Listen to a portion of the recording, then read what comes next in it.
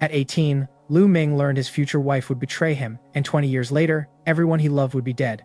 That would have been devastating under normal circumstances. Unfortunately for the system, Lu Ming was still finishing senior year and had never had a wife. He stood on the awakening field with hundreds of students around him, one hand resting on the head of a nervous little metallic rat. The creature was barely larger than a lunchbox and looked like scrap metal had developed anxiety. Before Lu Ming could decide whether the voice belonged to a hallucination, a translucent panel unfolded across his vision. It listed his name correctly, his identity correctly, and then declared his age to be 38 with insulting confidence. The system began summarizing his life as if reading the worst credit report in human history. At 18, he contracted a low bloodline beast. At 28, the woman he intended to marry cheated on him. At 30, a superior buried him in dangerous assignments, until one disastrous mission nearly destroyed both his body and his contracted beast. He survived, joined the army permanently, and spent the next decade collecting scars instead of promotions. At 38, after finally paying off a massive mortgage, he lost his home when a beast tide tore through Qingshui City. His savings vanished, his injuries worsened, and his last companion lay dying beside him.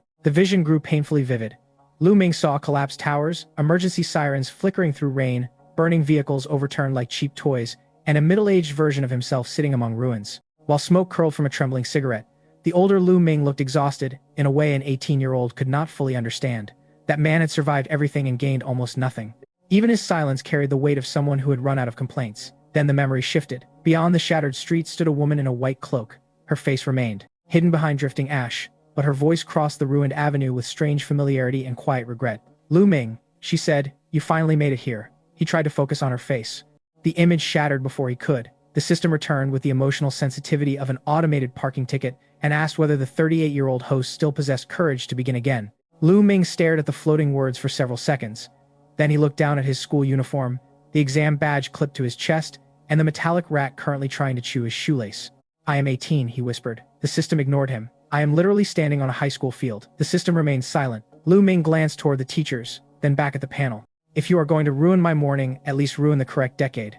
No response came, but the next mission appeared immediately. It informed the supposedly 38-year-old host that his childhood friend Xia Tian had become director of the National Beast Healing Institute and was now far beyond his social reach. According to the system, the dying metallic beast beside him might still possess one chance for survival. He needed to reconnect with Xia Tian, swallow his middle-aged pride, and ask his former childhood friend for help. Reward: one hidden bloodline evolution clue. Lu Ming almost laughed. 20 years from now, reaching a nationally protected medical genius might indeed require security clearance, political connections, and the kind of suit that came with cufflinks and generational debt. Right now, Xia Tian stood less than 50 yards away, waiting for her awakening result. The examiner suddenly shouted her name. A pale golden formation blossomed beneath Xia Tian's feet, and a graceful plant beast unfolded beside her. Twin blossoms opened like two miniature suns surrounded by emerald leaves. Teachers who had looked half asleep seconds earlier practically levitated from their seats. A high-grade healing bloodline at 18 was the educational equivalent of discovering oil under the football field. Students crowded closer. Several wealthy heirs immediately began discussing team invitations, future academies, and scholarship arrangements. Gu Changsheng, the most confident rich kid in the class, approached Xia Tian with a polished smile practiced by generations of expensive orthodontics. He offered her a place in his entrance exam team, and casually mentioned his family's resources. Around them, classmates watched with envy because joining Gu's team would practically guarantee admission to a respectable beast-taming university. Xia Tian listened politely, then she shook her head. She walked past Gu Changxing, ignored several stunned whispers, and stopped directly in front of Lu Ming. Her long dark hair swayed behind her, and the smile she gave him was warm enough to embarrass sunlight. Lu Ming, she said, I got a great contract. Let me carry you through the entrance exam. A notification rang inside his head. Mission completed. Lu Ming nearly choked. The system congratulated its 38-year-old host for bravely repairing a relationship separated by 20 years of status and regret. Reward delivered. Hidden evolution route for the metallic rat. Lu Ming looked at Xia Tian, then at the system panel, then back at Xia Tian. The future director of a national institute was currently offering to share her lunch, and asking whether his rat had eaten breakfast. So this is what impossible looks like, he muttered. What? Xia Tian asked. Nothing. Gu Changsheng remained behind her with the facial expression of a man who had just watched his premium subscription cancel itself. A few classmates offered him the kind of sympathetic stare usually reserved for public marriage proposals gone wrong. The system immediately issued another mission. The future Xia Tian had become accomplished, refined, and notoriously difficult to impress. To repair their distant relationship, Lu Ming needed to present her with a gift she genuinely appreciated. Reward: 2 million gold credits and the Eye of Judgment. Lu Ming's heartbeat stumbled. 2 million was more money than his family had seen in years. He looked at Xia Tian. With the concentration of a man suddenly realizing his childhood friend had become a walking federal grant, he decided to test the system before humiliating himself with something extravagant. Xia Tian, he said carefully, to celebrate our contracts, want me to buy you braised pork rice for lunch? Her eyes brightened instantly. Really? The place near the station? Yes, with the extra egg. Sure. Mission completed. Lu Ming stood perfectly still. Xia Tian tilted her head. Are you okay? He looked at the reward notification, then at her pleased expression. I just learned. That future you apparently has the emotional maintenance cost of a golden retriever. She did not understand, but she laughed anyway. The eye of judgment activated with a mild burn behind his pupils. When Lu Ming looked at his metallic rat, information appeared across his vision. Species, level, bloodline, talents, weaknesses, and several evolution possibilities. One route made him stop breathing for a moment. Treasure-seeking rat. The materials required were expensive, but the transformation would increase the creature's bloodline several grades and awaken sensitivity toward rare minerals, spiritual treasures, hidden resources, and energy fluctuations. More importantly, Lu Ming could find no public record describing how his current low-grade metallic rat could evolve into that species. The route might be unknown to modern beast-taming science. That changed everything. A weak-starting beast normally doomed a student before the entrance exam even began. Families with money could buy better resources, but bloodline limits remained cruel. A red-grade beast did not become elite merely because its owner believed in inspirational posters. Lu Ming now possessed a path around that ceiling. He spent part of the 2 million credits ordering the metals required for evolution. Xia Tian watched him scroll through absurd quantities of energy alloy and asked whether he planned to build a tank in his bedroom. Worse, Lu Ming said. I am feeding a rat. She stared at him. He added, please do not tell my mother how much this costs. I would like to survive long enough to see the evolution. That afternoon, their homeroom teacher distributed a standardized meditation manual. Students whose beasts lacked strong potential could improve personal spiritual energy and learn support techniques. Though everyone knew elite universities still cared heavily about contracted beasts, the moment Lu Ming touched the booklet, another future mission appeared. The system claimed his loyal metallic rat had exhausted its potential after saving him repeatedly over 20 years and was now approaching death. Mission: restore the beast's vitality and appetite. Lu Ming slowly looked down. The metallic rat had climbed onto a desk and was trying to eat the metal leg. It noticed his stare, froze with half the leg in its mouth, and immediately adopted an expression of wounded innocence. Lu Ming had never seen a creature look so guilty while actively committing property damage. Loss of appetite, Lu Ming repeated. The rat squeaked. Very convincing. He completed the mission by feeding it the evolution metals already ordered. The system rewarded him with an advanced 6th edition meditation technique containing 12 additional circulation nodes beyond the standard school manual. His cultivation speed nearly doubled. The implication was absurdly simple. The system was judging current conditions through the lens of future disaster. Problems requiring miracles at 38 could sometimes be solved at 18 with lunch, shopping, or basic preventive maintenance. Lu Ming finally understood the weapon sitting in his hands. The system was not sending him back in time. It was giving him tomorrow's obituary, while he still had 20 years to cancel the funeral. For the next 2 days, he trained without wasting a minute. He meditated before dawn, attended classes, studied beast anatomy between lectures, and supervised the metallic rat's increasingly enthusiastic consumption of energy metal. Xia Tian visited every evening under the excuse of checking the rat. She brought snacks for Lu Ming, healing leaves for the beast, and enough concern to make his mother suspiciously cheerful whenever she opened the door. You know, his mother said after Xia Tian left, she is a very nice girl. Lu Ming recognized that tone immediately. Every son in human history had faced some version of it. She is my friend. Of course, you're saying that like you do not believe me. I did not say anything. That somehow made it worse. On the third evening, the metallic rat began its evolution. At first, everything followed the Eye of Judgment's predicted sequence. Silver energy gathered beneath its skin, its bones reshaped. The dull metallic plates covering its body softened and folded into denser layers. Then the progress indicator reached 90%. Every loose piece of metal in Lu Ming's room lifted from the floor. A screwdriver flew across the room and embedded itself in the wall. The bed frame groaned. Window latches tore free. Electrical wiring pulled through cracked plaster with a shower of sparks. The rat screamed. Hairline fractures spread across its new armor as uncontrolled magnetic force dragged metal into its body faster than it could absorb it. The system flashed red across Lu Ming's vision. Evolution failure probability, 72%. His stomach dropped. This had not happened in the future memory because, according to the system, the beast had never received this evolution. Lu Ming had changed the path so dramatically that even the system could only calculate probabilities. For the first time, altering destiny did not feel like cheating. It felt like stepping from a map onto ground nobody had surveyed. He called Xia Tian. She arrived less than 10 minutes later, still wearing slippers, carrying an emergency case larger than her torso. One look at the collapsing, metallic field erased every trace of sleepiness from her face. Her twin-core golden lotus appeared behind her and flooded the room with green-gold healing light. The energy slowed the cracking but could not stabilize the beast's bloodline. It lacks a balancing catalyst, Xia Tian said. Something with softer energy conduction. Lu Ming checked the Eye of Judgment. The same conclusion appeared, followed by 3 possible materials. He searched local markets and discovered the cheapest one, cost nearly everything remaining from the system reward. He bought it without hesitation.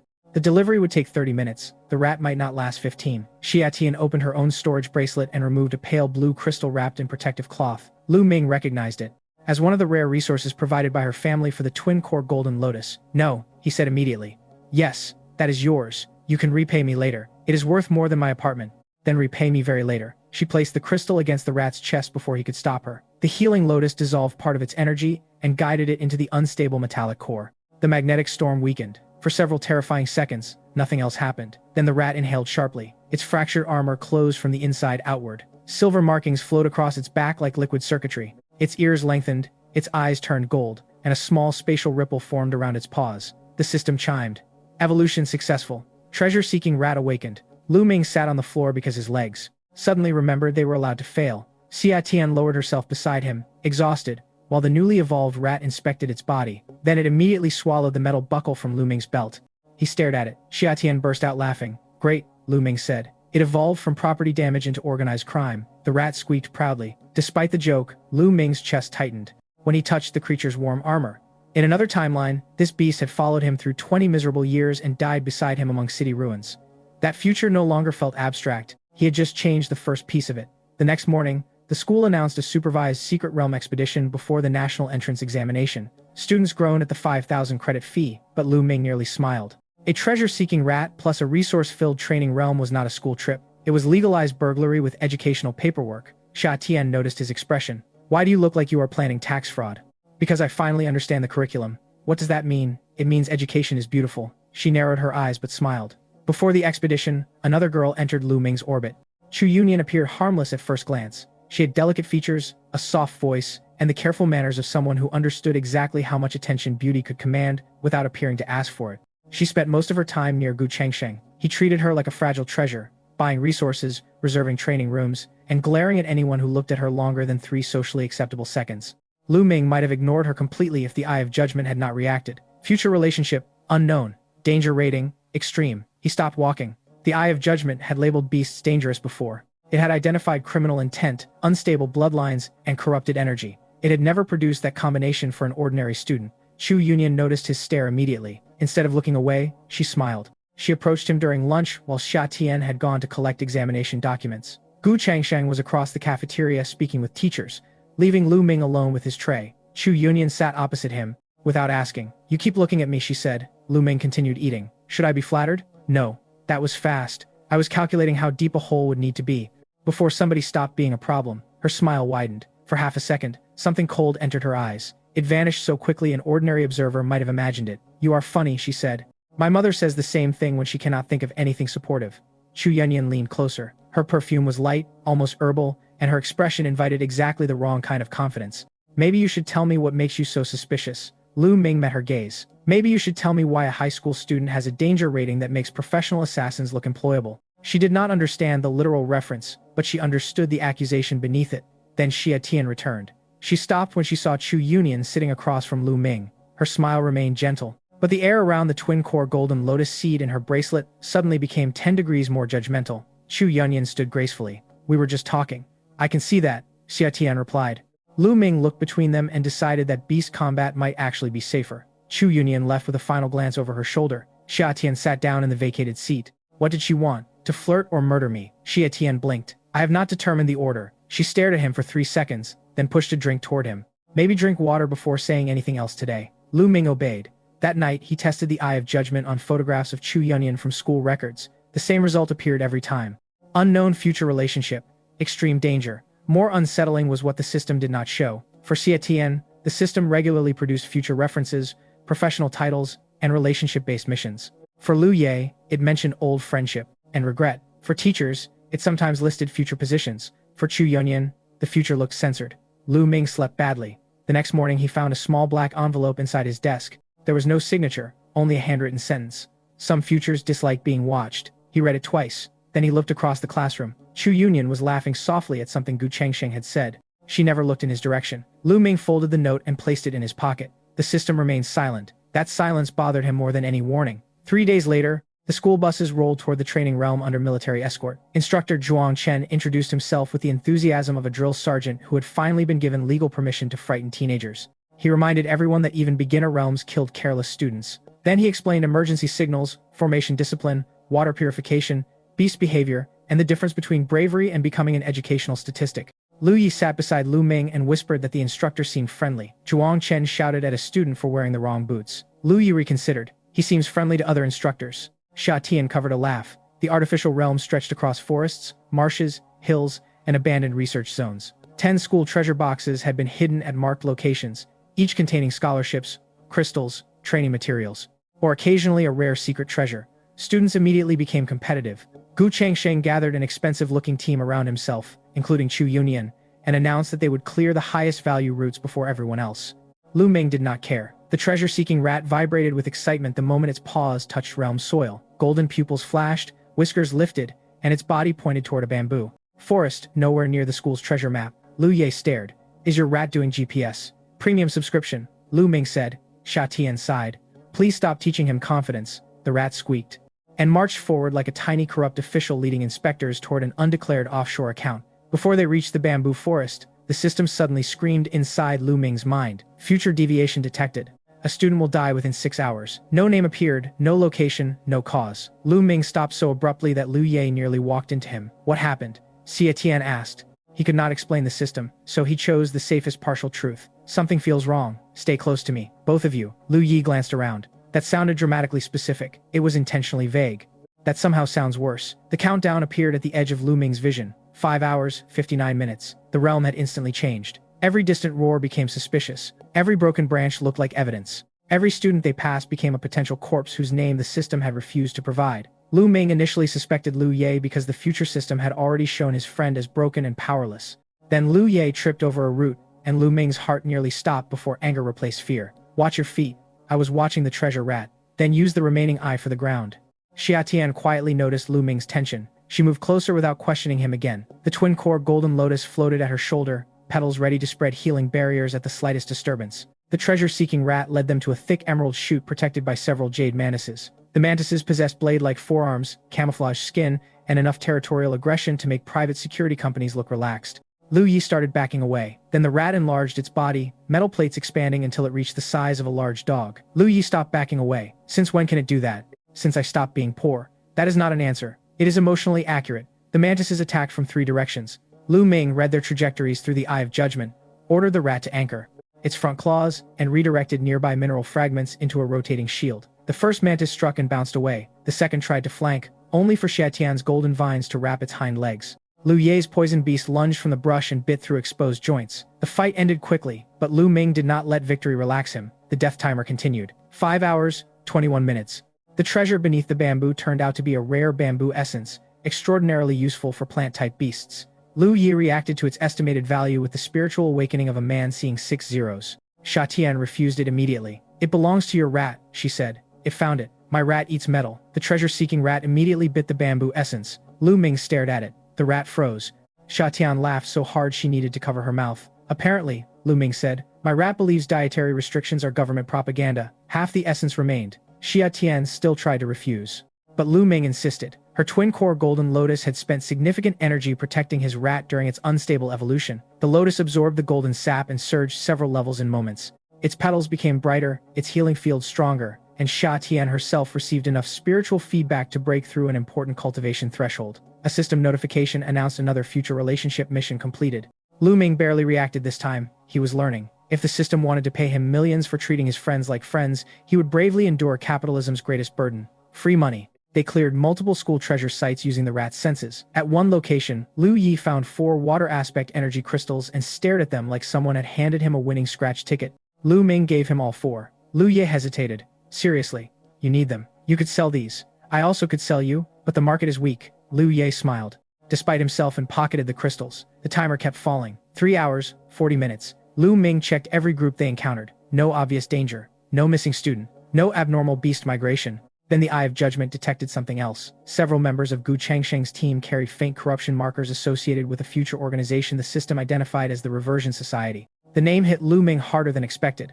According to a future mission, that organization had spent 20 years infiltrating Qingshui City before the beast tide that destroyed his home. Its operations had begun around the exact year he was living now. The system marked 3 students as future core members. Then, Lu Ming looked at Chu Yunyan. Future position: Qingshui Branch Director. The words appeared for less than a second before vanishing behind the familiar UNKNO label. His blood chilled. Chu Yunyan noticed him again. She smiled from across the trail. Gu Changsheng misunderstood Lu Ming's stare and stepped between them. Got a problem? Lu Ming looked at him carefully. The rich boy was arrogant, irritating, and currently dating a woman who would apparently become a major criminal organizer. For the first time, Lu Ming felt genuine sympathy for him. Not with you, he said. Gu Changsheng looked even more offended. The timer reached 2 hours. The teams split toward higher difficulty regions. Lu Ming's group moved faster, while Gu Changsheng's group attempted to intercept the final school treasure box near a mountain populated by violent carrion crows. Elsewhere, a military supply vehicle arrived at a restricted checkpoint. The driver wore the correct uniform, but hesitated when a soldier requested the daily password. That hesitation lasted less than 1 second. It was enough. The soldier raised his weapon. The driver tossed a coin into the air. Both guards instinctively tracked the motion. A blade flashed. 2 bodies hit the ground. The intruder sighed as if mildly inconvenienced. He peeled away part of his artificial face, revealing painted skin beneath. Bright colors framed a wide grin that had never learned the difference between amusement and cruelty. He searched the dead soldier's documents and removed 2 student photographs from his pocket. One showed Xia Tian, the other showed Gu Changsheng. The clown studied them, then discarded Xia Tian's picture. The pretty healer has too many people watching, he murmured. The rich boy looks easier to break. He smiled. Rich kids always make wonderful noises when money stops working. Lu Ming knew none of this. He only knew the death timer had dropped below 90 minutes. His group reached an overlook above the Crow territory. From there, the final school treasure marker lay near a rocky summit. The treasure-seeking rat suddenly refused to advance. Its fur lifted. Golden eyes narrowed. The eye of judgment showed no nearby beast strong enough to frighten it. Lu Ming's unease sharpened. Turn around, he said. Lu Ye stared at the map. But the last box is up there. I know. Then why are we leaving? Because my rat just developed common sense, and I respect miracles. Xia Tian trusted him immediately. Lu Yi complained but followed. The countdown flashed. 1 hour, 11 minutes. A scream echoed from the summit. Lu Ming stopped. Another scream followed. Then silence. The system updated. Predicted victim located. Gu Changsheng. Lu Ming's jaw tightened. Lu Ye saw his expression. You know who it is? Yes. Who? Lu Ming looked toward the summit. The last person I wanted to save today. Xia Tian understood before Lu Yi did. Gu Changsheng? He nodded. Lu Yi made a face. Do we have to? That was the problem. Gu Changsheng had mocked him, insulted Xia Tian, and treated weaker students like background furniture. Saving him promised no emotional satisfaction whatsoever. But Lu Ming's advantage depended on future information. Every major deviation reduced the reliability of that map. If Gu Changsheng died years before his predicted future, countless relationships and events could change. The future could become unreadable. Worse, the system might be warning him because Gu's death directly caused something catastrophic. Lu Ming hated the decision. Yeah, he said, we have to. Lu Ye groaned. Heroism is incredibly inconvenient. Finally, something we agree on. They ran uphill. On the summit, Gu Changxing knelt on blood-covered stone. 2 members of his team were unconscious. Another lay dead near a shattered beast contract crystal. A man in military camouflage stood before them, casually tossing 3 round objects between his hands. They were crow eyes. Gu Changxing's blood-chasing wolf had lost 1 leg. Chu Yunyan sat near the edge of the clearing with blood on her sleeve, expression frightened enough to fool anyone without Lu Ming's eye of judgment. The clown looked delighted. Wonderful, he said when Lu Ming's group arrived. More contestants. The system exploded with warnings. Future designation, Reversion Society Enforcer. Codename, Clown. Projected future rank, 9-star Beastmaster. Behavior profile, sadistic, unpredictable, highly intelligent. Current survival recommendation, flee immediately. Lu Ming almost laughed from stress. The system had finally produced advice so obvious it deserved a government salary. Clown spread his arms. I was getting bored. Gu Changsheng looked at Lu Ming with disbelief. Why did you come back? Bad judgment. Seriously. No. Worse. Responsibility. Clown clapped slowly. Then he explained his game. 6 students remained capable of speaking. He would allow them to choose one person who deserved to live. Everyone else would die. Nobody knew whether he meant it. That uncertainty was the point. He wanted them suspicious, selfish, terrified. He wanted friendship converted into bargaining chips and loyalty turned into a marketplace. Gu Changsheng immediately started offering money. Clown laughed until tears streaked his painted face. Oh, I love rich children, he said. They meet death and still ask if it takes credit cards. Lu Ming scanned the clearing. No escape route. No instructor close enough. The treasure-seeking rat's strongest secret treasure remained partly unabsorbed inside its storage space. If it consumed the artifact completely, it could temporarily push near peak beginner rank. Absorption time, 60 seconds. Lu Ming needed Clown looking anywhere else. He raised his hand. I choose Lu Ye. Lu Ye's eyes widened. Bro? Lu Ming pointed at him. He owes me money. What? If everybody else dies, Collecting becomes difficult. Clown blinked. Lu Ye recovered instantly. You cheap bastard. You still owe me lunch from middle school. That debt expired. Debts do not expire because you changed phones. While they argued, the rat quietly pulled the artifact from its storage space and began swallowing concentrated energy. 52 seconds. Clown watched, amused. Xia Tian recognized the tactic and joined without hesitation. I choose Lu Ming. Lu Ming frowned at her. Why? Because if you die, your mother will ask why I came home without you. That is fair. And because you still owe me braised pork rice. Lu Ye pointed at her. See? Debt law supports me. 41 seconds. Gu Changsheng looked between them as if madness were contagious. Clown crouched. You three really believe jokes make fear smaller? No, Lu Ming said. They make you waste time. The clown's smile faded. 28 seconds. A crushing pressure dropped across the clearing. Students fell to their knees. Lu Ming's lungs locked. His vision darkened at the edges. Clown stepped closer, now visibly irritated. You are clever, he said. I dislike clever prey. 17 seconds. Lu Ming forced himself upright on one knee. Clown lifted a hand. A purple shadow gathered around his sleeve like living smoke. 10 seconds. Xia Tian's lotus unfolded. 7. Clown struck. 3. The purple shadow spearheaded toward Lu Ming's chest. Xia Tian moved first. She stepped directly between them. The twin-core golden lotus erupted into a golden barrier. The impact shattered half its petals. Xia Tian flew backward and crashed against Lu Ming. For one terrible moment, he heard nothing except her breath leaving her body. Then the treasure-seeking rat screamed. Absorption complete. Its armor blazed gold. Spiritual pressure surged through the summit as its level climbed violently. Metal fragments buried throughout the mountain ripped free from stone and spiraled upward in glittering streams. Lu Ming caught Xia Tian before she hit the ground. Blood touched the corner of her mouth. Something inside him went frighteningly still. Clown tilted his head. Oh? Lu Ming lowered Xia Tian beside Lu Ye. Keep her alive. Lu Ye stared at his face and stopped joking. The rat launched forward. Clown's purple shadow blocked the first metal drill, but the impact drove him backward. His shoes carved trenches through stone. His smile returned, wider than before. 3 days, he whispered. You trained that thing for 3 days? Lu Ming said nothing. Another stream of iron sand became spears. Clown dodged 2, caught a third, and shattered it with one hand. He moved faster than Lu Ming's eyes could follow, but the eye of judgment painted predictive paths across his vision. Left. Lu Ming shouted. The rat twisted. Clown's fist missed its skull by inches. Below, metal spikes erupted under Clown's feet. He leaped, but a golden chain formed from airborne fragments and wrapped around his ankle. The rat slammed him into the ground. The mountain shook. For the first time, Clown stopped laughing. Lu Ming knew the advantage was temporary. The artifact was forcing the rat beyond its stable level. Every second risked permanent injury. Worse, Clown still had not revealed his contracted beast. A purple coat around his body suddenly opened like a mouth. Ghost-shaped shadows poured from the fabric and swallowed the next wave of metal. Clown rose from the crater with blood on his forehead. Now I really want you, he said. Lu Ming's stomach turned. That sentence needs context. I will take you back to headquarters. Context did not improve it. Clown laughed again and attacked. The rat met him head-on. Their collision blasted loose gravel across the summit. Xia Tian tried to sit up, one hand pressed against her ribs. Lu Ming shouted for her to stay down. She ignored him because apparently near-death experiences did not improve her listening skills. The lotus regenerated one damaged petal and cast a healing pulse over the rat. Clown noticed. His eyes shifted towards Xia Tian. Lu Ming saw the change immediately. No. Clown vanished. He reappeared beside her. Lu Ming moved before thinking. He threw himself forward, but he was too slow. A golden vine erupted from the ground and wrapped Clown's wrist. Xia Tian's face had gone pale, yet she maintained the technique through sheer stubbornness. You already hit me once, she said. That was rude enough. Clown pulled. The vine snapped. Then a mechanical roar thundered from the sky. A massive armored beast crashed onto the summit between them. Steel limbs folded outward. Cannons rotated into position. Instructor Zhuangchen landed on its shoulder. Behind him came an entire military unit. Took you long enough, Lu Ming muttered. Zhuangchen heard him. You want to file a complaint? Later? Good. Survive first. Dozens of mechanical beasts locked onto Clown. For the first time, Clown looked genuinely annoyed. Then he smiled again. Titan Squad, he said.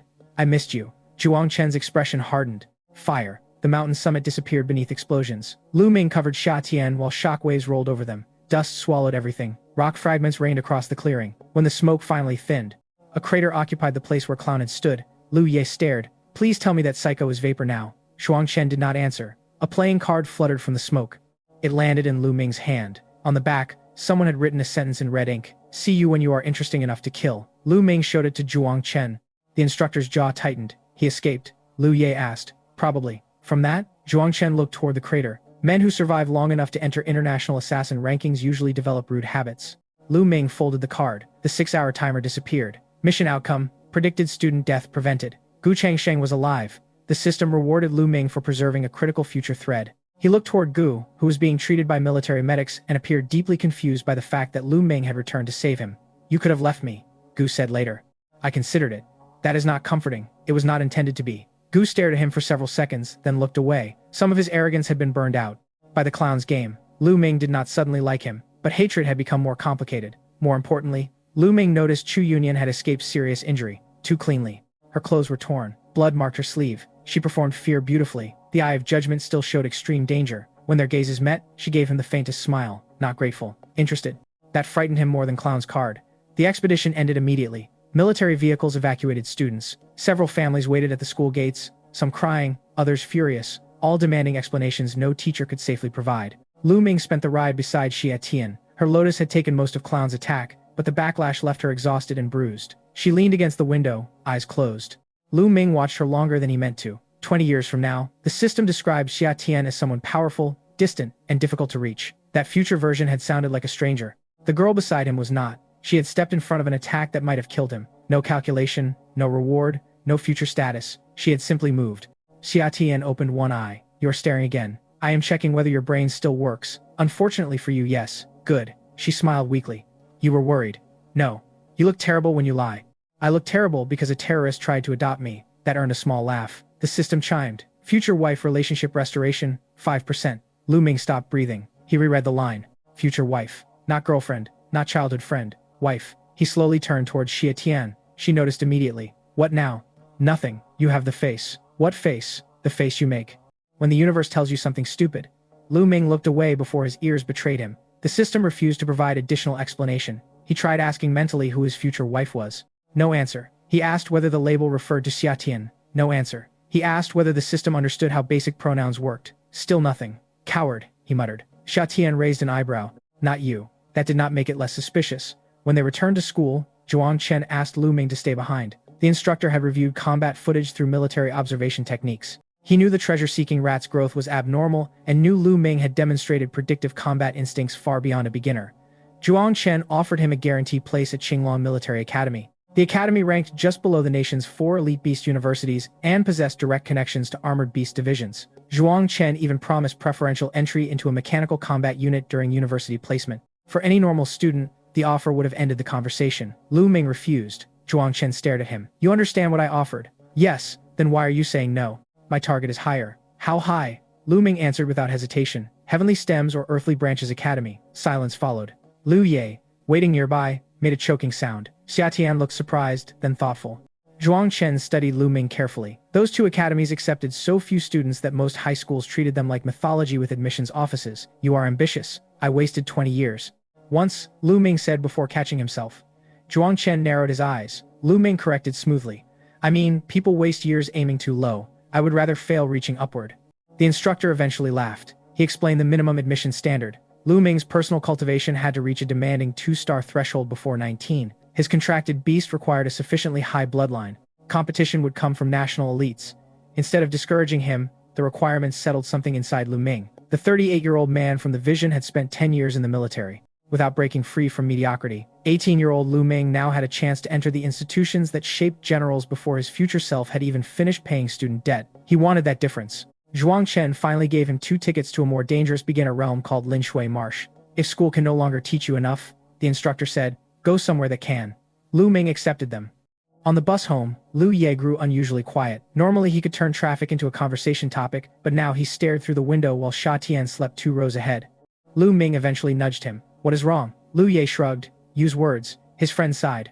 You and Xia Tian are going somewhere huge. So are you? Come on. She has a top-healing beast. You have a rat that fights terrorists. I have a poison lizard whose greatest achievement is biting things when nobody watches. The joke carried no real humor. Lu Ming understood. Yesterday they had been ordinary classmates. Today Xia Tian had become the school's greatest hope, while Lu Ming had rejected an elite military academy. Lu Yi feared waking up one morning and discovering friendship had developed rank requirements. The system activated. Future memory fragment available. Lu Ming saw himself at 38 sitting in a cheap restaurant opposite an older Lu Yi. Both men looked tired. Lu Ye's hair had thinned, one arm carried burned scars, and bitterness lived behind every joke. In that future, Lu Ye had remained a low-level beastmaster. When he learned pieces of the Reversion Society's conspiracy, he wanted revenge but lacked strength, resources, or connections. 3 days before Qingshui City fell, Lu Ye died. The memory ended without showing how. Lu Ming's chest tightened. A mission appeared. Change his fate. Help Lu Ye gain at least 3 cultivation levels within 1 week. Reward, potential points, a hidden evolution route for Lu Ye's poison beast, and relationship affinity. Lu Ming stared at the last reward. Why do I need his affinity? Lu Ye looked over. What? Nothing. The universe is being weird. The system remains shameless. Lu Ming put an arm around his friend's shoulder. You are training with me from now until the entrance exam. Lu Ye blinked. That sounded threatening. It is. What if I refuse? Then I will tell your mother how much time you spend pretending to study. Lu Ye gasped. You monster. 3 levels in 1 week. That is insane. Probably. You really think I can do it?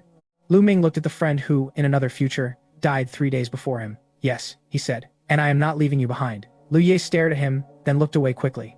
Man, he muttered, you cannot say emotional stuff like that without warning. We are in public. Sorry, buy me dinner. Now you ruined it. Xia Tian, apparently not fully asleep, smiled from her seat without opening her eyes. The next week became brutal. Lu Ming forced Lu Ye through meditation cycles, beast coordination drills, stamina training, and controlled combat. The poison beast complained almost as much as its owner. Lu Ming used the Eye of Judgment to identify nutritional weaknesses and optimized every meal. He sold spare treasure realm resources and reinvested the money into training crystals.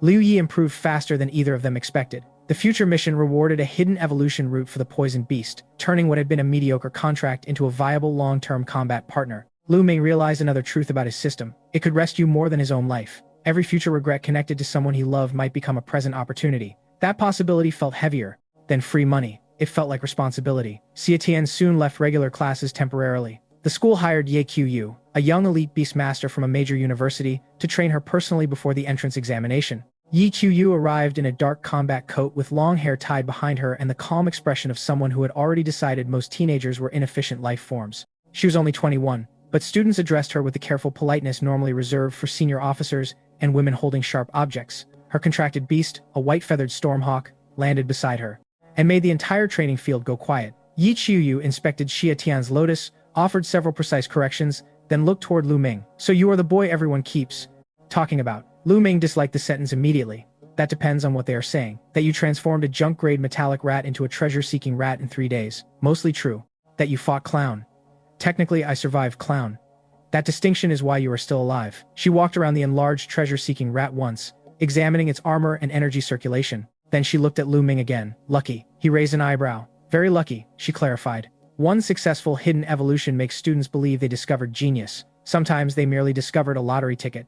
Lu Ming smiled. Do you insult everyone you meet? Only people who might improve from it. Then I am honored. Ye Qiu's mouth twitched slightly. Xia Tian watched them with suspicious calm. Over the next 2 training sessions, Ye Qiu's opinion began changing. Lu Ming corrected a flaw in one of Xia Tian's lotus support formations by noticing an energy bottleneck even Ye had not initially considered. He then demonstrated an unusual combat support technique learned from the system and accurately predicted 3 reactions from Ye Qiu's Stormhawk during sparring. The young mentor stopped calling him lucky. Instead, she began asking questions. Where had he learned beast physiology? How had he discovered the rat's evolution route? Why did his spiritual circulation resemble an improved military method? Lu Ming answered every question with enough truth to remain believable, and enough omission to protect himself. Ye Qiu noticed. That made her more interested. One afternoon she tossed him a training manual.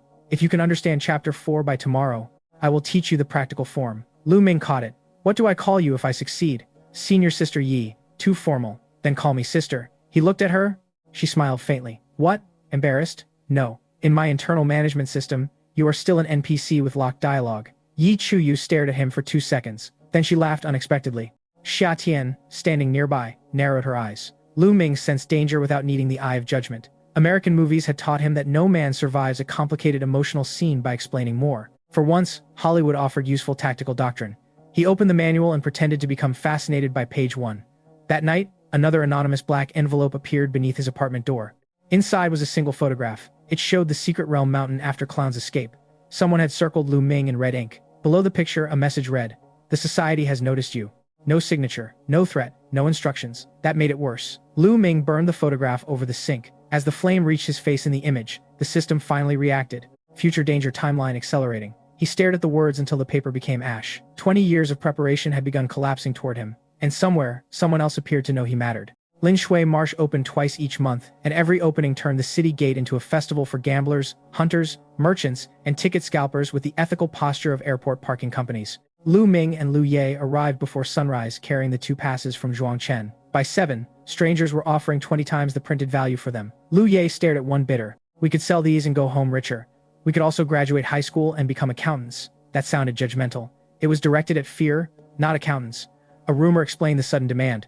Deep inside the marsh, a dragon source crystal had matured near an ancient lake. Water aspect beasts could use it to strengthen bloodline and possibly awaken diluted draconic traits. The treasure was worth a fortune. It was also guarded by an icebreaker python powerful enough to turn beginner beastmasters into a cautionary mural. Lu Ming decided not to chase it.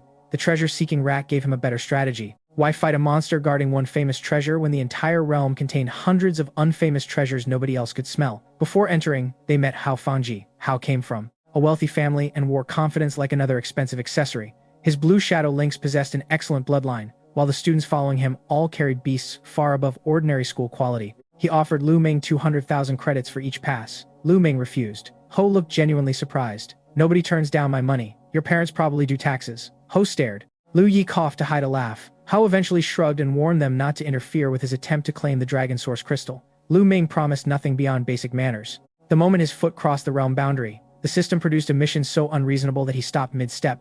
Future grievance detected. The icebreaker python recognizes the host's spiritual signature through future causal residue. Survive its pursuit. Lu Ming read the line again. Lu Ye nudged him. You doing the system face again? What system face? The face where you look like customer service just denied your refund. Lu Ming pointed toward the distant mountains. A giant snake hates me because something I do 20 years from now apparently left a spiritual impression backward through causality. Lu Yi waited. Then he nodded carefully. Okay, I understood maybe 6 words. The important part is that we avoid snakes. That part he understood. They traveled in the opposite direction and began hunting amphibious fishmen. The creatures were aggressive, clumsy, and strangely prone to panicking once half their patrol had fallen. Lu Ye's newly improved poison beast finally gained real battlefield experience. It darted under shields, bit exposed ankles, and retreated while enemies turned purple with increasing concern. The treasure-seeking rat performed even better. Lu Ming had spent several nights developing practical uses for its metal control. Instead of dramatic single weapons, he stored hundreds of cheap throwing knives inside its treasure space. During battle, the rat released them all at once. Metal control turned the knives into a moving swarm. Lu Ye watched the first formation shred through a fishman patrol. You weaponized a kitchen drawer. I weaponized budgeting. That is somehow scarier. After several kills, the Eye of Judgment displayed a new statistic beside the treasure-seeking rat. Sin value. It increased whenever the rat killed creatures marked by the eye as violent, corrupted, or guilty of significant predation against intelligent life. Lu Ming did not understand the purpose. Naturally, that made him curious. He pushed toward 100. The deeper they traveled, the stranger the fishmen became. One tribe wore yellow shell necklaces and displayed swollen musculature, higher levels, and aggressive bloodline instability. The Eye of Judgment labeled them frenzied. Something was forcing rapid evolution. Lu Ming and Lu Ye followed at a distance, until 4 fishermen groups began fighting around a shallow lake. The violence looked ritualistic rather than random. When the strongest tribe won, defeated fishermen knelt around its leader. Red light flooded the leader's body. Its bloodline evolved before their eyes. Lu Ye whispered, "That is not normal." "No. Are we leaving?" Lu Ming studied the Eye of Judgment. The newly evolved Fishman champion had valuable equipment, high sin value, and a level still below the treasure-seeking rat's temporary combat ceiling. "We are leaving after we rob him." Lu Ye smiled. "There is the friend I recognize." They attacked. The battle lasted longer than expected. The champion's shell necklace created an automatic defensive barrier, and its stone hammer generated water shockwaves strong enough to tear trees from muddy ground. Lu Ming stacked support techniques on the treasure-seeking rat, while Lu Ye's poison beast waited for an opening. Hundreds of knives became a metallic river. The barrier shattered, the rat enlarged, and crashed into the champion from above. Lu Yi's beast climbed from its fur and buried poisoned fangs into the fishman's shoulder. The champion fell minutes later. Sin value climbed to 98. 2 more kills pushed it beyond 100. The Eye of Judgment changed. A red inverted cross appeared in Lu Ming's pupils. Condemnation, conversion unlocked. He targeted the corpse of the champion.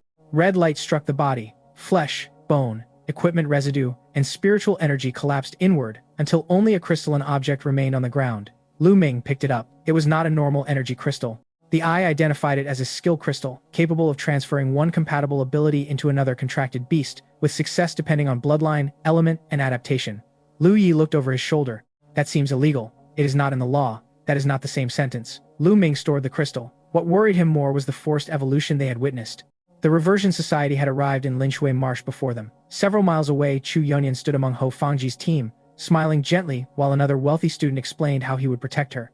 She thanked him with perfect sincerity. Then, when nobody watched, she sent a coded message. Targets confirmed inside Linshui Marsh. Capture Lu Ming alive. Eliminate Ho Fangji. 4 Reversion Society operatives received the transmission. Their commander poured golden liquid into a tributary feeding the icebreaker python's lake.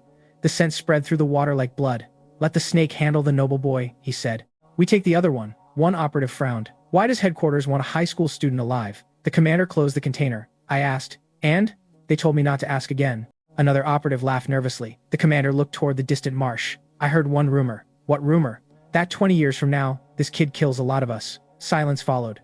The youngest operative scoffed. 20 years? Maybe it is superstition. Maybe headquarters has a seer. Maybe somebody is insane. None of that changes our orders. He checked his weapon. Alive. Back near the Fishman Lake. Lu Ming felt the system pulse. Causal interference detected. Multiple hostile actors possess knowledge derived from future outcomes. He went cold. Until now, he had treated future information as his private advantage. That assumption died in one sentence. Lu Ye noticed his expression. Bad news? Potentially very bad. How bad? Imagine playing poker and discovering 3 other people can see tomorrow's newspaper. I do not play poker. Then imagine the cafeteria running out of fried chicken. Lu Ye paled. That bad? Worse? The treasure-seeking rat suddenly turned its head toward a distant ridge. Its treasure sense activated. Lu Ye grinned. Finally something good. Lu Ming did not share the optimism, but they followed carefully. The rat led them toward another fisherman encampment where several tribes had gathered around a small island. A strange golden liquid shimmered beneath the water. The Eye of Judgment immediately identified artificial mutation residue. Trap, Lu Ming said. Lu Yi nodded. We leaving? After we figure out who said it. They circled through dense reeds. The first attack came from behind. A corrupted wolf crashed through the brush and lunged at Lu Ming's throat. Lu Ye reacted faster. He raised a metal shield. The wolf's jaws punched through it. A second beast leaped over the first. Lu Ye threw himself sideways, catching the animal with both arms and slamming it into mud. Its fangs tore through his sleeve. He screamed. Green-black venom spread instantly beneath his skin. Lu Ming's mind emptied. The Eye of Judgment identified corpse toxin, a necrotic poison produced by undead-type wolves. 2 men emerged from the reeds. Reversion Society markers appeared above them. One held a knife against Lu Ming's neck before the treasure-seeking rat could return from the island. Call your beast off, the man ordered. Lu Ming froze. The rat skidded to a stop 50 yards away. Lu Ye collapsed beside him, breathing hard. Black veins crawled up his arm. Antidote, Lu Ming said. The operative smiled. Come quietly, and maybe we give your friend one. Give it now. Our mission is you. Lu Yi forced a laugh through clenched teeth. Man, I always knew you were trouble. I just expected cheating on homework, not terrorist kidnapping. Lu Ming looked at him. The system displayed a projection. Untreated survival probability after 20 minutes, 34%. After 30 minutes, 9%. The nearest known antidote cache was several kilometers away. The treasure-seeking rat remained too far to intervene without triggering the knife. Lu Ming could stall. He could surrender. Or he could use a technique he had learned from a future reward and never successfully completed. Beast fusion. The method temporarily merged a beastmaster's body with contracted beast traits. Military versions required months of conditioning, specialized catalysts, and supervision. Lu Ming had none of those things. Success probability, 41%. Failure risk, permanent neurological damage, spiritual channel collapse, death.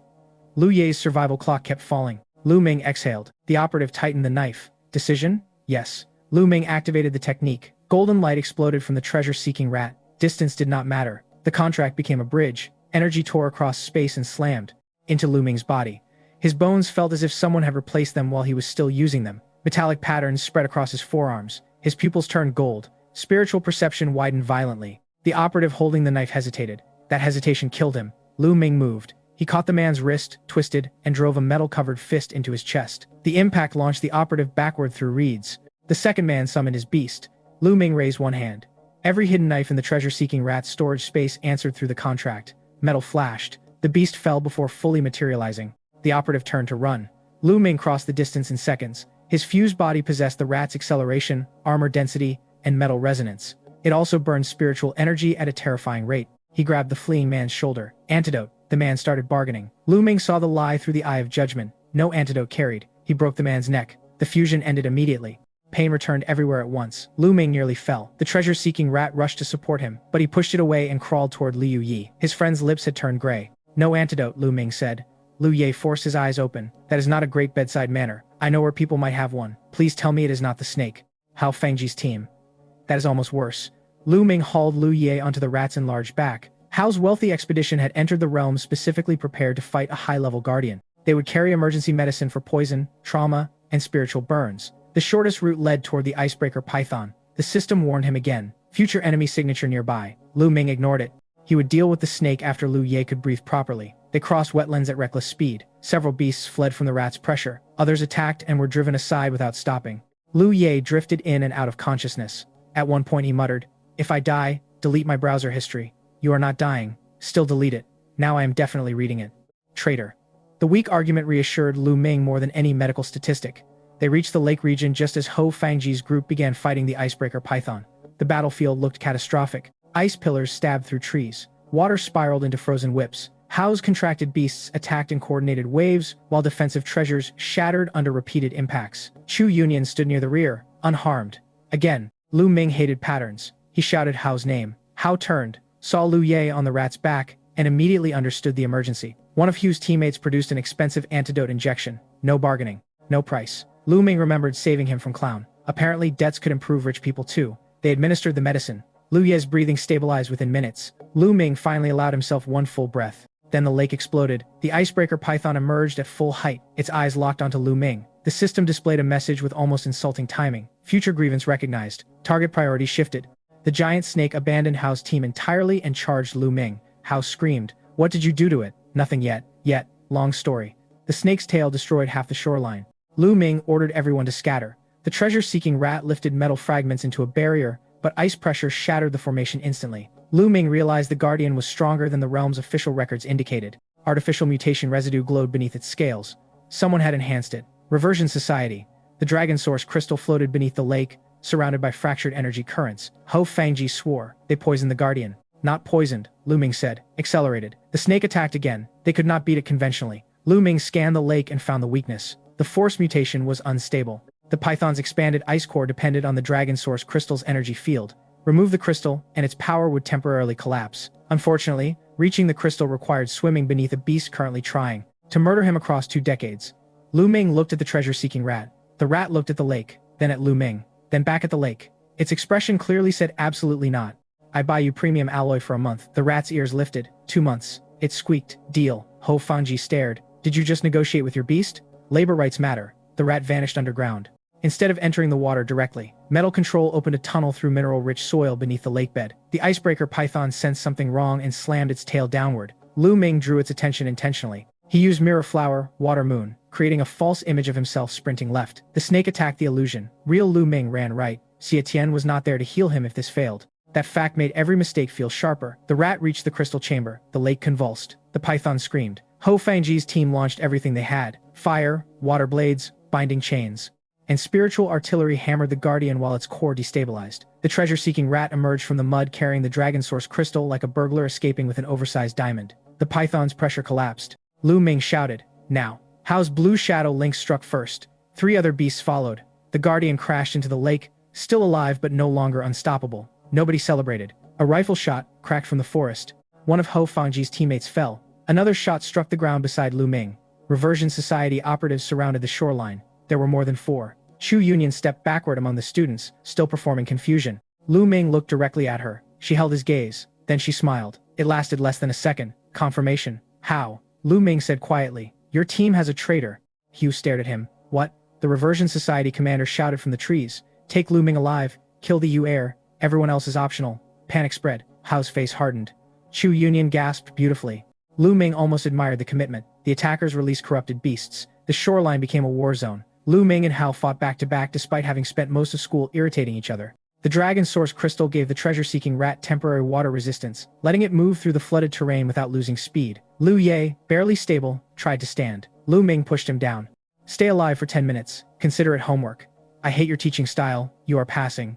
Hao's group began losing ground. Reversion Society fighters were adults with real killing experience. Students possessed talent and expensive beasts, but talent did not teach instinct under blood pressure. Lu Ming saw openings they missed. He began calling positions. 3 steps back. Shield right.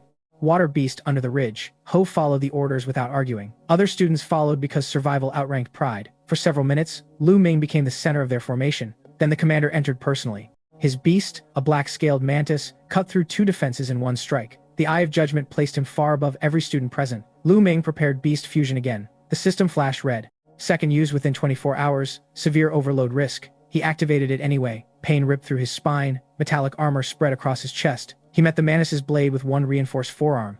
Blood sprayed from beneath the armor. He did not retreat. The commander laughed. Now I understand why headquarters wants you. Lu Ming drove a metal spike through the mantis's leg. Then explain it. No. Worth asking. They exchanged blows. Lu Ming was faster than before because desperation had excellent motivational benefits. He was also losing. The commander's experience turned every small mistake into injury. Then Yi Chuyu's Stormhawk screamed overhead. Lightning struck the shoreline. The commander barely escaped. Yi Chuyu landed beside Lu Ming, coat snapping in the storm wind. She looked at his bleeding fused form. You really cannot attend one training event without starting a national security incident? In my defense, they came to me. That is not helping. Behind her, military reinforcements entered the realm. The Reversion Society withdrew immediately. Their commander used a smoke treasure and vanished into the forest. Chu Yunyan vanished too. Ho Fangji noticed first. Where is Yunyan? Lu Ming said nothing. Ho searched the shoreline, panic rising. She was right there. The system marked Chu Yunyan's signal moving rapidly toward an unauthorized exit gate. Lu Ming finally spoke. She left with them. Ho turned. What are you saying? I am saying she was never on your side. Hao's expression changed slowly. Disbelief, anger, then humiliation. Lu Ming understood more than he wanted to. The future system had shown him betrayal too. A different woman, a different decade. The emotional architecture looked unpleasantly similar. Ho laughed once without humor. You knew? I suspected. And you said nothing? I had no evidence. You could have warned me. You would not have believed me. Hao opened his mouth, then closed it. They both knew Lu Ming was right. Yi Qiyu ordered medics to treat everyone. She took one look at Lu Ye and had him transported immediately. The hospital bill later reached 2 million credits. When Lu Ye woke, Lu Ming told him. His friends stared at the ceiling. I nearly died and now I owe 2 million. You owe nothing. How? We sold raw materials. How many? Enough. Lu Ye sat up too quickly. Did you rob the hospital? No. Bank? No. Hao Fangji? Not yet. Lu Ming showed him the account balance from the Dragon Source crystal shares, skill crystals, rare metals, and bounty payments for captured Reversion Society intelligence. Lu Ye stared, then stared harder. 8 million? After medical expenses. Lu Ye touched his side carefully. My kidneys better be premium now. The doctor said they are excellent. Can I sell one? No. Capitalism hates entrepreneurs. Lu Ming laughed, but relief softened it. His friend was alive. The mission updated. Future death probability reduced substantially. Not eliminated. Reduced. That word mattered. Changing fate was not a single quest completion. It required maintenance. The Reversion Society proved the same lesson from the opposite direction. Lu Ming's actions were not occurring in a vacuum. Every change created reactions. Enemies adjusted. Allies moved sooner. Relationships formed differently. The future was becoming less like a roadmap and more like wet ink under running water. After Lu Ye stabilized, Yi Qiyu confronted Lu Ming in the hospital corridor. She crossed her arms. You used beast fusion twice. Yes, you are 18. I noticed. You do not have the physical conditioning. I noticed that more. She grabbed his wrist and examined the spiritual channels beneath his skin. Her fingers were cool. You damaged 3 pathways. They heal? With treatment. Then we are good. We are not good. Yi Qiyu stepped closer. Do you always treat your life like somebody gave you a spare? The question landed harder than she intended. Lu Ming had, in a strange way, been given one. He looked away. Yi Qiyu noticed the change in his expression and softened her voice. Power is useless if you destroy yourself before learning to control it. I know. Do you? I am learning. She studied him for a long moment. Then she touched 2 fingers to his forehead and pushed him lightly backward. Good. Learn faster. Xia Tian saw that exact moment while walking down the corridor carrying soup. She stopped. Yi Qiyu turned. The 2 women looked at each other. Lu Ming felt the survival instinct of every male mammal in evolutionary history activate simultaneously. Xia Tian smiled. Senior sister Ye. Xia Tian. I brought him food. He needs medicine first. I brought that too. I already prescribed it. That is thoughtful. The words were polite. The temperature was not. Lu Ming considered using beast fusion to escape through a wall. Then his damaged channels reminded him that cowardice could also be medically responsible. I can eat soup and take medicine, he offered. Both women looked at him. He regretted speaking. Yi Qiyu left first, but not before telling Xia Tian exactly how to monitor his injuries. Xia Tian sat beside Lu Ming's bed. She opened the soup container. Senior sister Yi seems very concerned about you. She is concerned that I am an idiot. She touched your forehead to confirm the diagnosis. With her finger, I did not ask for a billing code. Xia Tian gave him a sweet smile and handed him a spoon. Eat. Lu Ming obeyed without negotiation. The system remained silent, which confirmed it had a sense of humor and poor moral character. That night, Lu Ming dreamed of Qingshui City burning again. The white-cloaked woman stood among ruins. This time he managed to take one step closer. Her face remained hidden. Who are you? He asked. She raised one hand. A ring glinted on her finger. Before he could see its design, another figure appeared behind her. Chu Yunyan. Older, blood covered her white shirt. She looked directly at him and whispered, "Do not trust the first future." Lu Ming woke violently. The system displayed no mission, no memory label, no explanation. Only one sentence appeared. Unauthorized future fragment detected. Then the screen went dark. Lu Ming spent 2 days pretending the unauthorized future fragment had not disturbed him. This strategy worked about as well as ignoring smoke alarms. Because breakfast already smelled strange, the system refused every question. It would not identify the white-cloaked woman, explain Chu Yunyan's warning, or clarify how a future memory had appeared without system authorization. So, Lu Ming returned to the one problem he could solve with ordinary violence and disciplined study, the approaching citywide joint examination. Qingshuo's major high schools gathered at a newly rebuilt arena for combat rankings, spiritual energy testing, and beast development evaluation. The results would influence scholarships, academy recommendations, and invitations to national training programs. The school continued hiding the full extent of Lu Ming's strength. Officially, he remained a student who had contracted a mediocre metallic beast and later discovered an unusual evolution opportunity. That fiction survived approximately 12 minutes. During the spiritual technique test, Lu Ming used a fire-gathering spell improved by system rewards. The flame at his fingertips began orange, compressed to white, then turned blue as temperature and spiritual density crossed the instrument's expected range. Several students laughed when they saw the tiny flame, then Lu Ming threw it. The explosion shook the field. The scoring machine climbed past every previous student, paused, recalculated, and settled at 80 points. Silence followed. Lu Ye, watching from the stands, cupped his hands around his mouth. He broke the microwave again. Lu Ming pretended not to know him. Teachers examined the device. It was functioning correctly.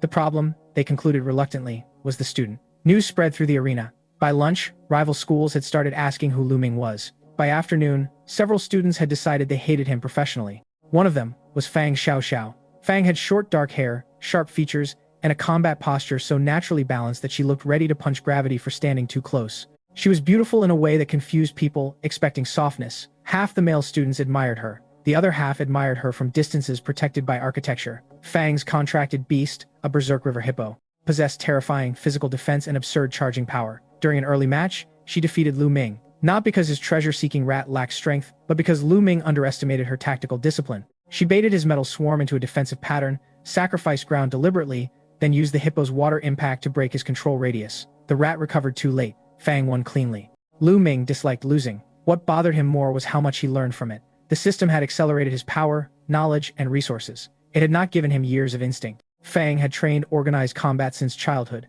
After the match, she walked past him and said, "You think fast. Thank you. You also get cute when your plan collapses." Lu Ming stared. She smiled without slowing. "Train harder." Lu Ye appeared beside him. "She called you cute. She insulted my tactics. She called you cute first. Go away. She is kind of your type." "What is my type?" "Dangerous women who might ruin your life." Lu Ming considered Chu Yanyan and decided his friend had accidentally become too perceptive.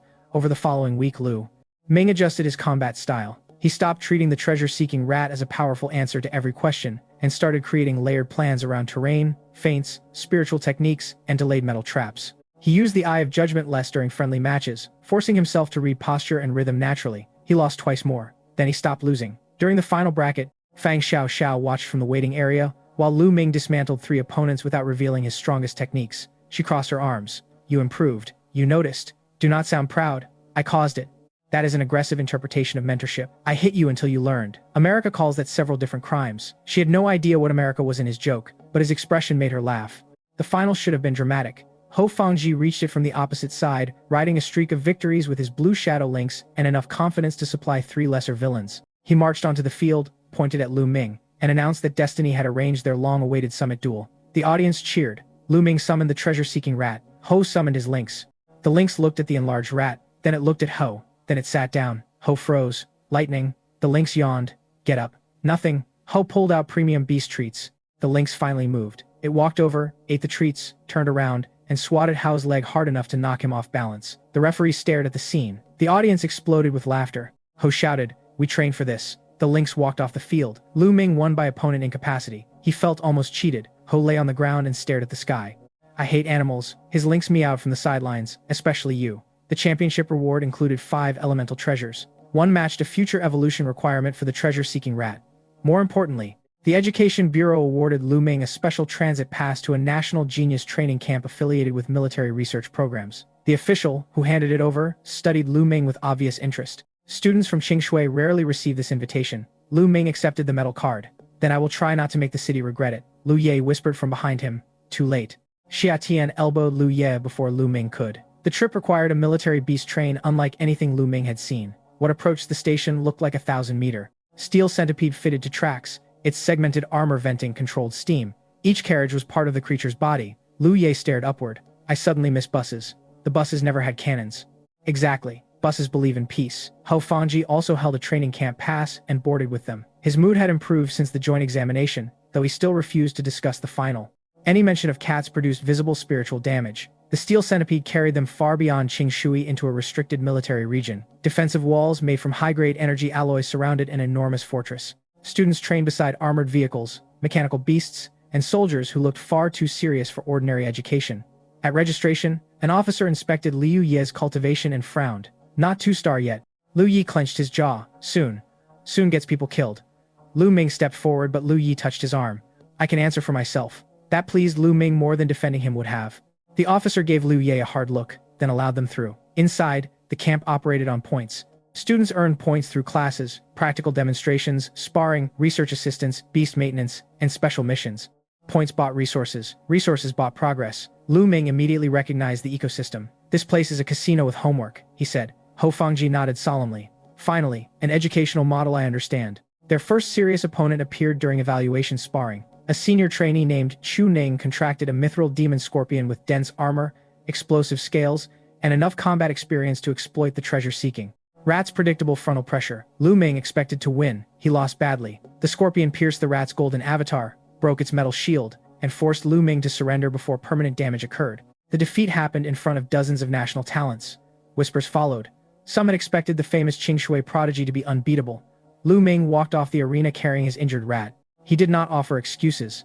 That night, he sat beside the medical bay and reviewed every second of the battle. Yi Chu Yu, visiting as an affiliated mentor, found him there. You lost. Yes. How tragic. Your sympathy is overwhelming. She sat beside him. Good. Lu Ming looked over. You needed it. I know. That answer ruins my lecture. Sorry. No, you are not. She smiled faintly. You have been winning because your advantages are unusual. Eventually, somebody studies unusual things. Lu Ming looked through the glass at the treasure-seeking rat, sleeping under healing light. Then I become harder to study. Exactly. She stood. Now you sound teachable. The system activated as she walked away. Future relationship detected. Yi Qiu. Future commander level beastmaster. Mission conditions unavailable. Lu Ming stared at the incomplete panel. The system was beginning to recognize people whose future importance had changed because of his new path. That meant the future database itself was updating. He did not know whether that was reassuring. The next morning brought another complication. Qin Rushuang arrived. She came from one of the wealthiest beast resource families in the eastern region, and moved through the camp with the effortless confidence of someone raised around contracts worth more than ordinary neighborhoods. Her black hair fell perfectly straight down her back. Her uniform had been tailored within camp regulations, yet somehow looked more expensive than the regulations themselves. Students noticed her. She ignored nearly all of them. Then she approached Lu Ming during resource analysis class. Your treasure-seeking rat has an undocumented bloodline route, she said. Lu Ming did not look up from his notes. Good morning to you too. Good morning. That sounded painful. I dislike wasting words. I noticed. She placed a data tablet on his desk. It displayed a rare ice metal beast with a stagnating bloodline. Help me evolve this. What do I get? Money. How much? Enough. That is not a number. Qin leaned slightly closer. I can pay almost any reasonable price. Lu Ming raised an eyebrow. She immediately added, do not misunderstand that sentence. I was thinking about money. You paused. I was deciding how offensive a number I could request. For the first time, Qin Rushuang looked briefly embarrassed. Lu Ming smiled. You are the one with a dirty imagination. Her eyes narrowed. Then she smiled back. Interesting. Using the eye of judgment, Lu Ming identified 3 possible evolution routes for her beast. One required a rare mineral Qin's family already possessed in storage but had never associated with that species. He gave her a partial formula and demanded payment before completion. Qin respected that. She transferred enough points to cover several weeks of advanced resources. The evolution succeeded 2 days later. Her opinion of Lu Ming changed from useful curiosity to strategic interest. She began appearing beside him at meal times, research rooms, and training markets. Xia Tian noticed. Fang Xiao noticed Xia Tian noticing. Ho Fangji noticed all of it and decided this was better entertainment than television. One evening, Qin sat across from Lu Ming in the cafeteria and pushed a contract toward him. My family can finance your beast development through university. What is the catch? Priority access to evolution discoveries. No, you did not read the numbers. I read the control clause. Qin's eyes sharpened. Lu Ming tapped one line. Your family gets first negotiation rights on anything I develop. That becomes permanent leverage. You are 18. So are several people who sign terrible student loans. You negotiate like a merchant. I negotiate like somebody who has seen what debt does to middle-aged men. Something in his voice made her pause. Then she withdrew the contract. Fine. Partnership instead. Non-exclusive. Preferred. Case by case. 70-30, 60-40, for me, then 80-20 for me. Qin stared. Lu Ming smiled. She laughed softly. You are shameless. Flexible. That is what shameless people call themselves. They eventually settled at 55% for Lu Ming and 45% for her, with no exclusivity. Lu Ye later studied the agreement and shook his head. You flirted through contract law. I negotiated. She smiled at you for 20 minutes. She likes profitable deals. She touched your hand. She moved the pen. You are either innocent or terminally stupid. Lu Ming preferred not to diagnose himself. The training camp's classes quickly became his greatest opportunity. Each instructor specialized in a narrow discipline: metal cultivation, ice bloodlines, lightning physiology, mechanical maintenance, combat conditioning, spiritual infusion, terrain adaptation, and artificial treasure research. Most talented students possessed one or two strong nurturing affinities. Lu Ming initially tested poorly across several categories. Then the system started issuing future missions. An ice instructor named Wen Shan would eventually become a major research authority. In the future, Lu Ming apparently needed his help but lacked professional qualifications to gain attention. Current mission: prove nurturing talent to Wen Shan. Reward: high-grade ice cultivation affinity. Lu Ming completed it by helping stabilize an artificial universal fruit during class. His newly gained affinity allowed him to extract energy from a superior ice mineral and feed it into the fruit. The fruit advanced an entire grade. Wen Shan stared at it for a long time. Then he bowed slightly to Lu Ming in front of the class. "I judged you too quickly." Students nearly fell out of their chairs. Wen Shan, famous for treating mediocrity as a personal insult, had just apologized to a high school student. The system rewarded Lu Ming. A mechanical instructor produced another future mission. Lu Ming completed it. A soil aspect instructor followed, then a combat nurturing specialist, then lightning, then plant energy. Every time a future expert appeared, the system remembered some 38-year-old regret connected to that person. Every time Lu Ming solved the problem 20 years early, another affinity or technique arrived. His class ratings climbed. A became A+. A+ became consistent. Then one evening, the camp's evaluation system produced a rare overall S rating. Students stopped treating him like a talented outsider. They started treating him like weather. Something unavoidable had entered the camp. Fang Xiaoxiao hated this development, not because Lu Ming was successful, because he kept appearing in her classes. She attended combat nurturing. Lu Ming appeared. She switched to soil adaptation. Lu Ming appeared. She tried mechanical fundamentals despite having no mechanical beast. Lu Ming was already sitting in the back row. By the fourth day, suspicion became certainty in her mind. He was following her. Lu Ming, meanwhile, was following system rewards with the romantic sensitivity of a raccoon following unsecured garbage. During lightning cultivation class, Fang finally snapped. She marched toward him before the instructor arrived. "Enough." Lu Ming looked up from his notes. "Of what? This?" She gestured between them. He looked around. "The classroom? You following me?" "I am not following you. You were in 4 of my classes yesterday. I was in 7 classes yesterday. That is not helping." Several students slowed their conversations. Fang's voice rose. "If you like me, say it directly." The room went silent. Lu Ming blinked. Fang folded her arms, cheeks slightly red beneath her aggressive confidence. "Then I can reject you properly, and we can stop whatever weird strategy this is." Someone at the back whispered, "No way." Another whispered, "He has been chasing Fang Xiaoxiao." A third said, "That man fears nothing." Lu Ming's system activated. Future relationship mission detected.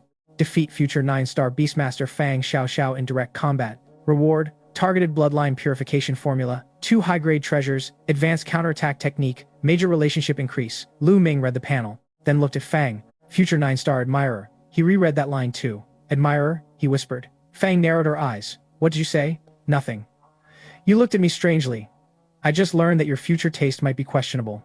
The classroom exploded. Fang's face turned red. Lu Ming immediately packed his notes. He had survived assassins, mutant snakes, and unstable fusion. Experience told him retreat was sometimes wisdom. He escaped before class started. By dinner, the rumor had mutated beyond recognition. According to one version, Lu Ming had confessed passionately. According to another, Fang had proposed a duel for marriage rights. A third claimed they had secretly dated since middle school despite attending different schools. Ho Fangji found Lu Ming in the cafeteria. He put an arm around his shoulders. "Brother, you are hiding serious game." "There is no game. Fang Xiaoxiao challenged you to win her heart. She challenged my patience." Lu Ye arrived. "I heard there is a wedding." "Leave." Qin Rushuang sat down nearby with tea. "I heard he needs to defeat her first." Lu Ming stared at her. "Why are you participating?" "Market research." Xie Tian approached carrying a tray. Everyone became quiet. She looked at Lu Ming. Then Fang entered the cafeteria. Everyone became quieter. Fang walked directly toward their table. Hao whispered, "This is better than finals." Fang stopped beside Lu Ming. "You?" "Yes? Fight me tomorrow." The system mission flashed. Lu Ming smiled slightly. "Fine." Fang looked surprised by the immediate acceptance. Then pleased. "Do not go easy. I learned that lesson already." She turned to leave. Xia Tian watched her go, then looked at Lu Ming.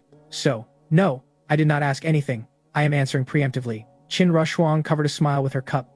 Liu Yi whispered, "He is evolving survival instincts." The next day's duel attracted half the camp. Fang's berserk river hippo had grown stronger. Her own spiritual techniques improved its defense whenever it remained planted, forcing Lu Ming to choose between slow pressure and risky close engagement. He changed the battlefield instead. Metal filings hidden beneath the arena became conductive lines. Water generated by Fang's beasts spread across them. Lu Ming used a lightning support technique learned the previous day. The combination stunned the hippo without seriously injuring it. Fang immediately understood the trap and charged personally. Lu Ming used mirror flower, water moon. She punched the illusion. The real Lu Ming appeared behind her and stopped a metal-edged hand near her neck. Done. Fang froze. The referee declared Lu Ming the winner.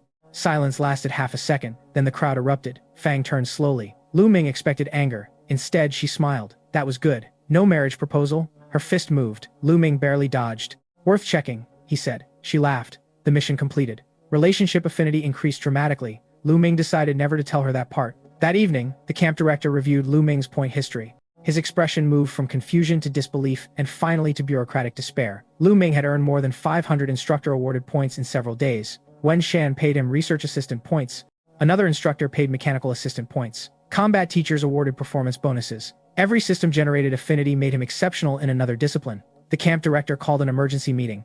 8 instructors joined by video. He asked how much each had rewarded Lu Ming. The numbers accumulated. Silence spread. Wen Shan cleared his throat. He is talented. So talented that he is harvesting our point. System like a commercial farm? Nobody answered. The director rubbed his forehead. We built this system to motivate genius. One instructor shrugged. It worked. It worked too well. Another instructor laughed. The director did not. Finally, he changed the camp plan. If students intended to enter the nation's highest academies, classroom points were no longer enough. They would receive real combat training. Wen Shan objected immediately. They are high school students. They are high school students seeking entry into institutions that serve military front lines. They can train without being thrown into actual danger. Can they? The director's expression hardened. 30 years ago, people younger than them died because nobody had time to train safely. The instructors voted. Most supported field training. Wen Shan opposed it until the end. The decision passed. Nobody told the students what real combat meant yet. The students noticed the instructors behaving strangely the next morning. Classes continued, but military personnel began measuring training grounds, inspecting emergency barriers, and transferring sealed equipment into underground storage.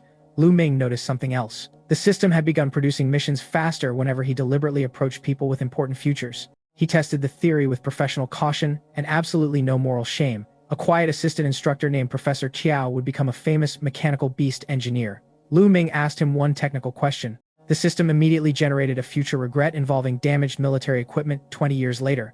The current solution required helping Chiao repair a training drone. Reward: mechanical affinity improvement. Lu Ming completed it in one afternoon. The next day, he approached a stern medical trainee destined to become a regional hospital director. Another mission appeared. Then a shy plant specialist who would eventually lead an agricultural beast institute. Another mission. Then a visiting military officer whose future rank reached general. Another mission. By the 5th experiment, Lu Ming had reached an unavoidable conclusion. This is not a system, he whispered. Lu Ye looked over from a plate of noodles. What is it? An ATM with prophecy. That sounds better than my bank. It is much better than your bank. Lu Ming began quietly mapping the camp's future personnel. He never exploited anyone maliciously. Most missions involved solving current problems, improving beasts, helping research, preventing injuries, or building relationships. The absurdity came from timing. A general who would once ignore a mediocre 38-year-old veteran was currently a 30-year-old captain willing to discuss training theory over lunch. A famous researcher who would later require months of appointments was currently desperate for competent lab assistants. A future industrial magnate still borrowed equipment because her company did not exist yet. Lu Ming had arrived early to everyone else's legend. He also discovered the danger of changing too much. Some future entries began disappearing. A teacher previously listed as dead in a border incident now had no death record. A student, once described as a minor official, suddenly showed an uncertain future. The system was rewriting its own reference points. Lu Ming's advantage grew while his certainty shrank. He found that strangely fair. Then the system issued a mission that made fairness irrelevant. Prevent the death of your wife. No name, no date, no location. Only a countdown showing the event would occur within the next 30 days. Lu Ming stared at the panel until Lu Ye noticed. Bad future? Complicated future? Money? Marriage? Lu Ye lowered his chopsticks. Oh. Lu Ming regretted answering. His friend leaned closer. Who? I do not know. You have a mystery future wife? Apparently. Lu Ye's eyes lit up with the enthusiasm of a man who had just been handed premium gossip. Lu Ming pointed his chopsticks at him. If you tell anyone, I will poison your search history personally. Lu Ye zipped his lips. He lasted 4 hours. By dinner, Ho Fangji somehow knew Lu Ming had received romantic information, though Lu Ye insisted he had not mentioned the word wife. Technically, Lu Ye whispered, I said destiny-related woman problem. That is worse. Lu Ming began testing the mission privately. When Xia Tian entered the training hall, the mission did not react. That surprised him. He stood near Yi Chuyu during a lecture. Nothing. Qin Rushuang approached to discuss an evolution contract. Nothing. Fang Xiaoxiao punched his shoulder after a sparring session. Nothing. For several days, the identity remained impossible. Then a convoy arrived carrying captured Reversion Society intelligence. One detainee had been intercepted near the camp. The military displayed evidence photographs during a security briefing. Among them was a blurred surveillance image of Chu Yunyan. The mission flashed violently. Wife death. Probability updated. Lu Ming stopped breathing. He looked again. Chu Yunyan's face was partially hidden beneath a hood, but he recognized her immediately. The mission reacted again. Liu Ye, seated beside him, noticed Lu Ming's expression and followed his gaze. "No," Liu Ye whispered. Lu Ming said nothing. "No way. Quiet. That one. Quiet. The murder-flirting one." Lu Ming elbowed him hard enough to produce silence. For the rest of the briefing, he heard almost nothing. Why would the system connect Chu Yunyan to his future wife? Possibilities multiplied unpleasantly. The system might be wrong. The word wife might refer to somebody associated with her. The future could contain an alliance nobody understood yet. Chu might betray the Reversion Society, or worse, Lu Ming might become stupid. He considered the final option disturbingly plausible. History contained entire civilizations built on men making bad decisions around beautiful women. After the briefing, he isolated himself in an empty corridor and demanded answers mentally. The system remained silent. Was Chu Yunyan my wife? No response. Is she going to become my wife? Nothing. Am I brain damaged in the future? Still nothing. He exhaled slowly. A soft voice came from behind him. "Talking to yourself?" Lu Ming turned. Qin Rushuang stood there holding 2 data tablets. "Practicing. For what?" "Future disappointment." "That seems efficient." She handed him 1 tablet. "I found the mineral you recommended." Lu Ming forced his thoughts back to work. Qin studied him. "Something happened." "No. You are worse at lying than you think. Everyone keeps saying that." "Then improve." She walked away before he could answer. Lu Ming watched her go and wondered whether women developed a shared training manual he had somehow missed. The next major revelation arrived. During a mandatory military lecture, Camp Director Shi Tian gathered every trainee inside a reinforced media hall. He asked whether they believed they deserved admission to Heavenly Stems or Earthly Branches Academy. Most students answered confidently. They were national talents. Nearly all would qualify for elite universities. Several had already reached cultivation levels ordinary seniors could only dream about. Shi Tian smiled without warmth. "Then you should understand what you are applying for." The lights went dark. A projection appeared. At first, Lu Ming thought the creature on screen was a crystal formation. Then it moved. The blue crystalline organism approached a captured beast, touched its body, and began changing shape. Crystal flowed like liquid bone. Seconds later, the organism had copied the beast's appearance, not perfectly. Blue crystal spikes remained visible across its new body. Then it attacked the original. The copy was larger, faster, and stronger. It killed the beast and absorbed additional biological traits from the corpse. Students stopped whispering. Shi Tian introduced the species as the Crystalborn, an extraterrestrial civilization discovered when the merging worlds opened access to territories far beyond known beast star regions. They were not magical beasts. They were people. Alien people with an evolutionary culture built around copying, consuming, and weaponizing biological characteristics. 30 years earlier, human expeditions entered Crystalborn territory accidentally. The resulting war nearly reached national borders. The Crystalborn Emperor had reportedly consumed genetic templates from a mythic beast, granting his civilization terrifying reproductive and military capabilities. Humanity survived only because dozens of top beastmasters united to establish permanent defense academies and military zones. Heavenly Stems and Earthly Branches were those institutions. Universities were only the public face. The real purpose was war. The room became painfully still. Fang Xiaoxiao raised her hand. "Why hide this?" Shi Tian looked at her. "Because panic is not defense. People have a right to know. People also have a right to sleep without imagining an alien army beyond every secret realm gate. That is not your decision." "No," Shi Tian said. "It is the government's." His answer satisfied nobody, but it ended the argument. He changed the projection. A pink Crystalborn appeared. The difference was immediate. Its transformed body exceeded the copied beast by several ranks. It displayed organized tactics, controlled other Crystalborn, and adapted skills rather than merely imitating them. "One in roughly 1,000 develops mutation traits like this," Shi Tian explained. "If you encounter one, survival takes priority over pride." Ho Fangji leaned toward Lu Ming. "Pink alien. Got it. Your summary is academically offensive. Still accurate," Shi Tian continued. Other colors had been reported in distant territories, though human records remained incomplete. Crystalborn were only one extraterrestrial civilization. There were smuggler factions, cults, machine law societies, evolutionary schools, forbidden biological sects, and groups descended from worlds swallowed into beast star over centuries. Humanity's enemy had never been simply monsters. Lu Ming remembered the white-cloaked woman, then Chu Yunyan, then the phrase unauthorized future fragment. His problems suddenly felt very small and very large at the same time. After class, Ho Fangji explained rumors his family had hidden from him for years. Beast Star might not be a single planet. Some scientists believed it was a massive fusion structure, continuously absorbing worlds, ecological regions, ruins, and even fragments of civilizations. That explained why secret realms sometimes contained impossible architecture and technologies unrelated to modern humanity. Lu Ming felt the floor of reality move beneath him. He had spent weeks trying to beat his entrance exam. Apparently, the entrance exam led to interplanetary military service. College brochures had seriously undersold the extracurriculars. That evening, the system produced another future mission, after Lu Ming met a visiting officer from an organization called the Edge Tribunal. In the future, the tribunal investigated ancient god-type beasts and extraterrestrial cults. The officer recognized Lu Ming's potential and offered a recommendation if he completed a specialized assessment. Mission: capture a high-ranking ancient god cult member or defeat an ancient god lineage beast.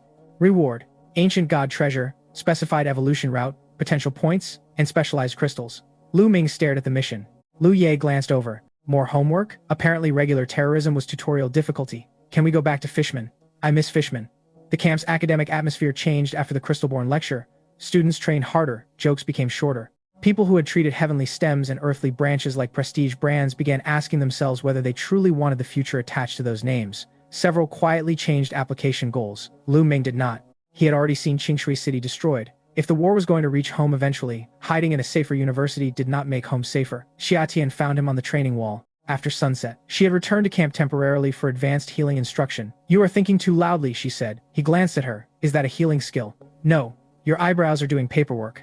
She sat beside him. For a while, neither spoke. Below them, mechanical beasts moved between hangars under white floodlights. Finally, Xia Tian asked, You are still applying to the top academies? Yes. Even after today? Yes. She nodded. So am I. Lu Ming turned. You do not have to follow me. I am not. You decided 5 seconds after I answered. I decided earlier. She looked toward the training grounds. If those places are protecting everyone behind them, healers are needed there too. Lu Ming smiled despite himself. The system chimed softly. Future wife relationship restoration increased.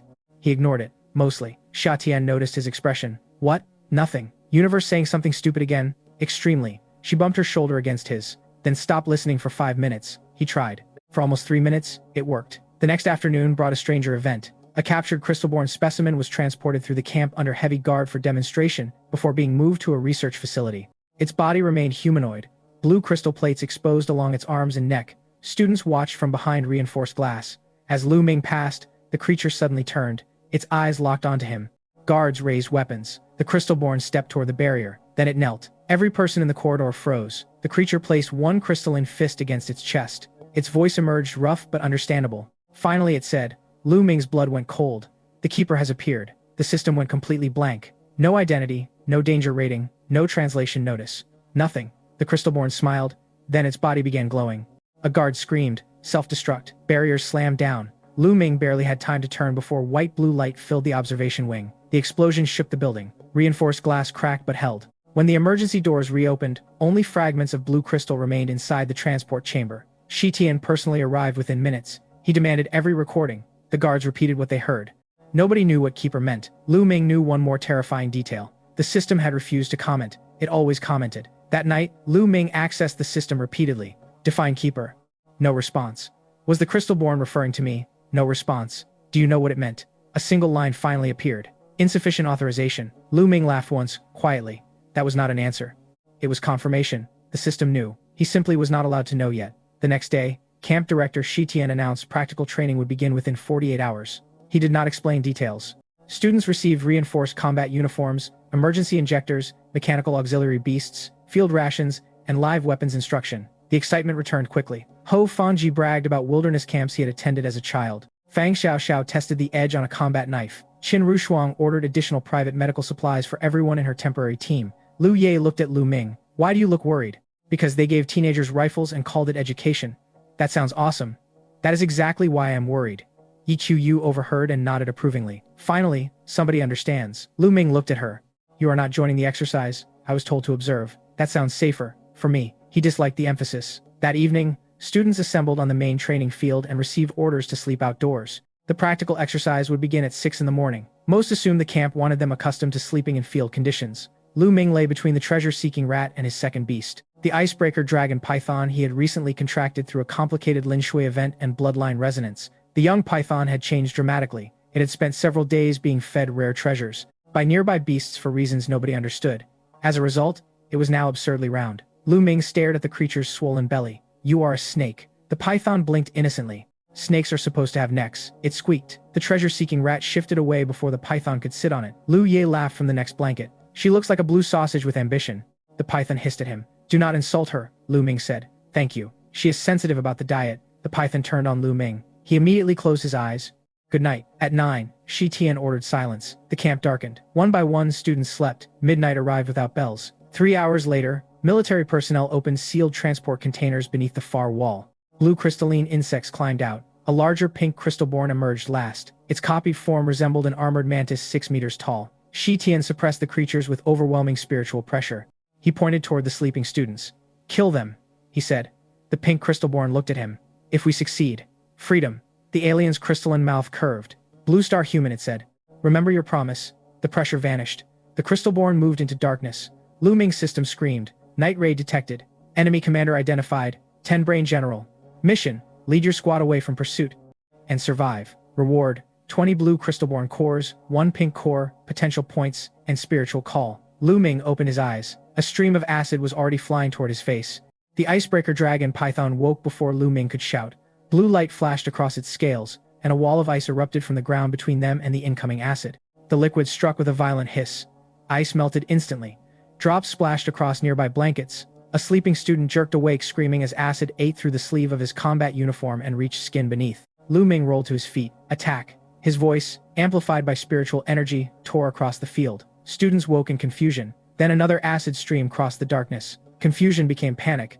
Mechanical auxiliary beasts unfolded into combat forms. Contract circles flashed. The training field filled with roars, alarms, half-awake commands, and the uniquely terrible sound of people realizing nobody had scheduled this emergency. Fang Xiao reacted first among the nearby trainees. Her eyes turned red under a shared vision technique. She scanned the darkness and pointed toward the eastern wall. 6 mantis forms, 2 artillery beetles. Ho Fangji shouted, "Beasts? No. Crystalborn." That word changed everything. Yesterday's lecture became tonight's nightmare. Several students froze. Lu Ming did not have time to comfort them. "Fang, front line." She looked at him once, then obeyed. Her berserk river hippo expanded into battle form and planted itself between the sleeping area and the attackers. Water armor condensed across its hide. Qin Rushuang was already opening storage cases. "Medical injectors, shield talismans, energy restoratives," she said. 30 seconds. "Make it 20. You pay rush fees. Put it on my tab." "Your tab is offensive." Even under attack, she sounded like an accountant threatening civilization. Lu Yi, rear defense. Nobody gets separated. Lu Yi summoned his poison beast and nodded. Xia Tian. Golden light had already spread across injured students. Her twin-core golden lotus floated high enough to illuminate the field while healing vines dragged 2 acid-burned trainees behind cover. "Busy," she shouted. "Perfect." Lu Ming called the treasure-seeking rat. Metal erupted from the ground. Training benches, discarded weapon fragments, maintenance plates, and buried reinforcing rods tore loose and spiraled around the rat. The first crystalborn mantis charged. Fang met it head-on. Her hippo slammed into the alien with enough force to crack pavement. The mantis slid backward, crystalline feet carving trenches. Then, it copied the hippo's defensive posture. Blue crystal expanded across its body. Fang's expression changed. It copied Ironback. Lu Ming remembered the lecture. "Do not repeat techniques," he shouted. "They learn from patterns." Students hesitated. That hesitation almost killed them. A second mantis appeared behind Fang. Lu Ming launched a metal cable around its leg and yanked sideways. The creature stumbled. Fang's hippo twisted and crushed one crystal forelimb. The alien screamed in a language like breaking glass. "Different attack," Lu Ming said. Fang grinned. "Now you are speaking my language." She leaped onto her beast's back and used a soil reinforcement technique instead of water armor. The crystalborn tried to adapt too late. Behind them, Qin Rushuang established a supply station from portable storage cases. She organized students by injury severity, assigned energy potions, and forced panicked trainees to carry ammunition instead of standing uselessly. A wealthy boy tried to demand a private healing injector. Qin slapped the request aside. "Priority goes to arterial bleeding. My family can buy you another personality later." He shut up. Lu Ming almost smiled. Then, the 10 Brain General arrived. The pink crystalborn mantis stepped into the training field as if entering a theater. Its body was larger than the blue variants and covered with layered crystal that reflected emergency lights in soft pink flashes. Nothing about it felt soft. The Eye of Judgment struggled to display information. Multiple assimilated beast templates, acid resistance, predatory vision, regenerative crystal lattice, command synchronization, adaptive combat modeling, unknown additional traits. The system warning returned. "Do not engage directly." Lu Ming understood why. The creature watched 3 different student techniques once. Then it reproduced elements from all 3 simultaneously. A water shield formed around its torso, while lightning gathered along its forearms. Metal spikes grew from its back. Hu Fangji whispered, "That is cheating." Lu Ming looked at him. "Coming from us, that complaint lacks credibility." The 10 Brain General spoke human language. "Which one is keeper?" Lu Ming's blood chilled. Shi Tian's lecture had not mentioned that word. Fang looked toward him instinctively. That was enough. The alien's head turned. Its eyes settled on Lu Ming. "Found you." Lu Ming cursed silently. "Everyone move." The pink mantis vanished. The treasure-seeking rat intercepted with a full-body tackle. Crystal struck metal. The shockwave shattered nearby lights. Lu Ming ordered the rat to disengage immediately. Too slow. The 10 Brain General had already copied part of its enlarged body technique. Pink crystal mass expanded. Its next strike sent the rat skidding across the field. Sha Tian's healing light reached it instantly. The alien noticed her. Support organism. It changed targets. Lu Ming moved between them. No. The system offered a survival route that required abandoning the main group and fleeing toward the western forest. Lu Ming rejected it. Mission objective updated. Lead your squad away from pursuit. The wording mattered. The Ten-Brain General wanted him. If Lu Ming moved, it would follow. He looked at Fang, Qin, Lu Yi, Xie Tian. How? And the 30 remaining trainees clustered behind improvised defenses. Listen, he said. It is targeting me. Xie Tian immediately shook her head. No, I did not finish. I know the plan. You cannot know a plan I have not said. You are going to run away and call it strategy. That is unfairly accurate. Fang wiped blood from her cheek. How fast is it? Faster than me. Then your plan is stupid. Qin Rushuang handed Lu Ming an energy injector. Take this before attempting stupidity. Lu Ye stepped beside him. I am coming. No. Yes. You almost died last realm. So did you. That is different. That sentence is friendship fraud. Ho Fangji summoned his blue shadow lynx. We split into moving squads. If it wants you, we make sure you are never alone. Lu Ming looked at them. The future version of himself had died emotionally long before the city fell. He had been isolated by failure, betrayal, debt, and military exhaustion. This timeline was becoming dangerously different. He had people refusing to leave. Fine, he said. But nobody improvises heroism. Fang raised an eyebrow. You? Especially me. Nobody believed that. They moved west. Lu Ming's squad drew the Ten-Brain General, while the remaining students regrouped around Sha Tian's healing zone. Then Sha Tian followed them anyway. Lu Ming noticed after 50 yards. What are you doing? Following medical necessity. You were supposed to stay. You are bleeding. That is not permission. She smiled sweetly. Good thing I did not ask. Fang laughed while running. Qin did not. Conversation later. Left side. 2 blue crystalborn emerged from storage buildings. Hao's lynx intercepted one. Lu Ye's poison beast climbed the other and injected venom between crystal seams. The poison worked slowly because crystalborn biology differed from ordinary beasts. The treasure-seeking rat finished it with a metal spear through the core. The body shattered.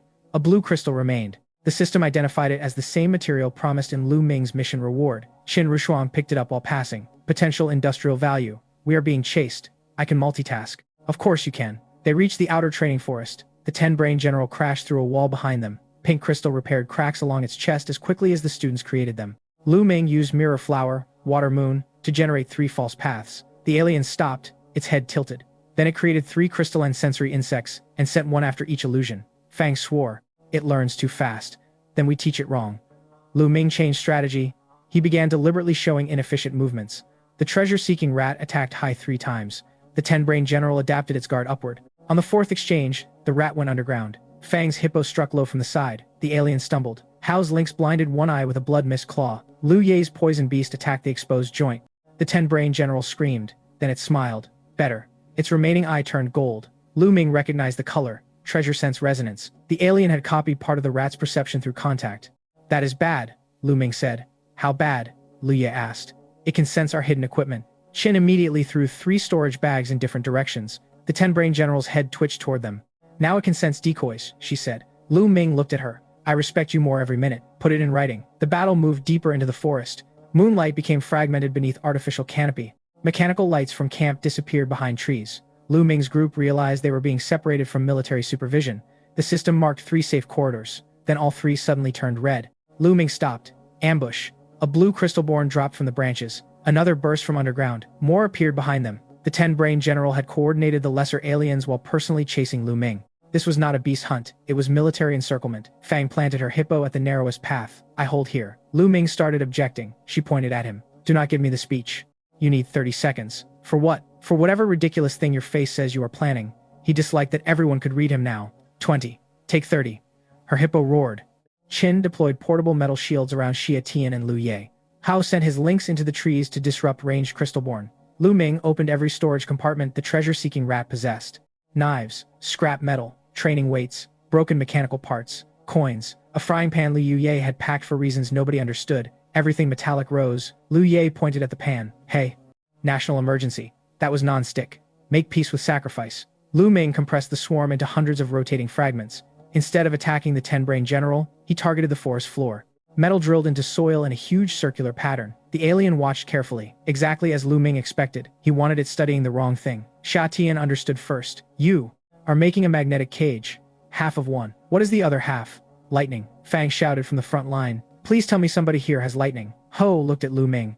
Lu Ming looked at the icebreaker dragon python. The young beast had recently developed an unstable thunder ice derivative skill after consuming too many treasures. He had never tested it under combat conditions. Technically, Lu Ming said. We have a fat snake with emotional electricity. The python hissed indignantly. This is going to be stupid, Fang shouted. Yes.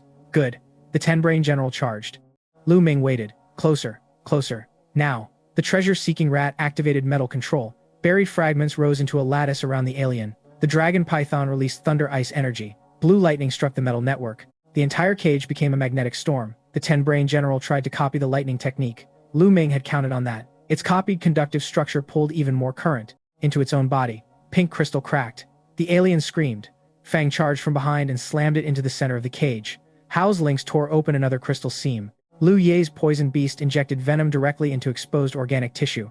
Xia Tian increased everyone's physical resilience with a wide healing pulse. Qin threw Lu Ming a concentrated energy cell. Expensive, she warned. I will pay. You absolutely will. He fed it into the rat. The magnetic field intensified. For the first time, the 10-brain general's regeneration slowed. Then the alien laughed. Lu Ming hated that sound immediately. Keeper, it said through cracking crystal. You still do not remember. Lu Ming froze. What am I supposed to remember? The alien's smile widened. You opened the first gate. The system went blank again. No, Lu Ming said. I did not. Not yet. Those two words struck harder than any attack. Not yet. The 10-brain general erupted. A shockwave broke the magnetic cage. Students flew backward. Lu Ming hit a tree hard enough to lose breath. The alien's damaged body began reorganizing. Crystal flowed inward, compressing instead of expanding. Pink turned darker. Its shape became humanoid. Smaller. Faster. The Eye of Judgment failed entirely. Unknown evolution state. Lu Ming realized the pink crystal-born had used their battle as data. It had learned from every person present. Then it chose a more efficient form. Fang attacked first. The alien moved around her without appearing to move. One strike dropped her hippo. Hao's links followed, thrown aside. Lu Ye's beast attacked low, caught by the tail and slammed into the ground. Lu Ming activated beast fusion. Xia Tian grabbed his arm. Your channels. No choice. There is always another choice. Find one in 10 seconds. She looked toward the injured team, then at the alien. 9 seconds. Xia Tian released him. Come back alive. Lu Ming smiled once. That is the plan. Your plans are terrible. Still the plan. Fusion ignited. Golden armor spread over his body. The treasure-seeking rat's sensory network merged with his own. This time he felt additional resonance from the dragon python through his second contract. Cold blue energy threaded beneath the gold. The system warned that dual-aspect fusion exceeded his current tolerance. Lu Ming ignored it. He met the 10-brain general in close combat. The alien copied his stance within 3 exchanges. So Lu Ming stopped using a stance. He fought ugly. Elbows, shoulder checks, thrown mud. A broken branch used like a club. One desperate headbutt. The alien hesitated because inefficient human improvisation did not fit its optimization model. Fang, recovering nearby, laughed through blood. That is your secret technique? Street scholarship. Lu Ye shouted. He learned it behind a convenience store. Lu Ming nearly laughed and took a crystal fist across the jaw for the distraction. He crashed into the ground. The alien stepped over him. Keeper, it said. Your species still makes you weak. Lu Ming spat blood. My species invented spite. Metal beneath the alien's feet exploded upward. The treasure-seeking rat had recovered. Its golden avatar manifested behind Lu Ming, massive and humanoid, with metal streams orbiting its arms. The alien blocked the first strike. The dragon python struck from the side with thunder ice. The alien adapted. Then Xia Tian's golden vines wrapped around its legs. It looked back. Qin Rushwang fired a military energy pistol into the exposed crystal seam. Hao's lynx attacked the opposite side. Fang hit it with her own shoulder. Lu Ye's poison beast bit the wound again. The 10-brain general finally understood the problem. It could copy individuals. It could not predict loyalty. Lu Ming rose. His fused arm transformed into a dense metal blade. He drove it through the alien's core. Pink light flooded the forest. The 10-brain general stared at him, then whispered, almost gently, "The gate remembers you." Its core shattered. The body collapsed into crystal fragments. Silence followed. Then Fang sat down hard. I hate practical education. Hao laughed weakly. Lu Ye lay on his back. Can we transfer to accounting? Lu Ming dropped out of fusion and immediately fell to one knee. Xia Tian reached him first. Do not move. I was not planning to. You damaged the same channels. Consistency matters. She looked close to hitting him. Instead, she hugged him. Lu Ming froze. Xia Tian's arms tightened once around his shoulders. Then she pulled back as if suddenly remembering several people were watching. Fang looked away with a suspicious smile. Qin raised one eyebrow. Ho mouthed something toward Lu Yi. Lu Ming pretended blindness. Military instructors arrived less than 2 minutes later. Shi Tian appeared among them. He surveyed the battlefield, injured students, shattered crystalborn, and dead pink commander. His expression revealed almost nothing. Good, he said. Fang stared at him. Good? Shi Tian looked toward her. You survived. You released them. Yes. Ho's face went pale with disbelief. This was training. Partly. The 10-brain general was stronger than intelligence suggested. Lu Yi groaned from the ground. That is the worst apology I have ever heard. Shi Tian ignored him. Several students were furious. Others looked simply exhausted. Lu Ming studied the director and noticed something unexpected through the eye of judgment. Guilt. Shi Tian had expected injuries. He had not expected the pink crystalborn to evolve mid-battle. The man had gambled with them, but he had also placed military teams close enough to intervene if formations completely collapsed. Lu Ming did not forgive him. He understood him slightly better. That distinction mattered. Medical teams treated everyone through dawn. Some students withdrew before breakfast. Nobody mocked them. People who had not watched crystalborn acid melt through armor had no right to define courage. For those who had, the ones who stayed gathered on the repaired field the next morning. Their faces looked older. Shi Tian stood before them. For those who remain, he said, "You have earned information normally given only after academy admission." He revealed his real position. Camp Director Shi Tian was also a lieutenant general, commanding a special operations battalion under the Greedy Wolf Military District. The Greedy Wolf District corresponded directly to Earthly Branch's academy. A second hidden district supported Heavenly Stems. Students accepted into either academy automatically entered military service. The institutions were not preparing graduates for possible war. They were preparing soldiers for an existing one. Shi Tian promoted surviving trainees to honorary military ranks based on performance. Most received senior enlisted status. Then he called Lu Ming forward. The field quieted. During last night's engagement, Lu Ming identified the main threat, organized multiple defensive teams, coordinated retreat, and contributed the decisive strike against the mutated crystalborn commander. Shi Tian held out a silver wolf head insignia. By authority of the Greedy Wolf District, I grant him provisional second lieutenant treatment. Students erupted. Lu Ming stared at the insignia. His future self had served 10 years and never reached meaningful status. That man had entered the military after heartbreak, without preparation, support, or strong beasts. 18-year-old Lu Ming had not even taken the national entrance exam yet. He was already standing, where his future self never reached. His fingers closed around the silver wolf. The metal felt warm. This time, he did not joke. He thought of ruined Qingshui City. He thought of the cigarette in his older hand. He thought of the dying rat beside him. Then he pinned the insignia to his uniform. The future had moved. The system chimed. Night raid mission completed. Reward delivered. 20 blue crystalborn cores. 1 pink core. Potential points. Spiritual call. Lu Ming immediately tested the new spiritual technique. Nothing happened. He tried directing it at the treasure-seeking rat. Nothing. At the dragon python. Nothing. At himself. Still nothing. Lu Ye watched. What are you doing? Trying to use a reward? Does it work? No. Maybe it is decorative. Very funny. The system offered no explanation. Lu Ming stared at the technique name. Spiritual call. Something about it felt connected to the word keeper. He could not prove why. The camp did not allow them time to recover emotionally. Shi Tian announced the real practical training phase would begin the next morning. Students collectively stared at him. Hao finally raised his hand. Was last night not the practical phase? No. What was it? An appetizer? Nobody laughed. Shi Tian smiled faintly. If that frightens you, withdraw tonight. Several more students did. Those remaining slept badly. Lu Ming dreamed again. This time, he stood in an unfamiliar corridor built from white stone and black metal. Stars moved beyond enormous windows. He knew, somehow, that he was not on Earth. The white-cloaked woman stood at the far end. Chu Yunyan stood beside her. Older Lu Ming faced them both. A massive circular gate floated beyond the glass. Symbols moved across its surface. The white-cloaked woman said, "If you open it, everything begins again." Chu Yunyan said, "If he does not, everything ends here." Older Lu Ming raised one hand. Spiritual call activated. The gate opened. The dream shattered. Lu Ming woke with blood running from his nose. The system displayed a single message. Memory contamination. Threshold exceeded. Lu Ming wiped the blood away. "Whose memory?" he whispered. For the first time, the system answered immediately. Unknown. Recovery at the Genius Camp lasted exactly one afternoon, which Lu Ming considered proof that military medicine had advanced farther than military compassion. By evening, he could walk without obvious pain. By dinner, everyone pretended they had not spent the previous night being hunted by extraterrestrial insects. The cafeteria helped. Hot food possessed remarkable diplomatic power. Lu Ming entered with one arm bandaged and immediately regretted being visible. Xia Tian waved him over from a corner table. Fang Xiaoxiao was already sitting there with a bruise across her jaw. Qin Rushuang occupied the opposite side, reviewing damage reports on a tablet. Lu Ye had somehow acquired 2 desserts. Ho Fangji had acquired gossip. Lu Ming sat down carefully. Xia Tian placed a bowl of soup in front of him. "Eat. I already ate. You ate half a protein bar. That counts." "No." Fang slid a small bottle across the table. "Joint recovery medicine." Lu Ming looked at her. She immediately frowned. "Do not make it weird. You fight badly when injured." Qin Rushuang pushed another case toward him. "High-grade channel repair capsules. These are not free." "Of course. You can repay me with 2 evolution consultations." Extortion. Healthcare.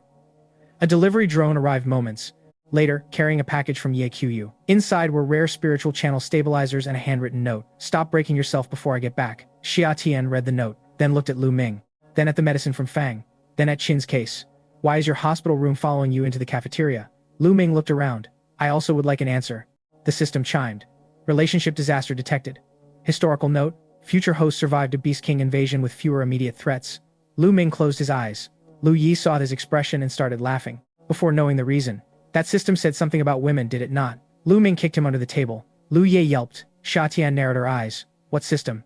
His imaginary accountability system, Lu Ye said quickly. Lu Ming stared at him. His friend smiled nervously. I saved us. Barely. Qin Rishuang watched the exchange with interest but did not press. She had already concluded Lu Ming possessed a hidden information source. Whether artifact, inheritance, forbidden technique, or private intelligence network, she respected secrets as long as they remained profitable and non-fatal. Fang had a simpler philosophy. If Lu Ming refused to explain something, she planned to beat the answer out of him during sparring eventually. Xia Tian simply trusted him. That trust bothered him most. Every secret he kept from her felt heavier because she never demanded repayment. After dinner, Lu Ming walked alone toward the beast training enclosure. The treasure-seeking rat had recovered quickly from the crystal-born fight, but its bloodline had reached another plateau. The Eye of Judgment displayed 5 possible evolution routes now. 1 emphasized metallic defense, 1 developed spatial storage, 1 enhanced treasure perception, 1 awakened a 5-element battle avatar.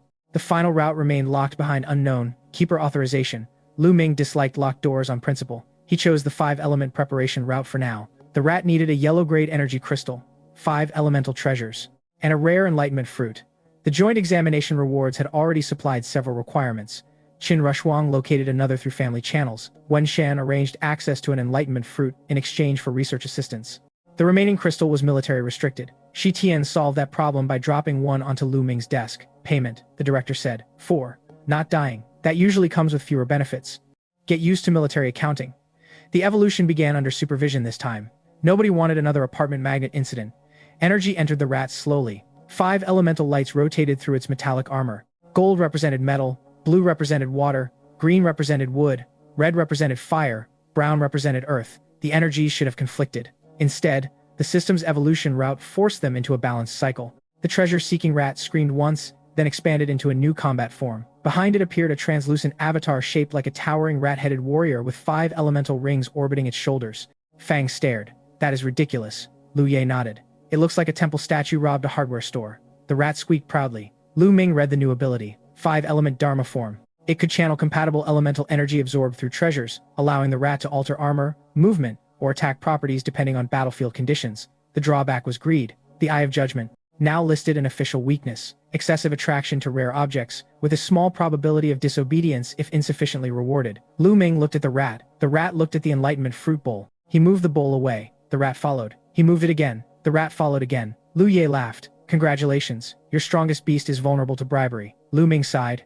So is Congress. Nobody understood the reference. He missed Earth jokes sometimes. The dragon python's development proved stranger. The young creature continued receiving gifts from nearby wild beasts. Whenever Lu Ming looked away, flowers appeared at the window. Ice crystals accumulated near its sleeping mat. A bird once delivered an entire spiritual fruit and bowed before leaving. Lu Ming interrogated the python. She blinked innocently. He used the Eye of Judgment. New trait, Dragon Court Resonance. Low-level beasts, carrying diluted draconic blood, instinctively offered resources to her. Lu Ming stared at the trait, then at the increasingly round python.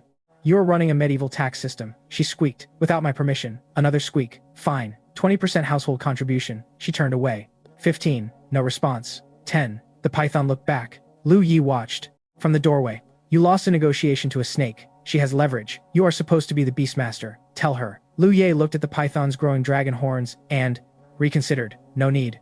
Meanwhile, the camp adjusted its reward structure to prevent Lu Ming from vacuuming points out of every classroom. Instructors could still award performance points, but repeat bonuses dropped sharply for students already rated exceptional. Wen Shan complained louder than Lu Ming. You are punishing excellence. Shi Tian answered.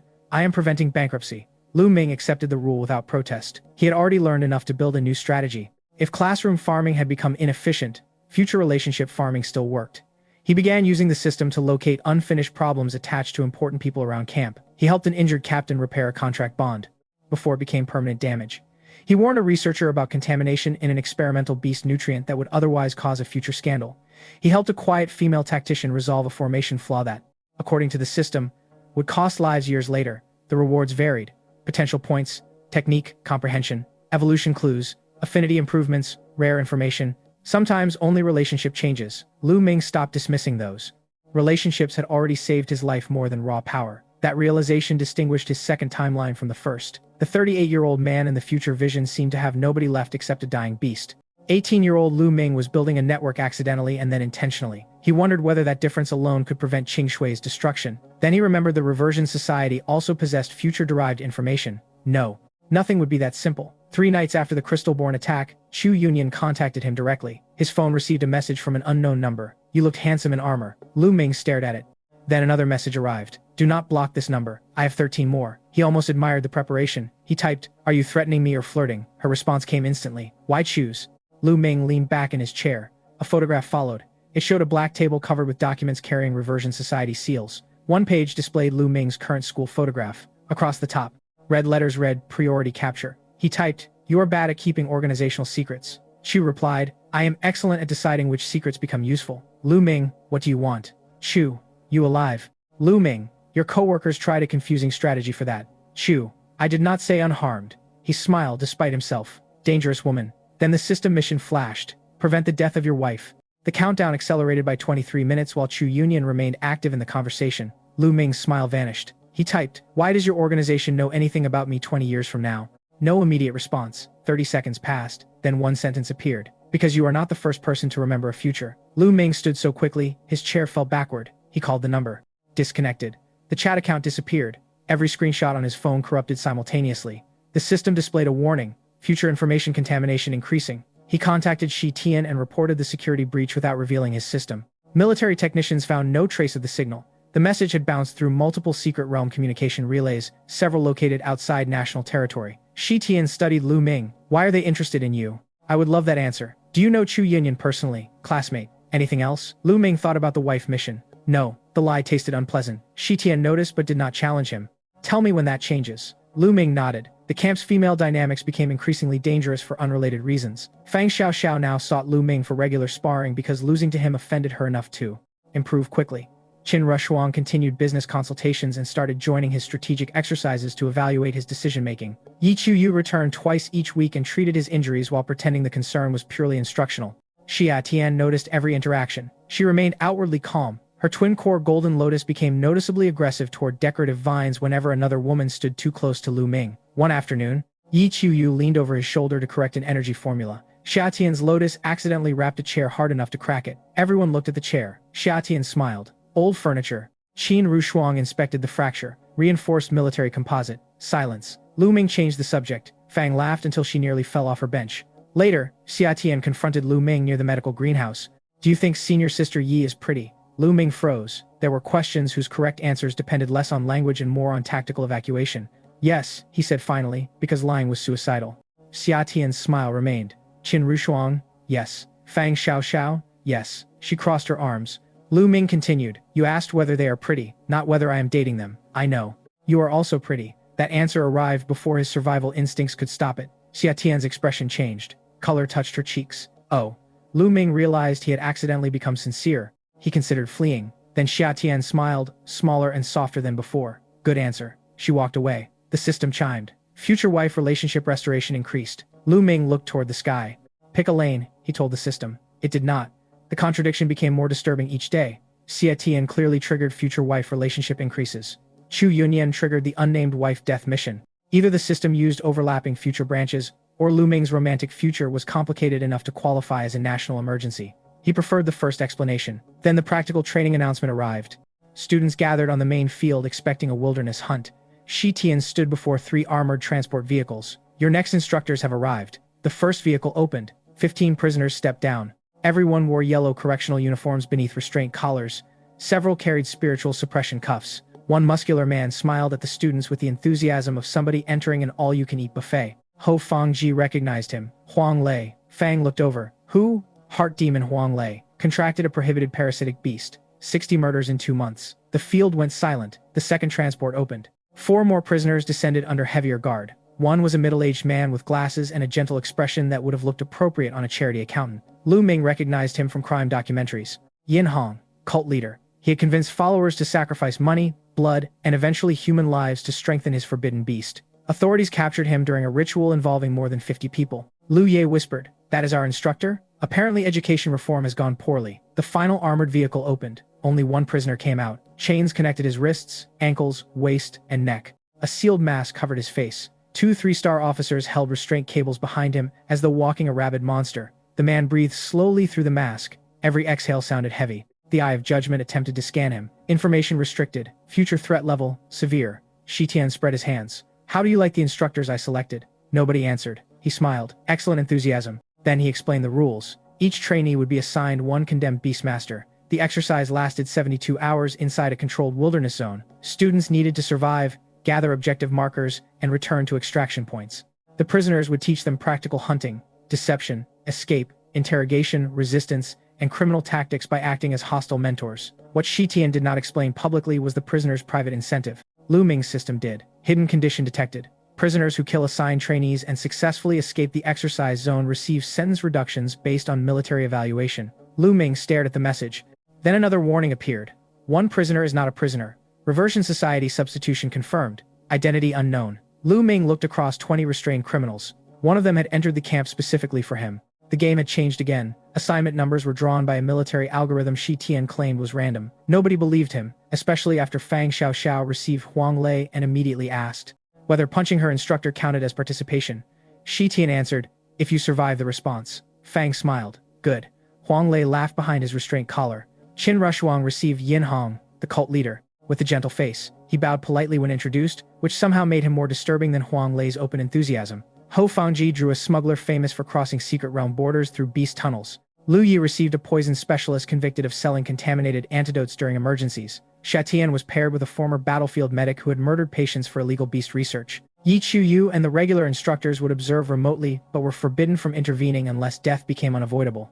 Lu Ming drew the masked prisoner. Of course he did. The man stood 6 feet away, while soldiers transferred his chain to Lu Ming's team escort. The Eye of Judgment still refused complete information. Designation, Black Hound. Cultivation, 4-star. Contracted beast, suppressed. Crimes, classified. Future connection, uncertain. Reversion Society probability, 21%, not enough. Lu Ming looked across the other prisoners. The system gave no probabilities above 30% for any individual. Whoever had been substituted carried sophisticated identity masking. Black Hound tilted his head. You are staring. His voice sounded older than Lu Ming expected. Occupational habit? What occupation? Student. That explains nothing. Welcome to modern education. The masked man laughed once. Their wilderness zone covered abandoned industrial ruins, flooded neighborhoods, forest corridors, and underground tunnels built around an old secret realm breach. Each pair received a map with 6 extraction markers and 3 objective tokens. Students could cooperate. Prisoners could not directly attack during the first 6 hours. After that, restrictions changed. Shi Tian deliberately refused details. Real enemies do not give complete rules, he said. Lu Yi muttered. Real enemies also do not charge tuition. Lu Ming heard and almost smiled. At noon, gates opened. 20 students entered separate sectors with 20 criminals walking behind them. Under temporary restraint bans, military drones rose into cloudy sky. The exercise began. Black Hound remained silent for the first mile. Lu Ming used the time to place micrometal markers along the route. The treasure-seeking rat buried them beneath roots and cracked concrete for later navigation. You mark retreats before choosing objectives, Black Hound finally said. Yes, cowardly. Alive. Same thing sometimes. Exactly. The prisoners seemed amused. They reached an abandoned warehouse containing the first objective token. 3 feral beasts guarded the interior. Lu Ming prepared to attack. Black Hound said, do not. Lu Ming glanced back. Teaching already?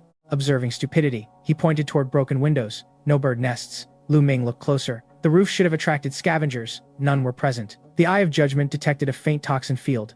The 3 beasts inside were bait. Poison gas accumulated near the floor. Lu Ming studied Black Hound. You knew. I smelled it. Through that mask? Black Hound tapped the metal covering his face. The mask keeps other things in. Not reassuring. Lu Ming used metal control to open roof vents from outside, clearing most of the gas before entering. They killed the beasts quickly and recovered the token. Black Hound watched the treasure-seeking rat with interest. Unusual beast. People keep saying that. Unusual owner too. People unfortunately keep saying that too. The prisoner stopped beside a rusted machine. Do you know why they picked death row inmates? To teach practical cruelty. That is the brochure answer. Lu Ming waited. Black Hound smiled beneath the mask. Lu Ming heard it in his voice.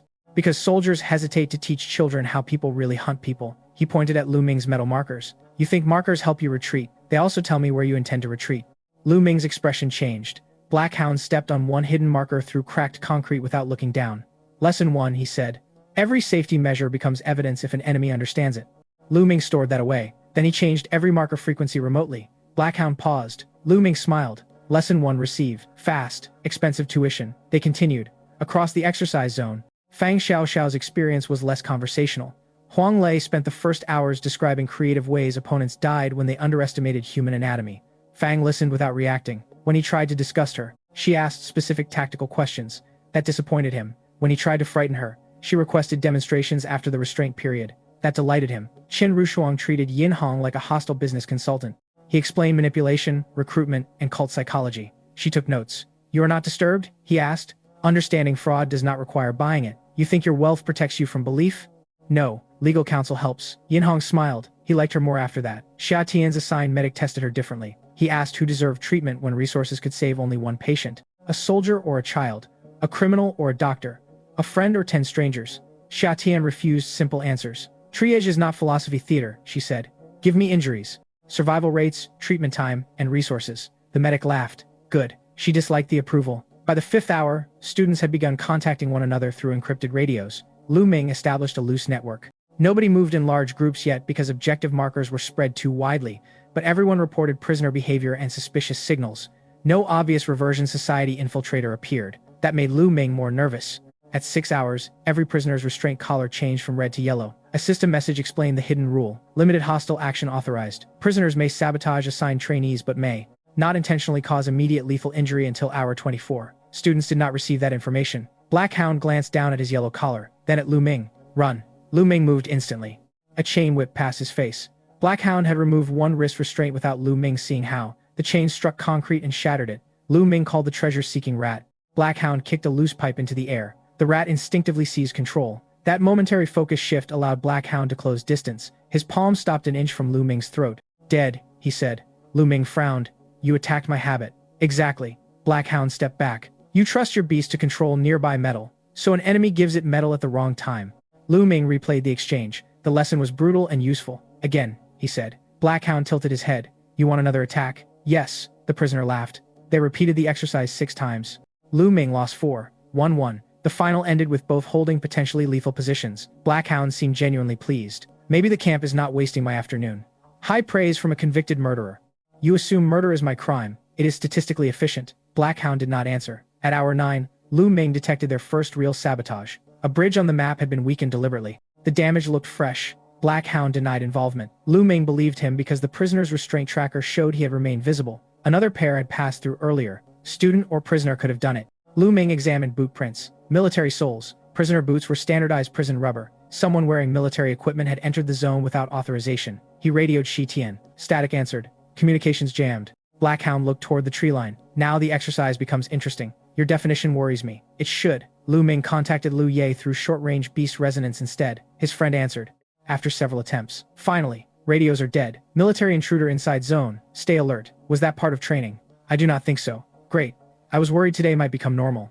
Lu Ming sent the warning to the others through chained relays. Qin Rushuang received it and immediately changed routes. Fang ignored the recommended safe sector and began actively hunting signs of the intruder. Lu Ming was not surprised. Xia Tian asked whether anyone was injured. Also unsurprising. At hour 12, Lu Ming and Black Hound discovered a dead monitoring drone. Its core had been removed cleanly. A reversion society symbol was scratched beneath the chassis. The system updated. Infiltrator proximity, within 8 kilometers. Identity still unknown. Black Hound crouched beside the drone. "You recognize the symbol?" "Yes, they want you. Frequently." "You say that casually." "I am adapting." Black Hound looked at him for a long moment. "Then I have another lesson. People who want you alive are often more dangerous than people who want you dead." Lu Ming thought of Chu Yunyan. "I noticed." Night fell. Students were expected to establish camps separately with their assigned prisoners. Lu Ming refused to build a visible fire. He used the dragon python to create a shallow ice chamber beneath a collapsed building and concealed the entrance with scrap metal. Black Hound approved silently. At midnight, the masked prisoner asked a question. "Why heavenly stems or earthly branches?" Lu Ming lay awake against the wall. "Because the war exists whether I join it or not." "That sounds noble. It is practical. Same thing sometimes." Lu Ming recognized his earlier phrase. Black Hound continued. "Most students want glory until they smell a battlefield. I have smelled one.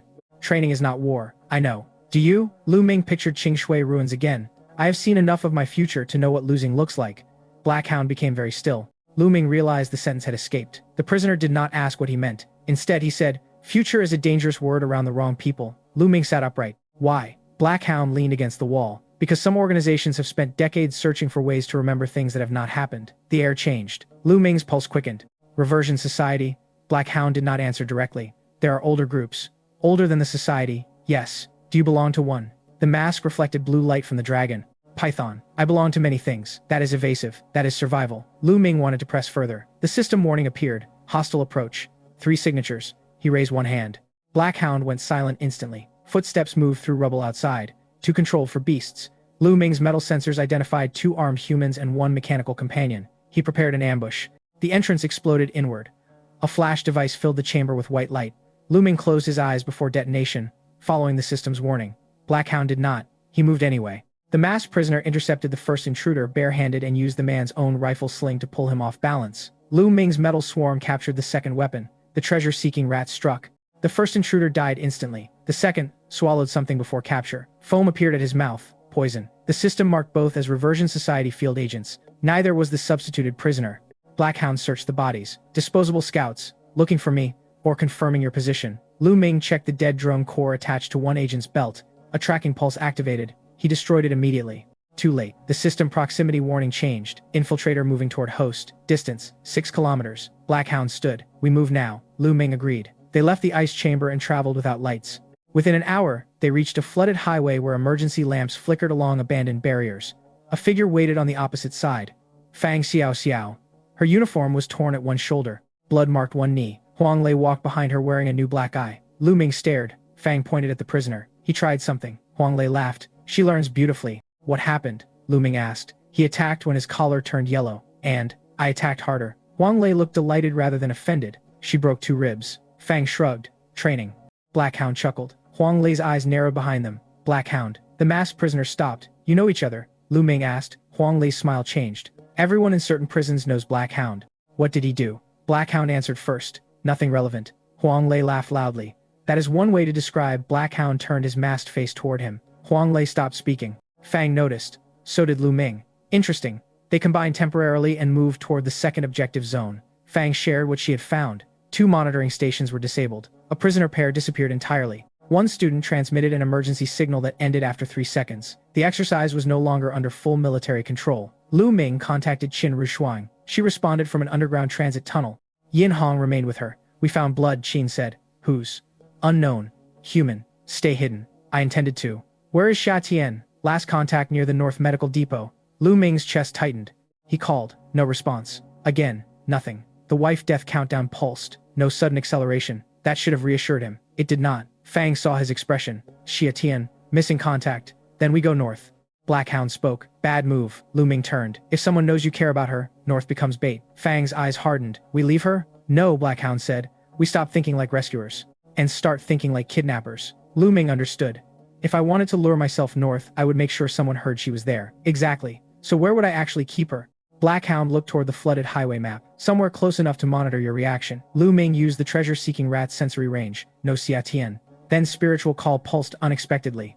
A faint sensation appeared beneath his consciousness. Not a voice. A direction. West. Lu Ming froze. He had never successfully activated the technique. Now it had responded to Xia Tian's absence. He followed the sensation. The system remained silent. 3 miles west stood an abandoned subway station. They entered through a collapsed service entrance. Golden petals lay on the floor. Xia Tian's lotus. Fang crouched beside one. She marked the route. Lu Ming's tension eased slightly. Good. Xia Tian had been taken, but she was thinking clearly. They followed the petals underground. Halfway through the tunnel, a voice came over old station speakers. Lu Ming. Chu Yunyan. He stopped. Fang looked upward. That her? Yes. Chu's voice sounded amused. You really came. You kidnapped my friend. Friend? A soft laugh echoed through the station. Your system uses a warmer word. Lu Ming's blood turned cold. Fang looked at him. What did she say? Ignore it. Chu continued. Come alone. Or the next petal is covered in blood. Fang immediately said. No. Black Hound said. Obviously a trap. Lu Ming looked down the tunnel. Yes. He smiled slightly. So we make a better one. They split. Lu Ming walked openly along the main platform route. Fang and Huang Lei used maintenance tunnels. Black Hound vanished through service corridors without explaining how he knew them. The treasure-seeking rat reduced its body and hid inside Lu Ming's jacket. The dragon python coiled beneath his shirt like an extremely cold belt.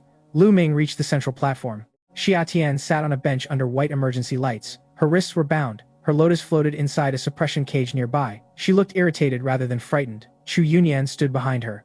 Black combat clothing replaced her school uniform. Her hair hung loose over one shoulder. She looked older without pretending to be harmless. More dangerous too. Lu Ming's system reacted violently. Wife, death, mission synchronization, 92%. Chu smiled. You came quickly. You kidnapped the person who reminds me to eat. Terrifying leverage. It is. Xia Tian sighed. I told her you would make jokes. Chu leaned down beside Xia Tian's shoulder. She talks about you a lot. Xia Tian's face tightened. Lu Ming felt several different danger categories overlap. Release her. No.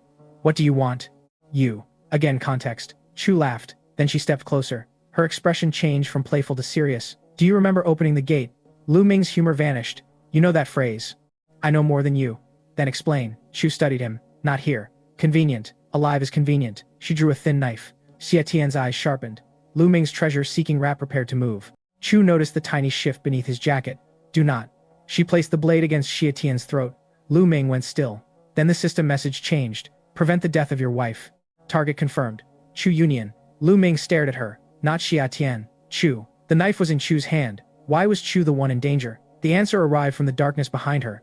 A gunshot cracked. Lu Ming moved on instinct. Metal tore from the platform wall and bent into a shield. The bullet struck. Chu's eyes widened. She turned toward the shooter. A prisoner stepped from the tunnel. Yin Hong, the cult leader assigned to Qin Rushuang. Except the Eye of Judgment changed as he emerged. False identity mask broken. Reversion Society infiltrator confirmed. Lu Ming understood. The real Yin Hong had been replaced before entering the camp. The infiltrator smiled. Branch Director Chu, he said. Headquarters appreciates your service. Chu's face became cold. But you have remembered too much. He fired again. The second bullet never reached Chu Union. Lu Ming twisted his hand, and the metal shield folded sideways in a burst of sparks. The round struck steel, flattened, and ricocheted into the tiled wall. Chu moved at the same instant. Her knife left Xia Tian's throat and became a silver streak, aimed at the infiltrator's wrist. The man stepped back. Something black unfolded behind him. Not a normal contracted beast. A shape made from overlapping human silhouettes crawled out of his shadow, each face stretched into a silent scream. The Eye of Judgment identified a forbidden composite spirit. Reversion Society execution beast, cultivated through stolen soul fragments. Lu Ming's stomach tightened. You people really found the least normal way to do everything. The infiltrator smiled. Normal people do not change history. Chu's expression sharpened. Do not answer him, she said. Lu Ming looked at her. You are giving me advice now? Enjoy it while available. The composite spirit lunged. Lu Ming released the treasure-seeking rat from his jacket. Metal exploded around them. Chu stepped behind a support column and produced a contract seal of her own. A black-white fox emerged beside her. The creature possessed mismatched eyes, one silver and one crimson, and moved with almost human awareness. The system reacted. Future classification unavailable. Causal concealment trait detected. Lu Ming understood why Chu had been difficult to read. Her beast interfered with predictive systems. The infiltrator attacked Xia Tian again. That told Lu Ming everything about priorities. He wanted Chu dead. But he would kill leverage first. Lu Ming ordered the rat to break the lotus suppression cage. Metal bars bent outward. Xia Tian's twin-core golden lotus exploded free. Golden vines snapped her restraints.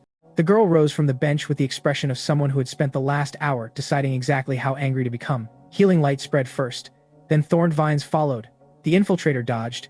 Xia Tian said, I am a healer. A vine cracked concrete where his head had been. Not harmless. Lu Ming smiled despite the situation. The composite spirit divided into 6 smaller shadows. Each rushed from a different angle. The treasure-seeking, rat's metal swarm intercepted 3. Chu's fox opened its crimson eye. The remaining shadows suddenly attacked one another. Illusion, manipulation. Fang Xiao crashed through a maintenance door at the far end of the platform. Huang Lei followed, laughing like he had been invited to the correct party after all. Finally, Fang shouted. Her hippo transformed behind her. The subway platform became too small for everyone's combat enthusiasm. The infiltrator recognized the situation. His mission had failed. He reached for something inside his coat. Chu screamed. Stop him. Lu Ming's system flashed. Self-destruction artifact. Blast radius. Entire station. The treasure-seeking rat seized every metal clasp on the man's clothing simultaneously. Fang's hippo charged. Chu's fox locked his perception in an illusion. Xia Tian's vines bound his legs. Lu Ming activated beast fusion for less than 3 seconds. Enough. He crossed the platform and punched through the artifact before activation completed. The device broke inside the man's hand. His expression changed from confidence to disbelief. Huang Lei appeared beside him. The death row killer grinned. Lesson, Huang Lei said. Never admire your own plan before the body falls. He struck the infiltrator's throat. The man collapsed. The composite spirit screamed and dissolved. Silence returned except for dripping water and damaged lights. Lu Ming released fusion immediately. His channels burned, but the short duration prevented major injury. Xia Tian checked him anyway. Fang checked the infiltrator. Huang Lei checked whether anyone wanted him to hit the infiltrator again. Nobody gave permission. Chu Yunyan walked toward the fallen Reversion Society agent. She looked down at him without emotion. Then she kicked his weapon away. Lu Ming watched her. The wife death countdown disappeared. Mission completed. Target survival confirmed. Reward withheld pending causal clarification. Lu Ming almost shouted at the system. Causal clarification was exactly what he wanted. Chu turned toward him. For one moment, neither spoke. Xia Tian moved slightly closer to Lu Ming. Chu noticed. A familiar teasing smile returned. She is protective. She has reasons. So do I. Lu Ming's eyes narrowed. Explain one. Chu looked toward the dark tunnel. No. Fang stepped between her and the exit. You are not leaving. Chu's fox appeared beside her. Fang smiled. Good. Lu Ming raised one hand. Wait. Fang looked at him as though he had disappointed her spiritually. Chu studied Lu Ming. Smart. Do not compliment me. You saved my life.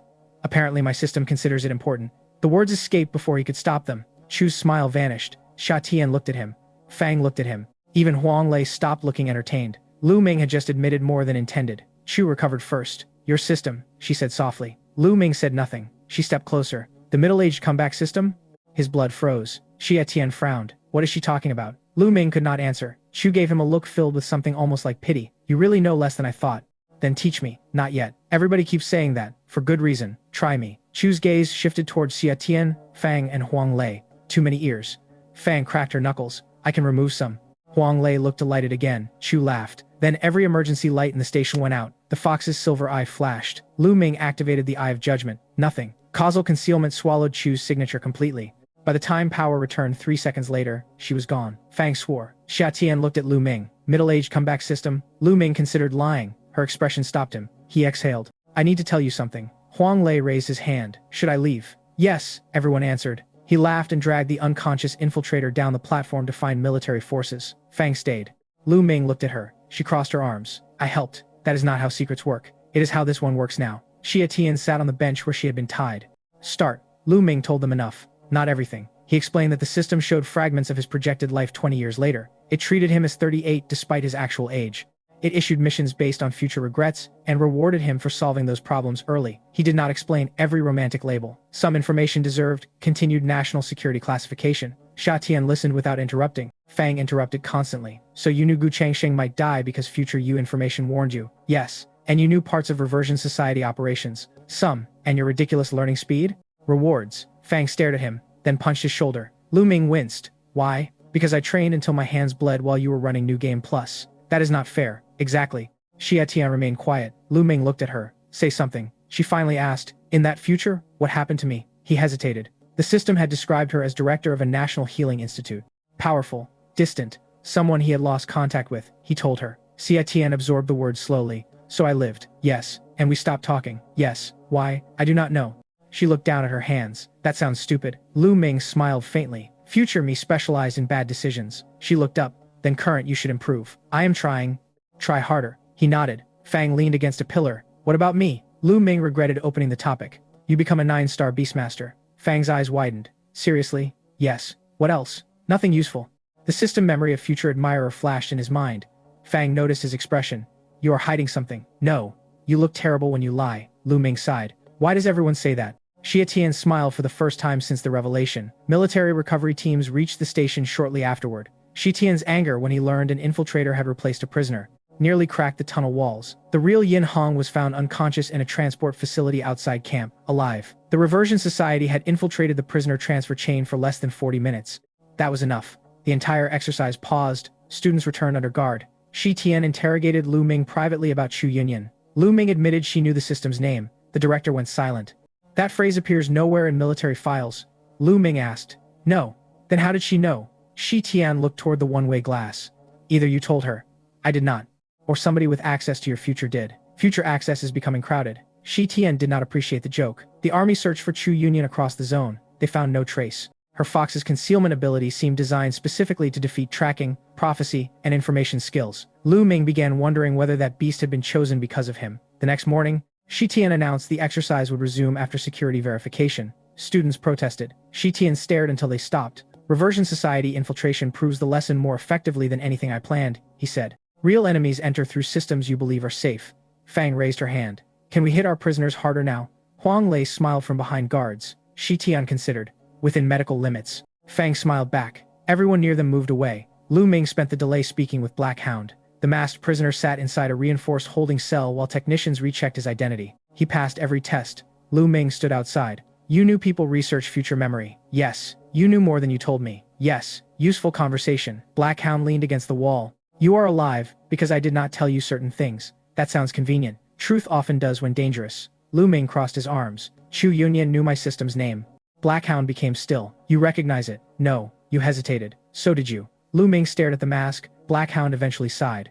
There are legends about memory class artifacts. Artifacts. Not exactly systems. Interfaces. Contracts. Echoes. Different cultures use different names. Where do they come from? Nobody knows. Keeper. Black Hound's breathing changed. Lu Ming stepped closer to the barrier. You know that word. Forget it. That is not happening. Then survive long enough to regret remembering. Lu Ming almost punched the glass. Instead he asked, were you military? Black Hound laughed quietly. Better question. What did you do? I guarded a gate. Lu Ming's heartbeat stumbled. Which gate? Black Hound looked directly at him through the mask, the kind that should stay closed. Guards arrived before Lu Ming could ask more. The prisoner's identity review had finished. The exercise resumed at noon. This time, every student entered knowing an actual enemy had breached training once. Nobody treated the wilderness like a game. Hour 24, change prisoner permissions. Full combat authorized except deliberate killing blows under direct observation. The hidden sense reduction rule remained active. Black Hound attacked Lu Ming. Before the system notification finished displaying, a chain wrapped around Lu Ming's ankle. He used metal control instinctively. The chain split at 3 pre-weakened links. Black Hound had prepared for that response. The broken chain became 3 flexible weapons. Lu Ming ducked one, blocked another, and took the third across his shoulder. Pain exploded. Dead, Black Hound said. Not yet. Lu Ming released the dragon python. Ice sealed the prisoner's feet. Black Hound twisted his hips and shattered the ice through brute force. The treasure-seeking rat attacked from underground. Black Hound jumped. Lu Ming used mirror flower, water moon. 2 false rats appeared. Black Hound ignored all 3. He attacked Lu Ming directly. Lu Ming barely blocked. Why ignore the beasts? Because beastmasters die easier. Lu Ming grimaced. Correct. They fought for 12 minutes.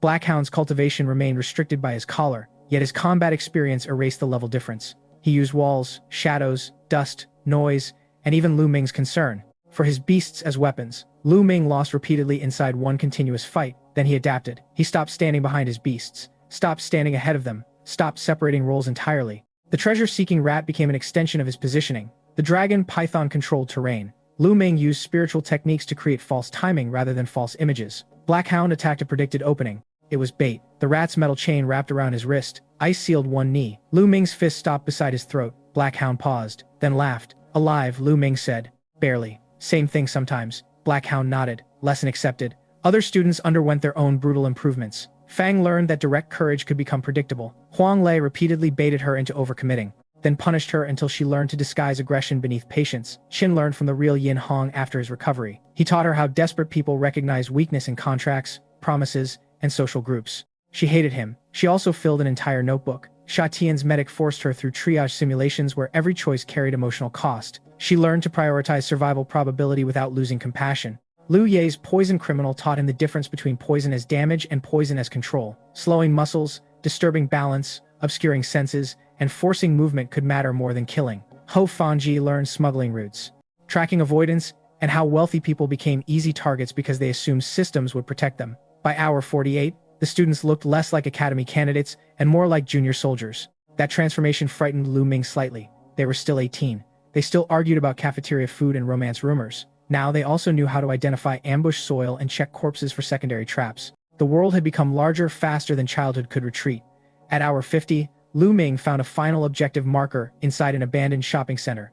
The building triggered memories of his old Earth life. Escalators, food court signs, broken advertisements. For a moment, the post-collapse architecture resembled every zombie movie Americans insisted on filming inside malls. Liu Ye contacted him by radio. We are nearby. Need backup? Not yet. Famous last words. Stay ready. Black Hound walked beside him. The masked prisoner stopped near an old jewelry shop. Someone is following. Lu Ming had sensed it too. Not military. Not prisoner. Not beast. The system displayed no hostile marker. That meant concealment. Chu Yunyan. Lu Ming turned toward a dark storefront. Come out. Silence. Black Hound looked at him. Who? A problem. A woman's voice answered from the second floor. That hurts. Chu Yunyan leaned against the railing above them. She wore a gray hooded coat instead of combat gear. Her black-white fox sat beside her. Black Hound immediately moved between Lu Ming and the stairs. Chu's expression changed when she saw him. So you are still alive. Black Hound's entire body went rigid. Lu Ming looked between them. You know each other. Neither answered. Chu descended slowly. Black Hound's fists tightened. You should not be here. She smiled faintly. Neither should you. Lu Ming's patience broke. Fantastic. Everybody is mysterious. Congratulations. Now someone explain something before I start throwing furniture. Chu looked at him. You want an explanation? Yes. Finish the training first. Lu Ming reached for metal control. Black Hound unexpectedly stopped him. Listen. That surprised Lu Ming enough to pause. Chu stepped closer. She held something inside her coat. Then distant gunfire echoed through the mall. Her fox's ears lifted. Chu's expression hardened. They found me sooner than expected. Reversion Society? Yes. Black Hound looked toward the entrance. How many? Enough. Lu Ming stared. You came into a military training zone while your own organization is hunting you. I never claimed good judgment. That might be our first shared trait. She smiled briefly. Then the mall windows exploded inward. Glass crossed the shopping center like horizontal rain. Black Hound shoved Lu Ming behind a concrete pillar before the first rifle burst reached the railing. Chu Union dropped flat, and her black-white fox dissolved into shadow beside her. 3 Reversion Society agents entered through broken storefronts. 2 more appeared above the food court. The Eye of Judgment identified adult 3-star beastmasters carrying corrupted combat beasts and anti-tracking equipment. Lu Ming counted 5. Black Hound counted 7. Roof, he said. Lu Ming looked upward. 2 heat signatures hid behind skylight supports. Show off. Student. Chu slid behind their pillar. This reunion is touching. Black Hound's voice turned cold. You should have stayed dead. Lu Ming glanced between them. You two desperately need a family therapist. Chu's eyes flicked toward him. He is not family. Good, Black Hound said. That sounded personal. Gunfire erased the chance for further conversation. The treasure-seeking rat expanded. Metal shutters ripped from 3 abandoned stores and rotated into overlapping shields. Bullets sparked across them. One enemy summoned a bone-winged hound that launched itself from the second floor. Chu's fox opened its silver eye. The hound landed 3 yards left of where it believed Lu Ming stood, and attacked an empty clothing mannequin. The mannequin lost its head. Lu Ming looked at Chu. Useful. You could sound more impressed. You kidnapped Xia Tian yesterday. Details. Major details.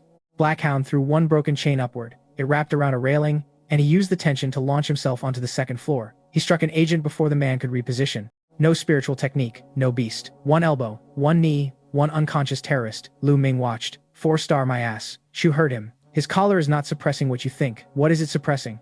Black Hound shouted from above. Less talking. Another corrupted beast burst through a restaurant wall. Fang Xiaoxiao's voice came over Lu Ming's radio. Mall? Yes. We heard explosions. Reversion Society. On the way. Lu Ming heard Huang Lei laughing in the background. He felt sorry for the terrorists. Chu moved beside him, close enough that her shoulder brushed his arm when another bullet struck the shield. Her perfume was different from school now, sharper and mixed with smoke. You smell nervous, she said. You smell like bad decisions. Yet you keep saving me. My system insists. She smiled near his ear. Maybe your system has taste. Lu Ming stepped half a pace away. Do not weaponize flirting during gunfire. Why? It worked. Xia Tian was going to kill him for circumstances entirely outside his control. The universe had developed a sophisticated comedy department. An enemy beast master appeared behind the shield using a teleporting insect. Lu Ming saw the arrival path 1 second early. He turned and caught the man's weapon. Chu's knife reached the man's ribs at the same moment. Their hands collided. For an instant, they moved with eerie coordination. The enemy fell. Chu looked at Lu Ming. Still no memory? Of what? That. He frowned. She did not explain. The roof agents fired explosive rounds. Lu Ming dropped. The shopping center's central chandelier collapsed in sparks. The treasure-seeking rat seized its steel framework midair and transformed the falling structure into a spinning weapon. Metal screamed through the food court. 1 roof agent jumped. Black Hound caught him on the way down. The second escaped toward a service corridor. Chu's fox stared after him with its crimson eye. The man suddenly ran back into the open, convinced the corridor had become a wall. Lu Ming's rat knocked him unconscious. 7, Black Hound said after landing. 7 down, 7 total. 2 remain conscious. Chu's face changed. No, Black Hound looked at her. They said 9 last time. Last time? Lu Ming asked. The floor beneath them detonated. Everyone fell. A hidden beast erupted from below, shaped like an enormous gray worm covered with mouths. The Eye of Judgment labeled it a tunnel devourer modified through forbidden surgery. Its main mouth opened beneath Chu. Lu Ming reached for her. Black Hound reached faster. He grabbed Chu by the coat and threw her sideways. The worm swallowed him instead. Lu Ming's eyes widened. Black Hound. The creature dove into broken tile. Chu landed hard against the table. For the first time since Lu Ming had known her, she looked genuinely terrified. No, she sprinted toward the hole. Lu Ming caught her arm. Wait, let go. Running into its mouth is not a strategy. Let go. Her voice cracked. Lu Ming stared. Whatever existed between Chu and Black Hound was not indifference. The treasure-seeking rat pressed one paw against the ground. Treasure perception expanded through buried pipes and metal supports. Movement, 50 feet down. Black Hound's restraint chains still registered. He is alive. Chu stopped struggling. Lu Ming pointed toward an old elevator shaft.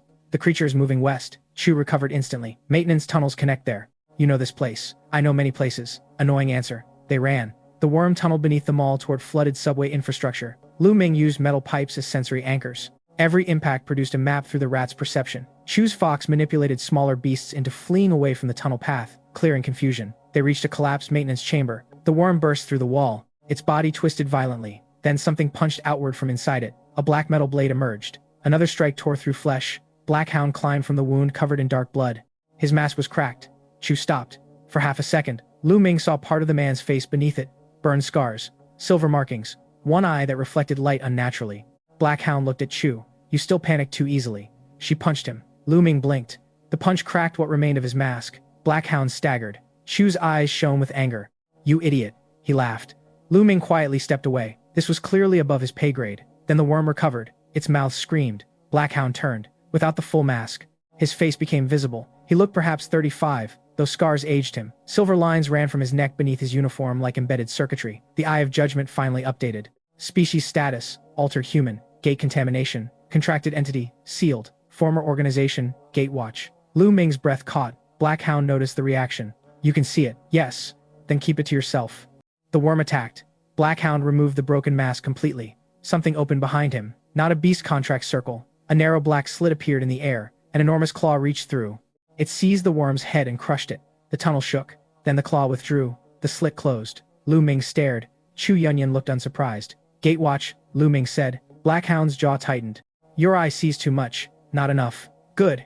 Chu picked up the broken mask. You should have replaced this years ago. Prison budgets. That was almost a joke. I regret it. Lu Ming looked at both of them. Explain. Black Hound sat against the wall, blood soaking his prison uniform. Chu looked toward the tunnel entrance. Fang's team would arrive soon. Short version, she said. Gatewatch predates the Reversion Society. Black Hound added, predates most modern Beastmaster governments. Why guard gates? Lu Ming asked. Because secret realms are not natural. He already suspected that. Chu continued. Some are fragments, some are doors, some are wounds between worlds. And keepers. Both became silent. Lu Ming's patience disappeared. Stop doing that. Black Hound looked at him. Keeper is a title used in records older than our civilization. What does it mean? Nobody agrees. Chu said. Some records call keepers people who close gates. Black Hound said. Others say they open them. Helpful. The records contradict because history has been rewritten before, Chu said. Lu Ming stared at her. Rewritten how? She looked directly at him. Exactly the way you are rewriting yours. His heartbeat accelerated. The system? Not only yours. How many? I do not know. You said I was not the first person to remember a future. You are not. Are you one? Chu smiled faintly. Sometimes. That is not an answer. It is the only safe one. Black Hound closed his eyes briefly. Stop. Chu ignored him. Lu Ming. Future memory does not travel cleanly. It arrives through people, artifacts, beasts, dreams, systems, bloodlines, even places. He thought of unauthorized fragments. So my system might be one method. Yes. Who built it? Chu's smile vanished. That question gets people killed. Convenient again?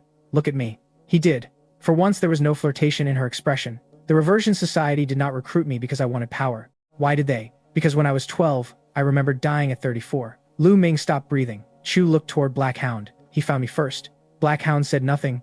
Gatewatch tried to protect me. The society tried to use me. Which side did you choose? Both when necessary. Lu Ming laughed once without humor. That explains the danger rating. Chu's mouth curved. Maybe your system likes me. Do not start. She stepped closer anyway. Does it? Lu Ming thought of the wife mission. He refused to answer. Chu saw enough in his face. Her eyes sharpened with delighted suspicion. Oh, no, it does. No, what did it call me? National security threat. That part is probably accurate. She leaned closer, voice dropping. Wife? Lu Ming's silence betrayed him. Chu froze. For the first time, she lost control of her expression completely. Then she laughed. Not her practiced, flirtatious laugh. A real, startled laugh that echoed through the tunnel. Black Hound stared at them. Lu Ming wanted the worm to come back. This is not funny. It is extremely funny. You kidnapped my actual childhood friend. And apparently destiny still has terrible judgment. Finally, agreement. Chu wiped one tear from the corner of her eye. Then something sad entered her expression. Do not trust that label. Lu Ming stopped. Why? Because it might belong to a future that should never happen. Fang Xiaoxiao's voice echoed from the corridor. Lu Ming. Chu straightened. Time ended. She pulled her hood up. Black Hound looked at her. Go. Lu Ming stepped in front of the exit. No. Chu raised an eyebrow. You do not get to dump half the universe on me and disappear. I absolutely do. You are wanted by the military. So are several people in this room. Black Hound sighed. Chu moved closer to Lu Ming until only inches separated them. He could smell smoke in her hair. Move, she said softly. No. She smiled. Careful. People will think you want me to stay. People already think I am dating Fang Xiaoxiao. Are you? No. Xie Tian. No. Qin Rishuang. Why are we doing this? Chu's smile grew. Because you blush when annoyed. Lu Ming did not move. Her fox appeared behind him. The silver eye flashed. For 1 second, he saw Chu still standing before him. Then the illusion dissolved.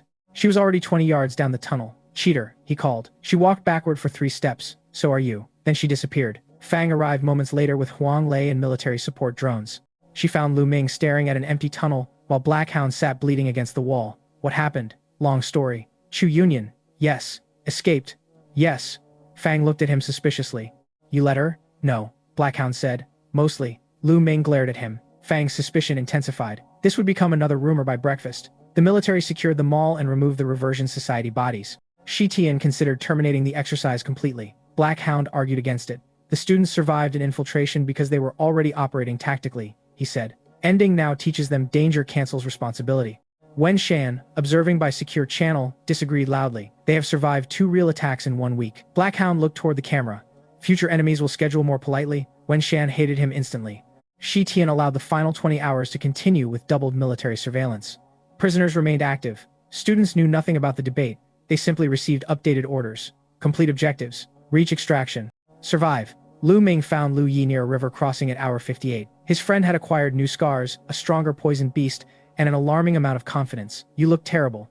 Lu Yi said. You look worse. Thank you. They exchanged reports. Lu Yi as prisoner had taught him to contaminate paths, manipulate pursuit speed, and distinguish lethal poison from battlefield poison. Lu Ming explained the mall attack but omitted the wife discussion. Some friendship had limits. Lu Yi somehow sensed omission anyway. Chu Yunyan was there? Yes. Did she flirt? Why is that your first question? Because she always flirts while threatening you. Lu Ming walked away. Lu Ye followed.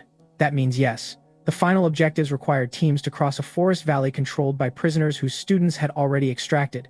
Those criminals became roaming opposition forces. For the first time, Lu Ming's team faced coordinated human ambushes without any scripted structure. He gathered Fang, Xia Tian, Qin, Liu Ye, and Ho. Their assigned prisoners traveled nearby but could betray them at any moment within exercise rules. It became a strange convoy. Xia Tian healed everyone. Qin managed supplies. Fang scouted forward aggressively, but no longer recklessly. Liu Ye prepared poison zones behind them. Ho used his links for mobile reconnaissance. Lu Ming coordinated. The system showed no mission. He liked that, for once. Success depended on what they had learned rather than future knowledge. The first ambush came at dusk. 3 prisoners attacked from high ground while another triggered a false beast stampede below. Lu Ming recognized the diversion because Black Hound had taught him to distrust events that solved the enemy's positioning problem too perfectly. He moved uphill instead of away. Fang's hippo broke the first barricade. Qin deployed smoke to conceal Xia Tian.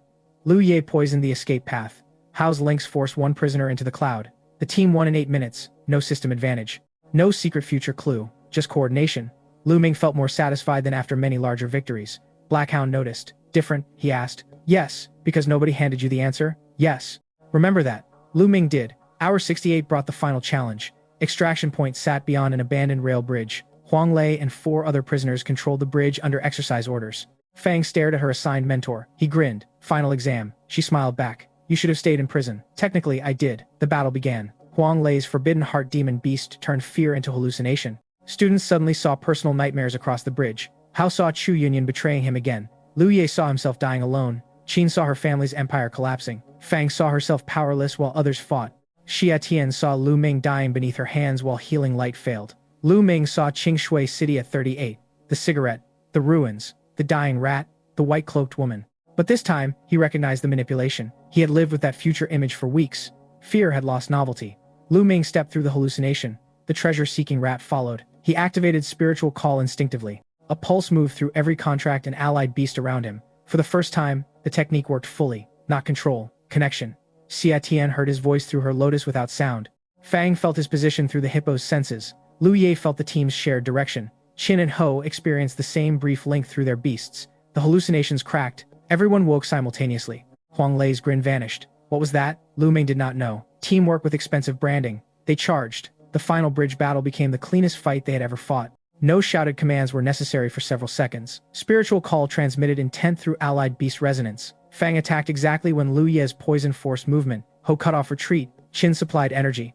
Before requests came, Xia Tian reinforced the front line at perfect timing. Lu Ming and the treasure-seeking rat struck the center. Huang Lei lost. He lay on the bridge laughing. Now that, he said, was education. At hour 72, the remaining trainees crossed extraction together. Shi Tian waited beyond the gate. He looked at them for a long time, then nodded once.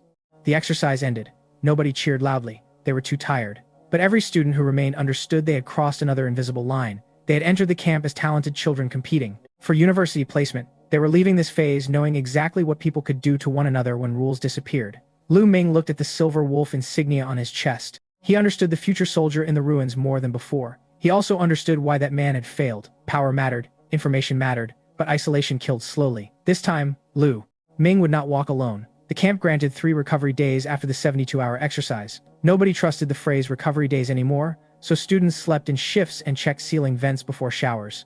Shi Tian found this development encouraging. Wen Shan called it psychological damage. Both were probably correct. Lu Ming spent the first morning undergoing a full medical examination. His spiritual channels showed repeated microtears from beast fusion, but Xia Tian's treatment and military medicine prevented lasting disability. The doctor ordered him not to fuse for 7 days. Lu Ming negotiated 5, Xia Tian negotiated 10. The doctor chose 7 and banned Lu Ming from negotiating further. Fang Xiaoxiao heard the story and laughed for several minutes. You got out-negotiated by a healer. I was ambushed. She was standing beside you. Exactly, no warning. Qin Rushuang later visited with a legal-looking repayment schedule for the medical resources she had supplied during the Crystalborn attack. Lu Ming read every page. You added interest. Minimal. You added a consultation penalty. You missed 2 appointments. I was fighting terrorists. Your contract contains no terrorism exception. That sentence should embarrass you. It does not. He signed anyway because the numbers were fair. Qin watched him carefully. You trust me more now. I trust your greed. That is almost romantic. No. She smiled and collected the contract. Xia Tian entered exactly then. Qin left exactly then. Lu Ming suspected sophisticated timing weapons. Xia Tian sat on the edge of his hospital bed. You told Fang about the system. She was there. You told Shi Tian part of it. Necessary. You still have not told me everything. Lu Ming looked toward the window. She waited. He sighed. What part? The part that makes Chu Yunyan keep talking like she knows your future personally. That is the part I do not understand either. Then tell me what you do understand. Lu Ming hesitated. The wife labels felt impossible to explain without detonating something. Xia Tian saw the hesitation. Is it about me? Partly. Her? Also partly.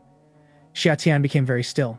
Lu Ming considered calling for emergency evacuation. He chose honesty instead. The system has referred to you using future wife relationship progress. Xia Tian blinked. Then color spread across her face. Lu Ming continued before courage expired. But when it issued a mission to prevent my future wife's death, the target turned out to be Chu Yunyan. Xia Tian's blush vanished. What? That was also my reaction. Your system thinks both of us are your wife? I am hoping it has corrupted metadata. Xia Tian stared at him for several seconds. Then, unexpectedly, she laughed. Lu Ming relaxed slightly. That is your response? What else can I do? Be angry? At you? Yes? You did not write the system.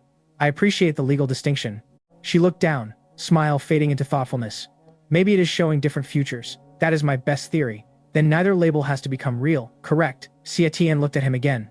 Something playful returned to her eyes, but one could. Lu Ming forgot how breathing worked. She stood. Rest. Then she left before he could recover. The system chimed. Future wife relationship restoration increased. Lu Ming stared at the ceiling. Traitor. The system offered no defense. His second recovery day belonged to Yi Qiu. She returned from a university mission and examined his combat reports with visible frustration. You activated dual beast resonance during Crystalborn combat. Yes. You used fusion multiple times. Yes. You fought condemned prisoners, educationally, and met Chu Yunyan twice. That sounds accusatory. It is observational. Yi closed the report. Do you enjoy causing people headaches? I used to think not. Now, evidence is accumulating. She handed him a new technique manual. This stabilizes multi-contract spiritual channels. Lu Ming looked at the cover. Expensive? Yes. Why give it to me? Because watching talent destroy itself is annoying. That almost sounded caring. Yi Qiu leaned closer and tapped his forehead again. Do not become confident. He smiled. She withdrew her hand slightly slower than necessary. The system registered a future relationship increase. Lu Ming pretended not to see it. Apparently his prophecy interface had decided emotional ambiguity was a renewable resource. Fang Xiaoxiao arrived later for a sparring challenge and found Yi leaving. She looked at Lu Ming, then at Yi, then back at Lu Ming. Busy. Medical. You always say that, because I am constantly injured. That is fair. She tossed him a padded training glove. Doctor said no fusion. He did not say no punching. Lu Ming caught it. Your compassion is beautiful. I know. They sparred lightly for 40 minutes. Fang had changed dramatically since Huang Lei's instruction. She still attacked aggressively, but her aggression now concealed timing traps. She let Lu Ming think he controlled distance, then punished the assumption. Lu Ming lost the first round, won the second. The third ended in a draw. Fang sat on the mat afterward, breathing hard. You know the future version of me? Only fragments. Am I strong? 9-star. Her eyes brightened despite already knowing. Anything else? Lu Ming looked away, still hiding something. Yes. At least you admit it now. She leaned back on her hands. If future me becomes an idiot, tell current me early. Lu Ming remembered the word admirer. That request is dangerously broad. Fang laughed and threw a glove at him. The third recovery day brought Qin Rushuang's family delegation to camp. They wanted formal rights to several evolution routes Lu Ming had helped identify. Qin arranged the negotiation herself. Her father expected an 18-year-old student to be easy. Lu Ming had 2 advantages. The first was the Eye of Judgment, which exposed exactly which beasts the Qin family could not evolve efficiently. The second was a future system that remembered their company's market dominance 20 years later. He knew which research directions would become valuable. He refused exclusivity, sold limited licenses, retained future consultation rights, and demanded access to restricted resource auctions. Qin's father stared at him after the final clause. Who taught you business? Debt. That is not a person. It is an excellent teacher. The man laughed. Qin Rushuang smiled beside him. After signing, her father left them alone briefly. Qin looked at Lu Ming with open approval. You impressed him. I charged him. That impresses him more. She stepped closer and adjusted the crooked silver wolf insignia on his uniform. Lu Ming looked down at her hand. Qin noticed. What? Nothing. You look nervous? I am evaluating contract risk. She smiled. There is no contract. Exactly. For once, Qin blushed first. Lu Ming considered that a strategic victory and wisely said nothing else. Camp training resumed afterward with a new focus on academy entrance standards. Only 8 days remained before the national exam. Shi Tian gathered the remaining trainees and explained that heavenly stems and earthly branches would evaluate more than combat strength. Candidates needed adaptability, command potential, nurturing knowledge, spiritual techniques, and willingness to enter classified military service. The admissions exam would hide several categories until testing began. Lu Ming welcomed that. Predictable exams favored families who could buy preparation. Unpredictability gave him room to think. He also possessed the system, which was admittedly unfair and an entirely different tax bracket. The treasure-seeking rat reached soldier rank after absorbing refined elemental resources. The dragon python climbed rapidly toward peak beginner rank while digesting her unauthorized mountain of tribute. Lu Yi crossed the 2-star threshold and completed the mission to change his immediate future growth. The system updated his projected death. Previous death event, 3 days before Qing Shui catastrophe. Current status, unresolved. Lu Ming hated unresolved, less than dead. Ho Fangji became more serious after Chu Yunyin's betrayal. His jokes returned, but his trust no longer came cheaply. He trained his Blue Shadow Lynx to operate without treats, bribery, or dramatic speeches. The Lynx appreciated one of those changes. Fang surpassed most camp students in close tactical combat. Shin became the group's best logistics planner. Xia Tian's healing beast developed protective combat techniques strong enough to turn vines into battlefield barriers. Together, the group began looking like the kind of unit Lu Ming wished his future military self had known. The system noticed. Future divergence exceeded 40%. Prediction reliability declining. Lu Ming stared at that warning with mixed emotions. He was winning. Winning made his greatest advantage less accurate. That was the natural price of changing fate. He accepted it. Then a new memory appeared. Not a vision triggered by sleep. Not a mission. Lu Ming was walking through the training yard when the world simply changed. For 3 seconds, he stood somewhere else. A battlefield beneath a violet sky. Crystal towers burned in the distance. Countless beasts lay dead. Older Lu Ming stood before a circular gate, hundreds of meters wide. Xia Tian was beside him wearing white medical armor. Fang Xiaoxiao stood farther back holding a broken spear. Qin Rushuang directed supply drones through burning air. Yi Qiyu's storm hawk circled overhead. Lu Yi was alive. That detail nearly broke Lu Ming's concentration. Then he saw Chu Yunyin. She stood on the opposite side of the gate, a black-white fox beside her. Blood covered her hands. She shouted something Lu Ming could not hear. Older Lu Ming activated spiritual call. Every allied beast across the battlefield turned toward him simultaneously. Then the white-cloaked woman appeared behind him. She removed her hood. The vision ended before Lu Ming saw her face. He returned to the training yard on one knee. Xia Tian reached him first. What happened? Lu Ming's nose was bleeding again. The system displayed. Memory contamination 63%. Foreign timeline convergence accelerating. He wiped the blood. I saw all of you. Xia Tian frowned. Where? In the future. Fang, Qin, Lu Ye, and Hao gathered nearby. Lu Ming looked at Lu Ye longest. His friend noticed. What? You were alive. Lu Ye's joking expression disappeared. Lu Ming had already told him parts of the original death prediction. Past 38? Lu Ye asked. I do not know the age, but alive. Yes. Lu Ye exhaled slowly, then smiled. Told you I am hard to get rid of. Lu Ming smiled too. The future was changing enough to show new branches. That should have been hopeful. Instead, the phrase foreign timeline worried him. Which future was foreign? His system's original timeline, the new battlefield, or the life he was currently living? That night, Lu Ming opened the pink crystal-born core awarded from the Ten-Brain General.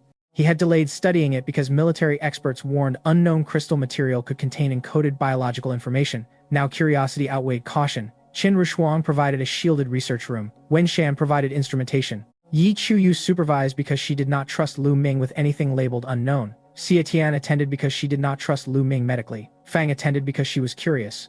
Lu Yi attended because snacks were available. The core reacted to spiritual call. Pink light spread across its surface. Symbols appeared, not crystal-born language. The system recognized them. Keeper authorization glyphs. Lu Ming's heartbeat accelerated. He activated spiritual call again. The core projected a star map. 7 circular gates appeared across different regions. 6 were marked closed. 1 glowed red. Qin Rushuang leaned toward the projection. Location?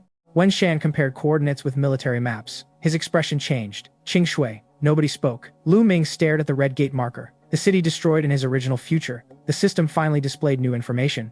Gate 7, integrity failure projected in 19 years, 11 months. Reversion society interference accelerates failure. Lu Ming understood part of the catastrophe. The beast tide that destroyed Qingshui might not have been a random invasion. It could have been a gate rupture. The system issued a long-term mission. Prevent Gate 7 collapse. Reward inaccessible. Lu Ming laughed softly. Fang looked at him. Why are you laughing? Because my entrance exam just became a 20-year infrastructure project. Lu Ye nodded. Government work starts early. Yi Chuyu remained focused on the star map. If this is real, military command needs it.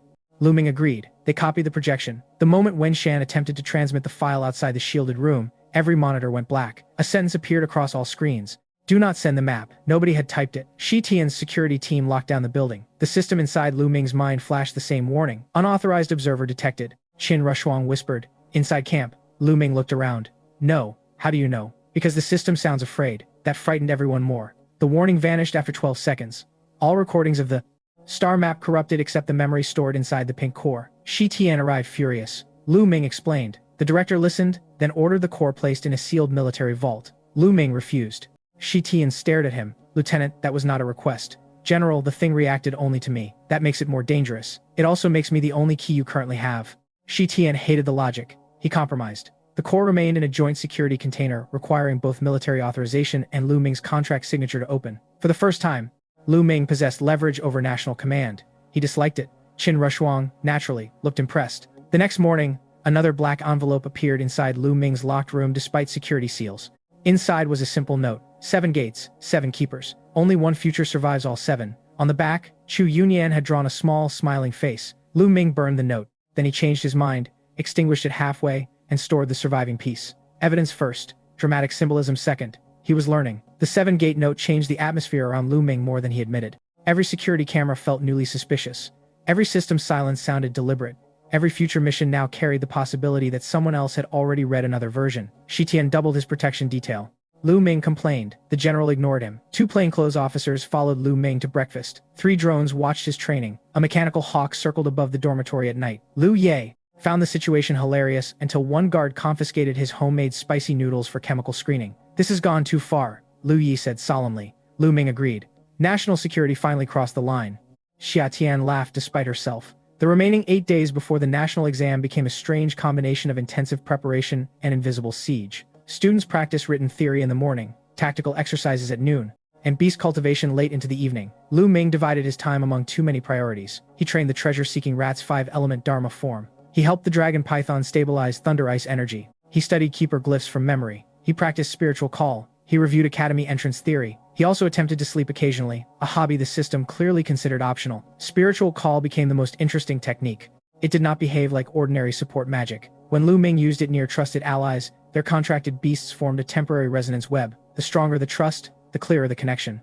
Xia Tian's lotus responded immediately. Lu Ye's poison beast followed almost as easily. Fang's hippo resisted for several seconds, then connected with enough force to give Lu Ming a headache. Qin's ice metal beast responded only after she verbally approved the connection. Hu's lynx demanded snacks first. Your cat has legal counsel, Lu Ming said. Hu looked proud. Family culture. Yi Chuyu's stormhawk was different. When spiritual call touched it, the hawk did not merely connect. It examined him. Lu Ming felt a powerful intelligence sweep across the network, cautious and protective. Then the hawk accepted. Yi Chuyu looked surprised. She rarely links with other beastmasters. Maybe she likes me. Yi stepped closer. Do not become arrogant because my bird tolerated you. That sentence sounds familiar. She smiled. Xia Tian, training nearby, watched the exchange. The coherent dollars. The lotus tightened around a practice dummy until wood creaked. Fang saw it and grinned. Your healer is jealous. Lu Ming whispered. I enjoy living. I did not say it loudly. You said it loud enough for every organism with ears. Xia Tian looked over. Fang waved innocently. Lu Ming considered transferring schools before remembering the national exam was in 1 week. Qin Rushuang added another complication when she arrived with formal clothing from her family's tailor. You need this for the academy recommendation dinner. I own a suit. You own fabric shaped like regret. It was discounted. That is visible. She held up a dark-fitted jacket. Lu Ming examined it. How much? Gift. No. Then loan. Still suspicious. Consider it brand placement. That is somehow worse. Qin stepped forward and adjusted the collar against his shoulders. The fit was perfect. Lu Ming looked down at her. She looked up. For 1 second, the usual negotiation disappeared. Then Fang walked into the room. Oh. Qin stepped back calmly. Fang looked at Lu Ming. New sponsor? Clothing emergency. Sure. Xia Tian entered behind Fang carrying medical charts. She stopped. Lu Ming closed his eyes. No. Xia Tian blinked. No what? Whatever question is forming. I was going to say the jacket looks good. Oh. Qin smiled faintly. Fang laughed. Lu Ming learned another survival lesson. Anticipatory defense created attacks that had not existed. The Academy recommendation dinner brought military officers, researchers, wealthy families, and university representatives into the camp's formal hall. Lu Ming would have preferred another condemned prisoner exercise. At least prisoners announced hostility clearly. Adults at formal dinners hid weapons inside compliments. Several representatives offered scholarships. One family proposed exclusive resource sponsorship. Another research institute wanted access to Lu Ming's evolution findings. He declined politely. Qin Rushuang stood nearby and quietly corrected one representative's valuation numbers. The man left offended. Lu Ming looked at her. "You just lost me a deal. It was a bad deal." "I know. Then thank me." "Thank you. Better." Yi Chu-yu arrived in a black formal uniform instead of combat gear. Lu Ming barely recognized her without weapons attached. She noticed his stare. "Problem?" "No. You are staring." "I was confirming identity." "Liar. You look different. Better or worse?" The question was a trap. Lu Ming had become experienced. Dangerous in a different budget category. Yi laughed. "Acceptable." Xia Tian arrived moments later wearing a pale blue dress under a light academy jacket. Lu Ming's prepared defenses failed completely. She looked at him. He forgot to say anything. Xia Tian smiled. "System crash?" He recovered. "Temporary network outage." "Good." She looped one arm through his before he could analyze why. "Come on. Director Shi Tian wants us near the main table." Lu Ming followed. Across the hall, Qin Rushuang noticed. Fang noticed Qin noticing. Yi Chu-yu noticed all three and decided adults could enjoy being childish too. Ho Fangji arrived late, looked around and whispered to Lu Ye. "This table is going to explode before any terrorist arrives." Lu Ye nodded. "I brought dessert for the bunker." The dinner remained peaceful for almost 40 minutes. Then the lights flickered. Lu Ming's system flashed a warning. Observer intrusion detected. Keeper core compromised. He stood instantly. Shi Tian noticed from across the hall. Security alarms activated 1 second later. The vault holding the pink crystal-born core was under attack. Military officers began moving guests toward reinforced shelters. Lu Ming looked at Xia Tian. "Stay with Qin." "No. Not the time." "Exactly." Fang was already removing formal shoes. Qin Rushuang opened a hidden storage bracelet and pulled out a compact energy pistol. Lu Ming stared. "You brought that to dinner?" "My father attends negotiations." "That explains too much." Yi Chu-yu summoned her storm hawk through the ceiling access corridor. Lu Yi grabbed 2 bottles from the table. Lu Ming looked at him. "Energy drinks," Lu Yi said defensively. "Good. And 1 expensive wine." "Put it back." "National emergency." "Put it back." Ho laughed while summoning his lynx. They followed Lu Ming toward the secure wing. Shi Tian intercepted them. "Students to shelter." "The core reacts to me." "I know. Then whoever attacks it expects me eventually." Shi Tian's expression hardened. "That is why you go to shelter." Lu Ming shook his head. "If they are targeting keeper authorization, hiding the key gives them time to break the lock. You are not a key." The system displayed keeper synchronization rising. Lu Ming looked at the general. "I am starting to think I might be." Shi Tian hated that answer. He gave them military escorts and ordered the others to remain behind Lu Ming. Fang immediately moved ahead anyway. Shi Tian pointed at her. "Behind." She moved beside. The general gave up. The secure wing showed no signs of forced entry. Doors remained sealed. Guards stood at checkpoints. Vault status appeared normal on monitors. Yet the system warning intensified. Lu Ming stopped. "Fake." Shi Tian looked over. "What?" "This security picture. It is too normal." Qin Rushuang checked the guard roster on a tablet. Her eyes narrowed. "One guard is scheduled off duty." The supposed guard smiled. His face cracked. Blue crystal appeared beneath human skin. Crystal-born mimic. The hallway exploded into combat. The mimic transformed into a hulking armored wolf. Yi Chu-yu's storm hawk struck with lightning before it finished changing. The false guard crashed through the wall. 2 more guards transformed. Then 5. Every checkpoint had been infiltrated. Shi Tian's face went cold. Impossible. Lu Ming understood the terrifying part. Crystalborn could copy living forms after consuming biological characteristics. If they had copied guards this perfectly, those guards were probably dead. No one joked. The group fought toward the vault. Fang's hippo blocked the corridor. Qin supplied shield cartridges. Xia Tian healed wounded soldiers. Lu Ye contaminated side passages with nerve poison calibrated for copied organic tissue. Hao's lynx hunted mimics trying to retreat. Lu Ming used spiritual call. The team network opened. Everyone's beast senses overlapped enough to expose movements beyond walls. One mimic tried attacking from a ceiling duct. Fang hit it before it emerged. Another copied a soldier's voice and called for help. The network revealed no allied contract signature. Qin shot it. Spiritual call had become more than coordination. It was authentication. People connected through trusted beasts became difficult to imitate. Lu Ming realized why a keeper might matter during interspecies infiltration wars. The vault door finally came into view. Open. That was worse than broken. Inside stood a man wearing an officer's uniform. Shi Tian recognized him. Colonel Ren. The colonel turned slowly. He was human. The eye of judgment confirmed it. No crystal-born biology. No illusion. Future memory contamination. Severe. Reversion Society affiliation. Hidden. Lu Ming stared. The colonel held the pink core. "General," he said, almost apologetically, "you were never supposed to see this stage." Shi Tian's voice became quiet. "How long?" 11 years. The answer hurt more than betrayal from a stranger. Colonel Ren had apparently served beside Shi Tian for over a decade. You joined them 11 years ago? Ren shook his head. I remembered 11 years ago. Lu Ming's skin prickled. Ren looked at him. Hello, Keeper. The system went silent. Again. Lu Ming stepped forward. What did you remember? Shi Tian said. Do not engage him. Ren smiled sadly. The end. Which end? Lu Ming asked. All of them. He raised the pink core. The vault floor lit with Keeper glyphs. Lu Ming's spiritual call, activated without permission. The core answered. A circular gate pattern spread across the room. Shi Tian shouted for everyone to retreat. Too late. Space folded inward. The vault disappeared. Lu Ming fell through darkness. He heard Xia Tian call his name, then something cold closed around his wrist. When light returned, he was standing under a violet sky. The sky above Lu Ming looked like bruised glass. 2 moons hung over a landscape of black grass and pale stone. Far away, crystal towers leaned against mountains shaped by forces no Earth geology textbook would admit responsibility for. His wrist was still being held. Xia Tian stood beside him. Her fingers were locked around his sleeves so tightly they had gone white. When she realized they had both survived the transfer, she released him slowly. Do not comment. I was not going to. You were smiling. Relief. Good answer. Fang Xiao appeared 20 feet away, half buried in black grass. She sat up immediately. Where are we? Qin Rushuang materialized beside a boulder, holding the same energy pistol she had never stopped carrying. Lu Ye and Hao Fangji arrived seconds later through separate spatial tiers. Yi Chuyu landed last with her Stormhawk, already in combat posture. Shi Tian did not appear. Neither did Colonel Ren. The pink core floated in the air between them. Lu Ming's system identified the location, Gate Echo Space. Not a complete world, a preserved environmental fragment connected to Gate 7. Temporal stability, uncertain. Exit condition, unknown. Lu Ye stared at the alien horizon.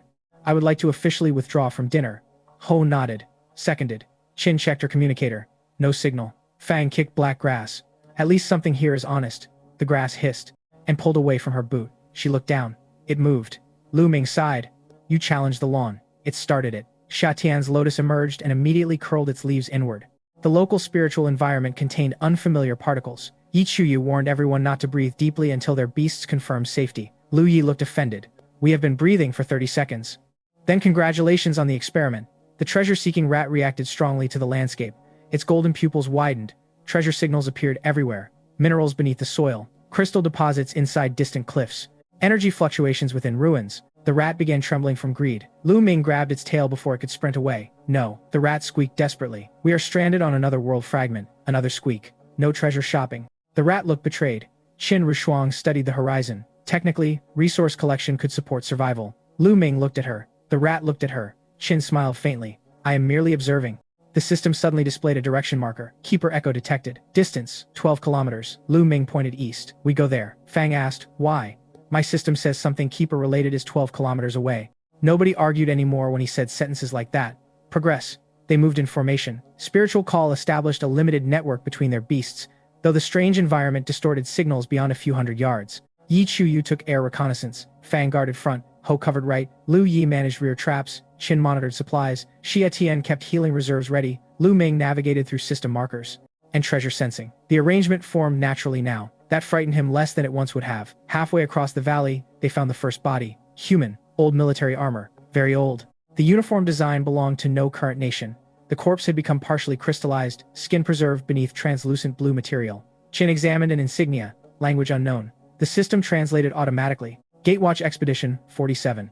Blackhounds Organization. Lu Ming searched the body and found a metal recording strip. The treasure-seeking rat activated it accidentally through magnetic resonance. A holographic voice played. Gate 7 remains unstable. Keeper candidate failed synchronization. Reversion agents escaped with memory fragments. If this record survives, do not allow the White Archive to select again. The message ended. Xia Tian looked at Lu Ming. White Archive? He shook his head. The system displayed nothing. Fang frowned. Keeper candidate failed. So Keeper is not unique? Apparently not. Qin asked the sharper question. What selects them? Lu Ming looked at the system interface. Maybe whatever gave me this. The group became silent. Then Lu Ye said, I hate when the tutorial becomes the villain. Nobody laughed much. They continued. At the edge of a crystal forest, Yi Qiu dropped from the sky. Movement ahead. How many? Lu Ming asked. Unknown. They are copying the trees. Crystal-born. The forest changed around them. Blue trunks unfolded into insect shapes. Branches became blades. Dozens of dormant crystal-born had been camouflaged as vegetation. The team formed instantly. Fang's hippo anchored the center. Qin deployed portable barriers. Lu Yi seeded poison mist between crystal roots. Hao's lynx moved through shadow. Yi Qiu's hawk took the air. Xia Tian raised the lotus. Lu Ming opened spiritual call. Their network connected. The Crystalborn attacked. The battle lasted nearly 20 minutes. These aliens were weaker than the Ten-Brain General but better adapted to the local environment. They disappeared into trees, copied plant armor, and attacked through crystal roots. Lu Ming discovered metal inside the soil and used it to create vibrating detection lines. Every disguised Crystalborn movement disturbed the grid. Hu's links hunted those signatures. Fang destroyed the exposed bodies. Lu Ye's new poison techniques slowed crystal regeneration instead of trying to kill directly. Qin rotated shields toward whichever direction Lu Ming sensed through spiritual call. Xia Tian kept everyone functioning beyond normal stamina. Yi Chuyu killed the final airborne mimic with a lightning spear. When the forest became still, Lu Ming realized nobody had needed verbal commands for the last 5 minutes. The network had become instinctive. Spiritual call level increased. Keeper synchronization rose another percentage. Lu Ming did not like the connection between those messages. They reached the marked location near sunset. A circular stone platform stood at the center of a ruined city. 7 empty arches surrounded it. Only one remained intact. Gate 7. The arch looked small compared to the enormous future gate Lu Ming had seen in visions, but the symbols were identical. At the platform center lay a black metal pedestal. The pink core floated from Lu Ming's storage space without permission. It settled onto the pedestal. The system activated. Keeper candidate recognized. Begin echo trial. Lu Ming said no immediately. The system paused. Lu Ye stared. You can refuse? Apparently. Fang nodded approvingly. Good. First intelligent thing all week. Then the gate behind them opened anyway. Colonel Ren stepped through. He was alone. His uniform had been torn across one shoulder, and blood marked his forehead. The Eye of Judgment showed extreme temporal contamination. His future memory was not a fragment. It was a flood. Ren looked at Lu Ming with exhausted relief. You made it. You opened this space. Yes. Why? To show you. Show me what? Ren looked around the ruined city. What happens when Gate 7 opens incorrectly? Lu Ming gestured at the ruins. This is one version. Qin Rushuang raised her pistol. How many versions have you seen? Ren looked at her. Enough to stop counting. Fang stepped forward. That sounds convenient. It is torture. His voice carried enough weariness to silence her briefly. Ren sat on the edge of the platform. I was 27 when I first remembered dying. Lu Ming thought of Chu Yunyan. Ren continued. The memory came through a damaged crystal-born core, recovered from Gate 7. I saw Qingshui destroyed. Then I saw another future where Qingshui survived and the nation fell. Another where the nation survived and Gate 3 opened. Another where we closed every gate and something worse arrived. From inside our own world, Shatian asked, are these real futures? I do not know. Then why trust them? I stopped trusting them years ago. Ren looked at Lu Ming. That is why I joined Reversion. Lu Ming frowned. You joined because you stopped trusting future memories? The society's original purpose was not destruction. Everyone listened. Ren explained that Reversion began as a coalition of people exposed to future echoes. They believed catastrophic outcomes could be prevented by coordinating memory holders. Over decades, the organization fractured. Some wanted to preserve one specific future. Others wanted power. Some believed gates should open. Others wanted them destroyed. Local branches became criminal networks operating under pieces of the old ideology. Clown? Fang asked. Likes hurting people. Ideology is decoration. Chu Yunyan? Lu Ming asked. Ren looked at him for a long time. Complicated. Everybody says that, because she has lived more futures than I have. Lu Ming's chest tightened. She is 18. Her body is. Silence spread. Xia Tian looked disturbed. What does that mean? Ren rubbed his face. Her memory condition is recursive. Every time certain gate events occur, fragments from another Chu Yunyan appear in the next branch. Lu Ming remembered her saying sometimes she remembered. How many? She stopped telling anyone. Does she know who the white-cloaked woman is? Ren's expression changed. You saw her. Yes. Then the archive has selected you farther than I hoped. What archive? Ren looked at the system interface only Lu Ming could see as though he somehow knew where it floated. The thing wearing the voice of your future. Lu Ming's skin went cold. You know about the middle-aged comeback system? Not that name. Chu did. She would. That is not an explanation. Ren stood. The archive adapts its interface to the host. It uses familiar logic. Missions, rewards, memories, whatever creates compliance. Lu Ming's jaw tightened. You are saying my system is manipulating me. I am saying it has an objective. What objective? Select a keeper capable of surviving convergence. The system displayed no denial. That silence felt louder than any warning. Lu Ye looked at Lu Ming. Can it hear us? Probably. Fang looked around. That is creepy. Qin asked. What happens if he becomes keeper? Ren pointed at the pedestal. He gains authority over gate networks.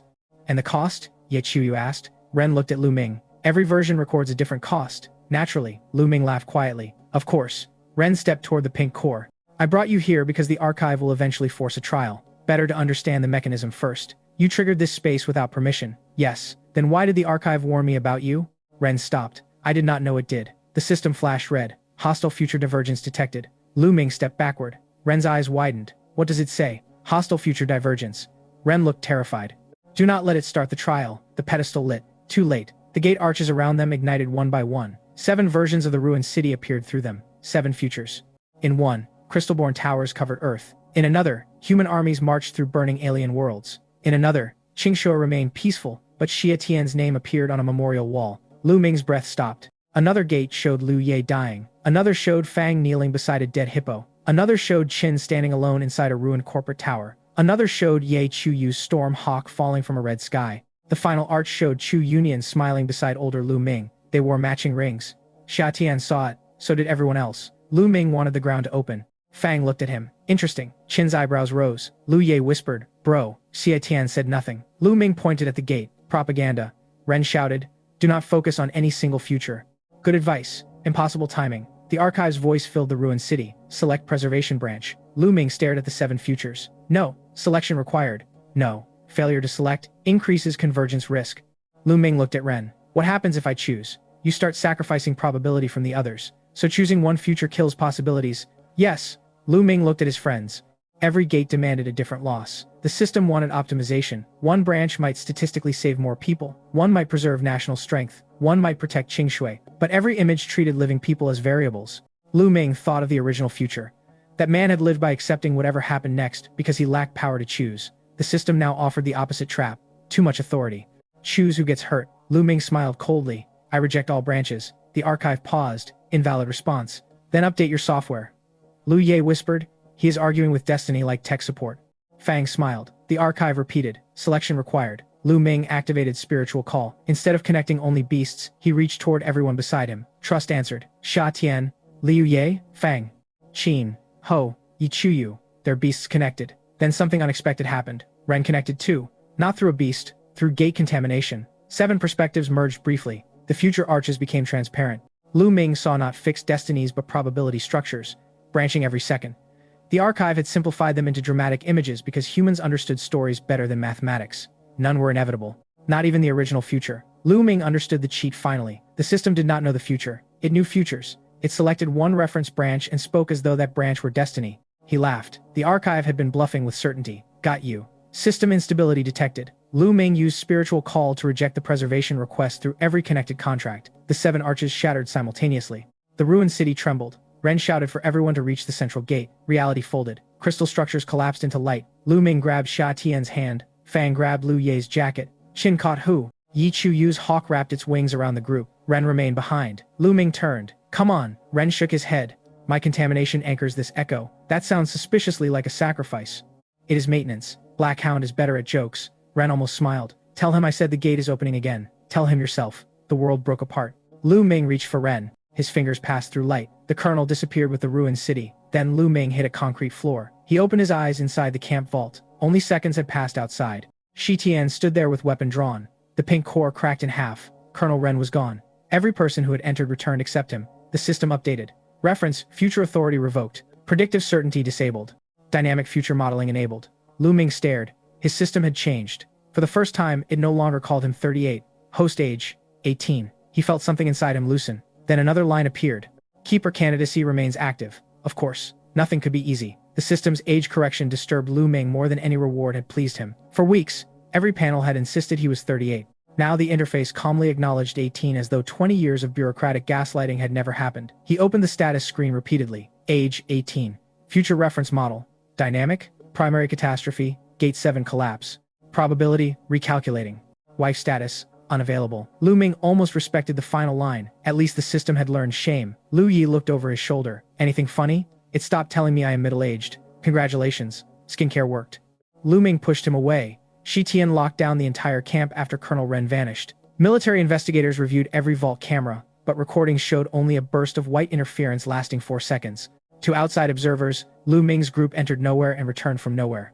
The broken pink core remained the only physical evidence. One half turned inert. The other responded faintly to spiritual call, but no longer projected the gate map. Qin Rushuang requested a research share. Shi Tian denied her. She requested again using 3 different legal arguments. He denied all 3. She respected him slightly more afterward. Black Hound received the news from inside prison transport. When Lu Ming told him Colonel Ren's final message, the altered man's face became expressionless. The gate is opening again, he repeated. You know what he meant. Yes, explain. Black Hound looked toward the armored window. Gate 7 has opened before. Lu Ming's pulse quickened. When? Not in public history. Useful. 31 years ago. Gatewatch contained a partial breach beneath Qingshui. That is before I was born. Yes. Why is nobody talking about it? Because the breach caused memory distortion across the city. Lu Ming stared. Blackhound continued. Thousands experienced dreams, false memories, impossible déjà vu. Most faded. A few did not. Ren was exposed later. Chu Union. Blackhound hesitated. Her mother. Lu Ming went still. Chu inherited something? Maybe. Gate phenomena do not respect clean scientific categories. And you? Blackhound touched the silver lines beneath his neck. I was there. You were a child. 12. The same age. Chu had first remembered dying.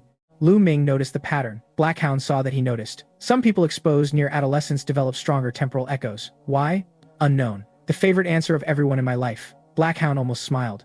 Lu Ming asked the question he had avoided. Who is the white-cloaked woman? Blackhound's expression changed immediately. You have seen her repeatedly. Yes. In different futures? Yes. Face. Never. Blackhound exhaled slowly. White archive avatar. Lu Ming's stomach tightened. Not a person. Maybe once. That answer is criminal. Appropriate source. Blackhound explained that old Gatewatch records described a white-cloaked figure appearing to keep her candidates. During high synchronization, some called her an artificial intelligence, some called her a dead keeper's memory, others believed she represented the archive itself using a human shape. Every record disagreed on her face. Lu Ming thought of the system hiding it repeatedly. Why did she speak like she knew me? Because the archive learns candidates through future branches. Then she knows every version of me. Possibly. Lu Ming disliked that more than being watched by cameras. At least cameras did not know his failed marriage decades before he had one. The national entrance exam was 5 days away. Shi Tian decided the remaining students would leave camp early under military escort. Too many hostile factions now knew Lu Ming's location. Keeping every genius inside one fortress had begun resembling an expensive hostage package. The night before departure, the camp held a simple farewell meal. No formal clothes, no wealthy families, no speeches longer than 5 minutes. Everyone preferred it. Students exchanged contact codes and academy intentions. Some chose the 4 elite civilian universities. Others still aimed for heavenly stems or earthly branches despite everything they had learned. Fang Xiaoxiao chose earthly branches. Closer combat doctrine, she explained. Everyone knew that meant more punching. Qin Rushuang chose heavenly stems because its logistics, research, and strategic departments aligned with her family's resources. Yi Chuyu already attended an elite university, but planned to apply for military exchange training after graduation. Xia Tian had not decided between the 2 top academies. Lu Ye planned to attempt both despite barely meeting the threshold. Ho Fangji announced earthly branches with great drama. His links walked away during the speech. Some traditions survived war. Lu Ming had not chosen. The system no longer gave a single future ranking. Both academies opened different probabilities. Earthly branches increased his chance of becoming a frontline commander. Heavenly stems increased research access to gate systems. Either could matter. He decided to earn both options first. The farewell meal became louder as evening continued. Lu Ye organized a card game. Hu cheated badly. Qin caught him immediately. Fang threatened to solve disputes physically. Xia Tian prohibited violence near food. Yi Chuyu appeared late and somehow won 3 rounds, despite claiming she did not know the rules. Lu Ming accused her of lying. She called it tactical learning. For 1 hour, nobody discussed gates, systems, aliens, or assassins. Lu Ming treasured the normality because he finally understood how rare it was. Later, he walked outside alone. The camp lights painted the concrete in quiet yellow squares. Xia Tian followed. You always leave parties early. I was there for an hour. That is early. I am socially efficient. That is not a real thing. She stood beside him at the railing. For a while, they watched mechanical beasts patrol the perimeter. Then Xia Tian asked, does the system still say anything about us? Lu Ming looked at her. Wife status unavailable. She laughed softly. It actually says that? Yes. Maybe it learned boundaries. Impossible. She rested her arms on the railing. If there are many futures, then we do not have to become whatever it predicted. No. Does that bother you? Lu Ming considered. The old wife label had embarrassed him. Losing it should have relieved him completely. Instead, a small part of him missed the strange certainty. It means choice matters more, he said. Xia Tian looked at him. That sounds better. It is scarier. Also true. She smiled. Then, very deliberately, she slipped her hand into his. Lu Ming looked down. Xia Tian faced forward as if nothing had happened. No system required, she said. His chest tightened. He held her hand back. For once, the system stayed silent. That felt right. The next morning, Xia Tian pretended nothing unusual had happened. Lu Ming respected the tactical retreat. Fang noticed anyway. How was the railing? She asked him at breakfast. What? Nice weather? Lu Ming stared. Fang smiled. Xia Tian threw a napkin at her. Qin looked between them and quietly drank tea. Lu Ye whispered to Ho, development. Ho nodded like a sports commentator. Lu Ming considered abandoning all friends. Military convoy departure began at 9. 3 armored transports carried students toward the regional rail station. Shi Tian rode in the command vehicle. Yi Chuyu joined the escort. Lu Ming's team occupied the middle transport. Security routes changed every 20 minutes. Drones scanned roads ahead. Mechanical beasts patrolled nearby rooftops. Nobody expected a direct attack. That assumption lasted 37 minutes. The first explosion occurred beneath the lead transport. The road lifted. A mechanical beast flipped sideways. The command vehicle swerved. Lu Ming's system flashed. Reversion assault. Multiple future memory holders detected. Capture priority, keeper. Down. Lu Ming shouted. The transport wall exploded inward. Fang's hippo materialized inside the vehicle just enough to block fragments with reinforced hide. Qin threw shield discs toward the breach. Xia Tian activated healing barriers. Lu Ye released poison mist outside. Before attackers could approach, Hao's links vanished through shadow. The team moved before soldiers finished issuing orders. Training had worked. Lu Ming activated spiritual call. Military beasts nearby did not connect automatically. He pushed the technique wider. Several responded. Then dozens. For one moment, he felt an entire convoy's contracted network. The sensation nearly overwhelmed him. He reduced scope immediately. Attackers on rooftops left. 2 underground. Shi Tian's voice came through radio. How do you know? Borrowed senses. That is not standard. Nothing this month is standard. The general accepted that. Reversion Society agents attacked from 3 directions. Some used corrupted beasts. Others deployed copied crystal-born tissue fused into armor. 2 displayed future contamination signatures similar to Colonel Ren. They moved with disturbing prediction ability. One dodged Fang before she attacked. Another avoided Qin's shot before the trigger moved. Future memory combat. Lu Ming understood the weakness immediately. They predicted likely actions from remembered branches. So the team needed to become unlikely. Randomize.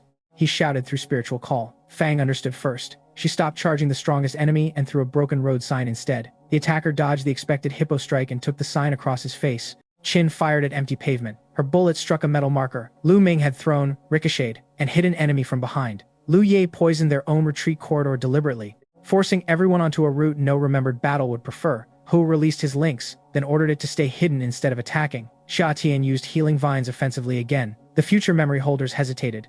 Lu Ming laughed. You people memorized the walkthrough. One attacker glared. We changed the game. The treasure-seeking rat's metal swarm rose. Battle spread along the highway. Shi Tian's mechanical beasts exchanged artillery with corrupted creatures. Students from other transports joined defensive formations. Yi Chu Yu's Stormhawk controlled the air. Lu Ming's group fought around the damaged middle vehicle. Then, a familiar playing card landed at his feet. Clown. Lu Ming looked toward an overturned truck. The painted man sat on top, applauding. Look at you, Clown said. All grown up in 2 weeks. Lu Ming sighed. You again.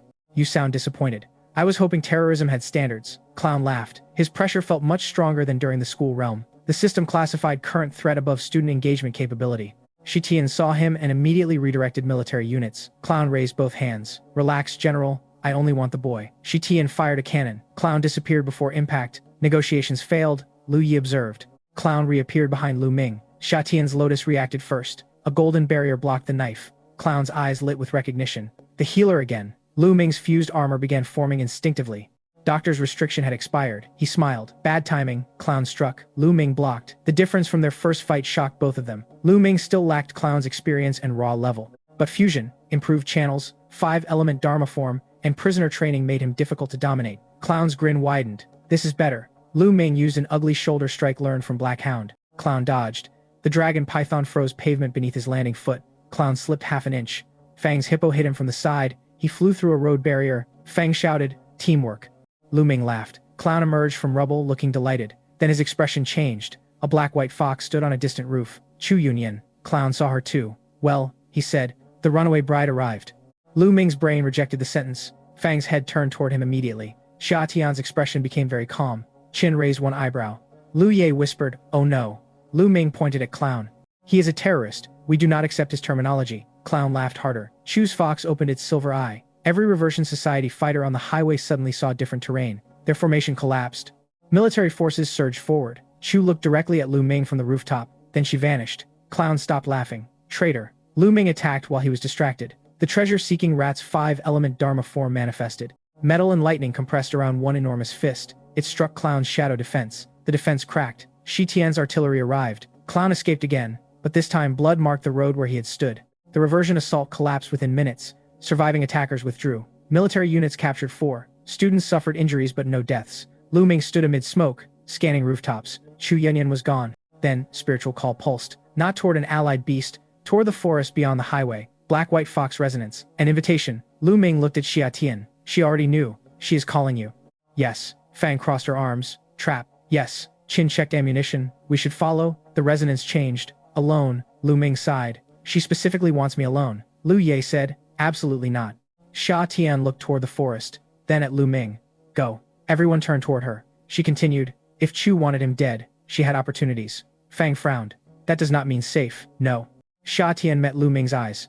But he needs answers. Lu Ming felt a strange gratitude. You trust me? Yes. That seems irresponsible, probably. She smiled faintly. Come back. He nodded. Shi Tian would object.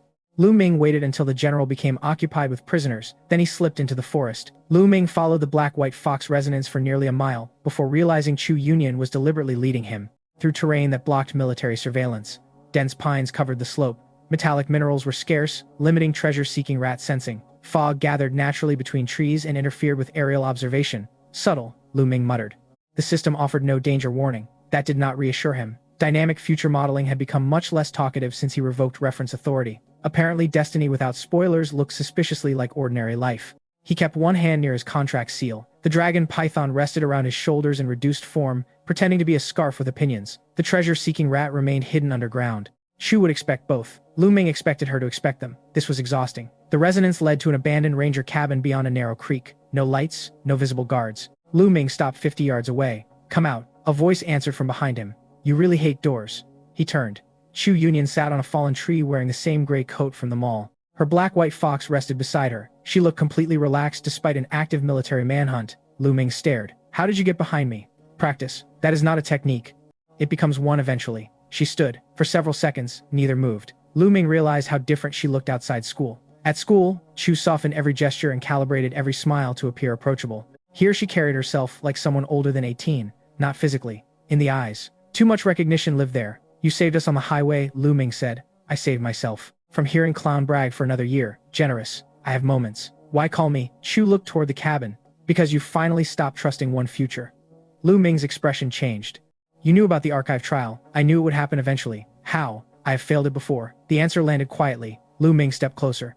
You were a keeper candidate? Not exactly. Everybody loves that phrase. Chu smiled. I was attached to one. Who? She looked directly at him. Lu Ming's stomach tightened. No. I did not say anything. You did not need to. Chu laughed softly. Then sadness crossed her face again. You assume future memory works like watching a movie. It does not? Sometimes. More often it feels like waking from a life you genuinely lived. She touched her chest. You remember friendships your current friends never made. Graves for people standing alive in front of you. Love for people who hate you now. Lu Ming thought of his 38-year-old future. Those memories had arrived with emotional weight, but he still recognized them as system projections. Chu's experience sounded worse. How many lives? I stopped counting after the 5th coherent branch. 5th, fragments are more numerous. Lu Ming stared at the 18-year-old girl before him. No wonder her behavior sometimes felt older. You remember marrying me. Direct attack. Chu actually choked on a laugh. You really went there first.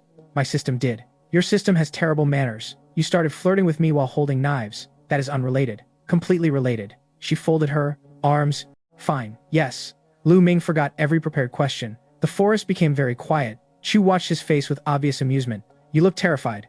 I have been more comfortable facing aliens. Rude. You are an international criminal. Domestic currently. That correction is not helping. Chu stepped closer. In one branch we married. One coherent branch. What happened? Her smile faded. You died. Lu Ming exhaled. Consistent theme. So did I. Less funny. No. She looked past him toward the trees. Xia Tian died before either of us in that branch. Lu Ming went still. Fang, alive longer. Lu Ye? Depends where you count the branch starting. Qin, Ye Chu Yu? Chu raised one hand. This is exactly the trap. What? Trying to audit one future like it is a fixed record. Lu Ming stopped asking. Chu nodded. Good. She walked toward the cabin. He followed but remained outside the door. Chu looked back. Still hate doors. I hate enclosed spaces controlled by women with illusion foxes. That is oddly specific. Experience. She sat on the porch instead. Lu Ming remained standing. You can sit. I am comfortable. You are suspicious. Yes. I find that attractive. Lu Ming looked at the sky. Please return to threatening me. It is simpler. Chu laughed. Then she became serious. The Reversion Society is splitting. How many factions? 4 major ones in this region. She counted on her fingers. Preservation wants to force one remembered future into reality. Ascension wants gates opened because they believe humanity evolves fastest under invasion. Commerce sells future intelligence to governments and families. Clown's faction barely qualifies as ideology. They use the society as permission to do whatever entertains them. And you? Survival. That is not a faction. It is mine. Lu Ming believed her. Why were you Qingshui branch director in the system's original future? Because becoming director gave me enough control to delay Gate 7. You were helping. Sometimes. Again with sometimes. Because sometimes I also caused events that killed people. Lu Ming's jaw tightened. Chu did not look away. If you want me to be secretly innocent, stop now. I did not. Good. I have done terrible things in remembered branches in this one. Why? To prevent worse outcomes. That phrase excuses everything. Yes. Her immediate agreement surprised him. That is why you should not trust me automatically. Lu Ming studied her. Yet you want me to trust what you say now. No. I want you to verify it. Better answer. Chu reached inside her coat. Lu Ming's body tensed. She slowly removed a small data key. No knife. Personal growth. She tossed it toward him. The treasure-seeking rat's metal control caught it before his hand did. Chu smiled. Still suspicious. Extremely. The data key contained Reversion Society operation schedules, safe house locations, funding routes, and partial lists of memory holders. If genuine, it could dismantle the Qingshui branch. If I give this to Shi Tian, your people die. Some, and you become a traitor officially. I crossed that line yesterday. Why? Chu looked at him. Because the archive changed. What does that have to do with you? In every branch I remember clearly, you accepted reference authority eventually. Lu Ming's skin prickled. I did not. Exactly. She smiled slightly. You did something new. So, for the first time, I have no memory of what happens next. Lu Ming understood. She was free too. Terrified perhaps, but free. Chu looked toward the fog. Do you know how frightening uncertainty becomes after living with memories? Yes. She looked back at him. Of course you do. For the first time, they shared something without hostility. Then Chu ruined it intentionally. So, about being married. Lu Ming sighed. There it is. You were surprisingly domestic. I do not want details. You cooked. Stop. Badly. That sounds more believable. You burned rice. Impossible. You blamed the stove. Reasonable. Chu laughed. Lu Ming realized she was using humor for the same reason he did. Fear became easier when made ridiculous. Did we love each other? He asked before he could reconsider. Chu stopped laughing. The question settled between them. Yes, she said finally. No teasing, no seduction, just yes. Lu Ming looked away first. That answer felt more dangerous than flirtation. Chu continued quietly.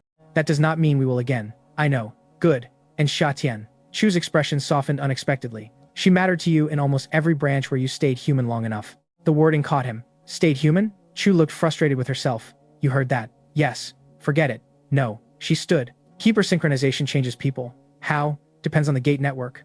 Physically? Sometimes. Mentally? Always. What happened to me? Chu's eyes darkened. In one future, every beast connected to spiritual call became part of your perception permanently. Lu Ming imagined thousands of minds. Millions. His stomach turned. You stopped sleeping because something somewhere was always afraid. He said nothing. You stopped distinguishing your own memories cleanly. Did I become dangerous? Yes. To you, to everyone. That answer mattered. Lu Ming clenched his hand around the data key. Then, why help me become keeper? I am not. You know gate information. I am helping you survive being selected. Different. Very.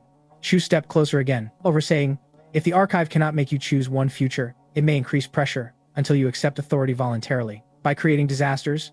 Maybe. You keep saying maybe. Because certainty is how it controls people. Lu Ming understood that better now. He looked at the data key. What does the society want from Gate 7 before the exam? Chu hesitated, then answered, a fragment beneath Qingshui First High School. Lu Ming stared. My school? The original awakening field sits above an old gatewatch seal. The beginning of everything. He remembered the system first activating there. Coincidence? No. Did the system choose me because I was standing there? Maybe partly. Who else was exposed? Everyone on the field. Lu Ming felt cold. Xia Tian, Lu Ye, Chu Yunyan, Gu Changsheng, hundreds of students. Why me? Chu looked at him. That is one of the questions I came to answer. Finally, Lu Ming waited. Chu touched 2 fingers to his chest directly above the contract mark. The contact was light. He almost stepped back but did not. Your first beast. The metallic rat? Yes. What about him? He was born in a nest beneath the school. Lu Ming froze. The rat was exposed to Gate 7 before you contracted him. He thought of its unusual evolution routes, its treasure senses, its compatibility with keeper glyphs, its immediate reaction to spiritual call. The system did not choose only me. Chu nodded. It may have chosen the bond between you. The treasure-seeking rat emerged from the ground slowly, its golden eyes fixed on Chu. She smiled at it. Hello again. Lu Ming noticed the wording. Again. Chu reached toward the rat. It sniffed her fingers. Then, to Lu Ming's shock, it allowed her to touch its head. The rat disliked almost everyone touching it without food. You knew him in another branch. Many. What happened? Chu's hand stopped. He always stayed with you. Lu Ming remembered the original future. The dying beast in ruins. His throat tightened. Always? Almost. The rat squeaked softly. Lu Ming crouched and rested one hand against its armor. No matter how many futures changed, that bond remained unusually stable. Maybe that was why the archive selected it. Maybe that was why it selected him. Or maybe loyalty itself created the connection. He did not know. For once he could tolerate not knowing. Chu stepped back. You should return before Sha Tian sends the army. She might. She definitely will. You sound familiar with her. Chu's expression became complicated. I knew versions of her. Friends? Sometimes. Enemies? Once. Lu Ming decided not to ask. Chu smiled. Smart. He pocketed the data key. One last question. Dangerous phrase. The white-cloaked woman. Archive avatar? Is that all she is? Chu went very still. No. What else? I cannot tell you yet. Lu Ming groaned. I hate you. That has also happened before. She turned toward the forest. Go back. You called me here. I know. You still have something inside your coat you never showed me. Chu stopped walking. Lu Ming remembered them all. She had been holding something before the shooting began. Her hand moved slowly toward the inner pocket. Then she reconsidered. Not today.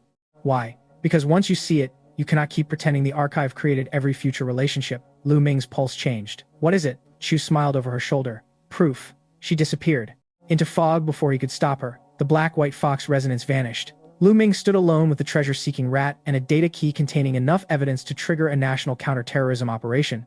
Women, he muttered. The rat squeaked. Do not judge me. Another squeak. You literally eat furniture. The rat seemed offended. Lu Ming returned to the highway. Xia Tian was waiting with arms crossed. Fang stood beside her. Qin was behind them. Lu Ye and Ho had wisely positioned themselves several feet farther away. Lu Ming stopped. This looks like an intervention. Xia Tian said. Did she hurt you? No. Fang asked. Did you fight? No. Qin asked. Did she provide intelligence? Yes. Xia Tian's eyes narrowed slightly. Did she flirt? Lu Ming considered the truth. Yes. Lu Yi turned away to hide laughter. Fang looked delighted. Qin looked unsurprised. Xia Tian sighed. At least you answered honestly. I am learning. He handed Shi Tian the data key. Within 20 minutes, military intelligence verified enough information to trigger simultaneous raids across Qingshui and neighboring regions.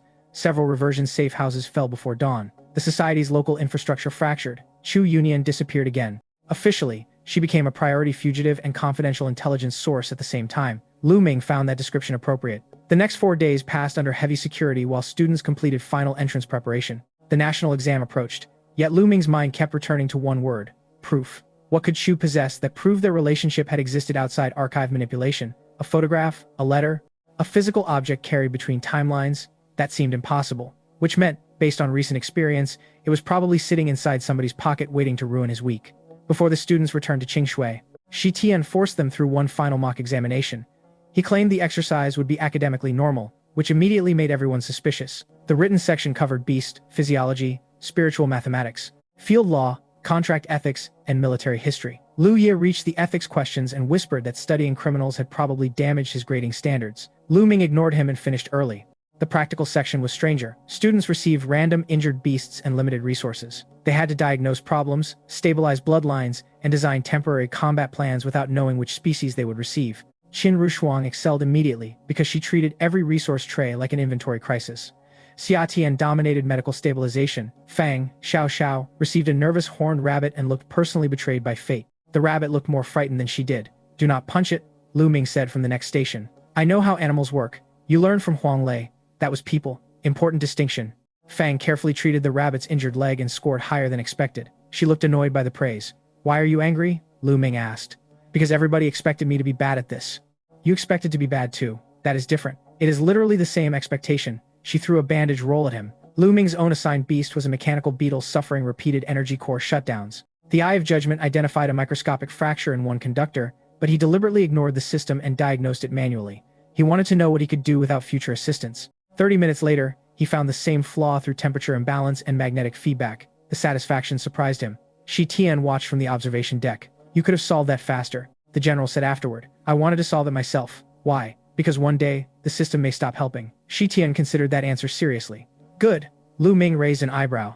That is all? What do you want? A medal. You gave me one last week. Shi Tian walked away. The mock combat section used restricted beasts controlled by military instructors. Students were separated from their regular teams and forced to command unfamiliar classmates. Lu Ming received 4 students he barely knew. One resented his reputation. One panicked under pressure. One possessed a powerful beast, but terrible listening habits. The 4th was competent and deeply tired of the other 3. Lu Ming loved the assignment. It prevented spiritual call from solving everything automatically because trust resonance remained weak. He had to communicate with ordinary words again. The first simulation ended badly. His strongest, temporary teammate ignored a retreat order and chased an enemy beast into a canyon trap. The entire group failed. Lu Ming accepted responsibility. The angry teammate expected an argument. Instead, Lu Ming said, I gave an order without giving you a reason to trust it. The student blinked. You disobeyed, Lu Ming continued, but I planned as if obedience was guaranteed. That part is mine. Their second attempt went differently. Lu Ming explained intentions rather than shouting instructions. He gave each teammate a specific responsibility matching their strengths. When the powerful student wanted to chase, Lu Ming asked him to protect the weaker member instead. Responsibility changed his behavior faster than criticism had. They passed. Shi Tian scored Lu Ming lower than expected. Fang saw the score and became angry on his behalf. Lu Ming did not. Why only 82? She demanded. Shi Tian answered. Because he relies on talented people too comfortably. Fang looked confused. That sounds backward. He needs to command frightened people, stubborn people, weak people, injured people, and people who dislike him. Lu Ming understood. The future battlefield would not provide ideal teammates. He wrote the criticism down. That evening, Black Hound was transferred back to military prison. Lu Ming met him at the armored transport. Before departure, the man wore a replacement mask and ordinary suppression chains. You passed training, Black Hound said. Barely. Good. You really hate confidence. I hate confidence unsupported by scars. Lu Ming looked at the sealed transport. You could help gatewatch outside prison. Black Hound laughed. You think classified crimes disappear because I taught you something useful? No. Then stop trying to rescue everyone. Lu Ming remembered Chu's warning about his future keeper self. Black Hound noticed the silence. Someone already told you. Yes. Listen to them. That might be the first time anyone recommended listening to Chu Yunyan. Black Hound went quiet. Then he said, she carries more dead people than you know. Lu Ming frowned. What does that mean? Future memories are grief without funerals. The phrase stayed with him. Black Hound climbed into the transport. Before the door closed, he added, if you meet the white woman clearly, do not answer the first question she asks. Lu Ming stepped closer. What question? Black Hound's mask turned toward him. If I knew which version she would use, I would tell you.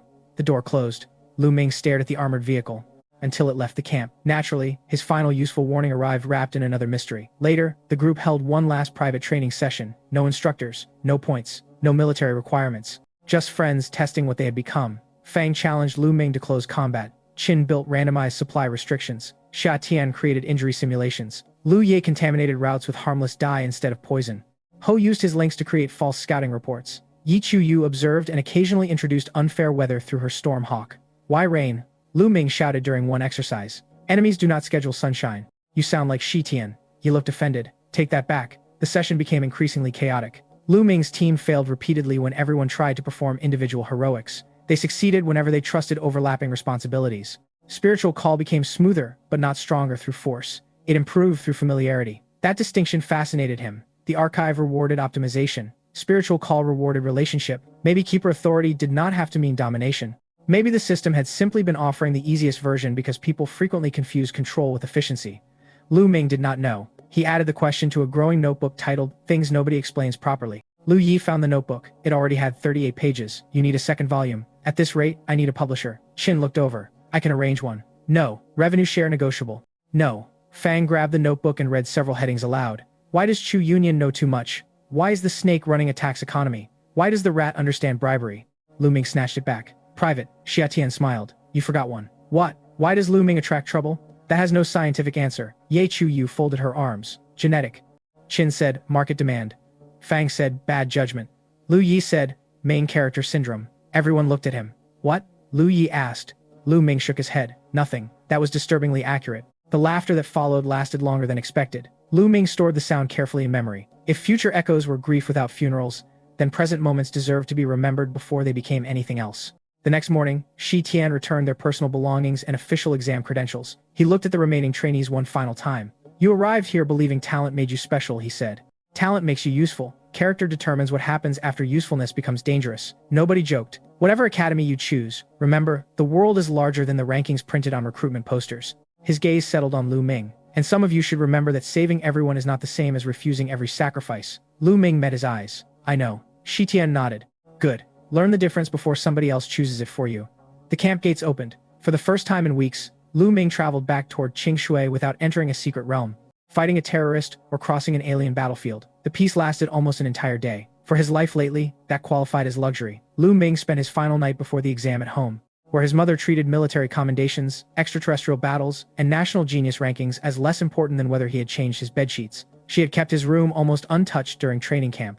The old desk remained beneath the window, though the wall still carried a repaired section from the treasure-seeking rat's first disastrous evolution. His mother tapped the patch. You still owe me for that. Lu Ming looked at the rat. He did it. The rat immediately looked away. Shared household liability, his mother said. Lu Ming sighed. I have negotiated with billionaires who were easier. That is because billionaires cannot ground you. He had no answer to that. Dinner was simple. His mother asked almost nothing about classified operations, partly because Lu Ming could not answer, and partly because she understood fear without needing details. She only noticed the new scars on his hands. You're choosing this, she asked quietly. Lu Ming knew what she meant. Not the exam, not one academy, the entire dangerous path opening around him. I think danger already chose where we live, he said. I am choosing whether I understand it. Before it reaches home. His mother watched him for a long moment, then she placed another piece of chicken in his bowl. Fine, understand it after eating. Lu Ming laughed. Later, while packing, he found an old photograph from middle school. Xia Tian stood beside him, holding 2 popsicles while Lu Ye made rabbit ears behind both their heads. No prophecy. No uniforms, no gates. Lu Ming placed the photograph inside his storage case beside the impossible future picture from Chu Union. 2 images, separated by decades that might never happen, now traveled together. The contrast steadied him. Future memories could warn him, present memories could remind him why warnings mattered. Before sleeping, he checked the system once. No mission appeared. He whispered, "Tomorrow, please act normal." The system remained silent. From beneath the bed, the treasure-seeking rat chewed something metallic. Lu Ming closed his eyes. "I was talking to both of you." Outside his window, Qing Shui glowed. With apartment lights, late buses, convenience stores, and people arguing over parking spaces, Lu Ming watched the city for a minute longer. Saving it no longer meant protecting buildings on a map. It meant preserving countless boring evenings nobody would ever celebrate, which suddenly seemed like the most valuable treasure he had found. The national entrance examination did not begin at a distant academy or military fortress. It began where Lu Ming's second life had effectively started, Qingshui First High School. Students returned beneath banners, cameras, anxious parents, and teachers, pretending security vehicles were normal educational decoration. Lu Ming stood outside the main gate and felt a strange sense of repetition. Weeks earlier, he had entered as a senior afraid a junk-grade metallic rat had ruined his future. Now the rat beside him carried a 5-element battle avatar, military-grade storage space, and enough combat history to make the school insurance office nervous. His own uniform carried a provisional officer insignia. His system finally admitted his real age. Nothing about the morning felt ordinary. His mother solved that problem by hugging him in front of everyone. "Eat properly," she said. "I do." Xia Tian says you forget. Lu Ming looked toward Xia Tian. She smiled without guilt. Traitor. His mother looked delighted. Such a nice girl. The system stayed silent. Lu Ming appreciated its survival instincts. Lu Ye arrived with his parents carrying enough snacks for an emergency bunker. Ho Fangji came in a luxury vehicle and immediately complained that his father had assigned 6 bodyguards. Qin Rushuang arrived with only 2, which apparently counted as family restraint. Fang Xiaoxiao wore a simple combat jacket and looked uncomfortable around cheering students. Yi Chuyu attended as a registered mentor observer. For a brief period, the day resembled an exam instead of a military operation. Candidates entered testing halls. Written theory came first. Lu Ming found it almost relaxing. No assassins. No alien insect. No women asking about future marriages. Just questions about bloodline compatibility and resource ratios. He nearly enjoyed himself. The system ruined the calm halfway through question 83. Gate 7 fluctuation detected. Source: beneath current examination site. Unauthorized access in progress. Lu Ming's pencil stopped. He looked toward the floor. The school sat directly above an old gatewatch seal. Chu had warned him. Someone had chosen exam day to attack it. Of course. Villains love symbolism almost as much as school administrators love scheduling conflicts. Lu Ming raised his hand. The proctor frowned. Bathroom? National security. The proctor stared. Lu Ming showed his silver wolf insignia. The man's expression changed immediately. Go. Lu Ming left the hall. He contacted Shi Tian through a secure military channel. No answer. Signal interference spread through the building. The system marked the source below the original awakening field. Lu Ming ran downstairs. Xia Tian emerged from another exam hall moments later. You felt something, he asked. No. You left the room like the building was on fire. It might be worse. Of course. Fang appeared from a stairwell behind them. Then Qin. Then Lu Ye and Hao. Lu Ming stopped. Why is everyone leaving the exam? Lu Ye shrugged. You are predictable. Qin held up her phone. Security network crashed. Fang smiled.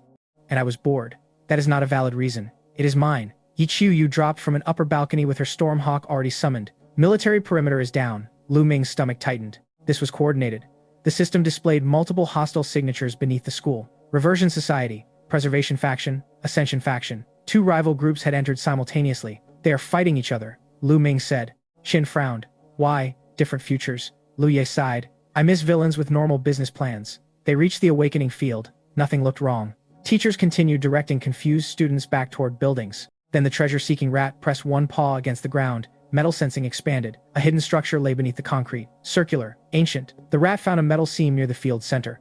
Lu Ming ordered everyone back. Metal plates lifted. A stairway appeared beneath the school. Xia Tian stared. That was under us the whole time? Yes. Hao looked offended. My tuition paid for this. No, Qin said. Probably taxes. Worse. They descended. The stairs led deep beneath modern foundations into stone corridors older than the city. Gatewatch symbols covered walls. Several had been broken recently. Blood marked the floor. The Eye of Judgment identified 2 dead Reversion Society agents from opposing factions. Their contracted beasts had killed each other. Fang examined the bodies. They started fighting before reaching the target.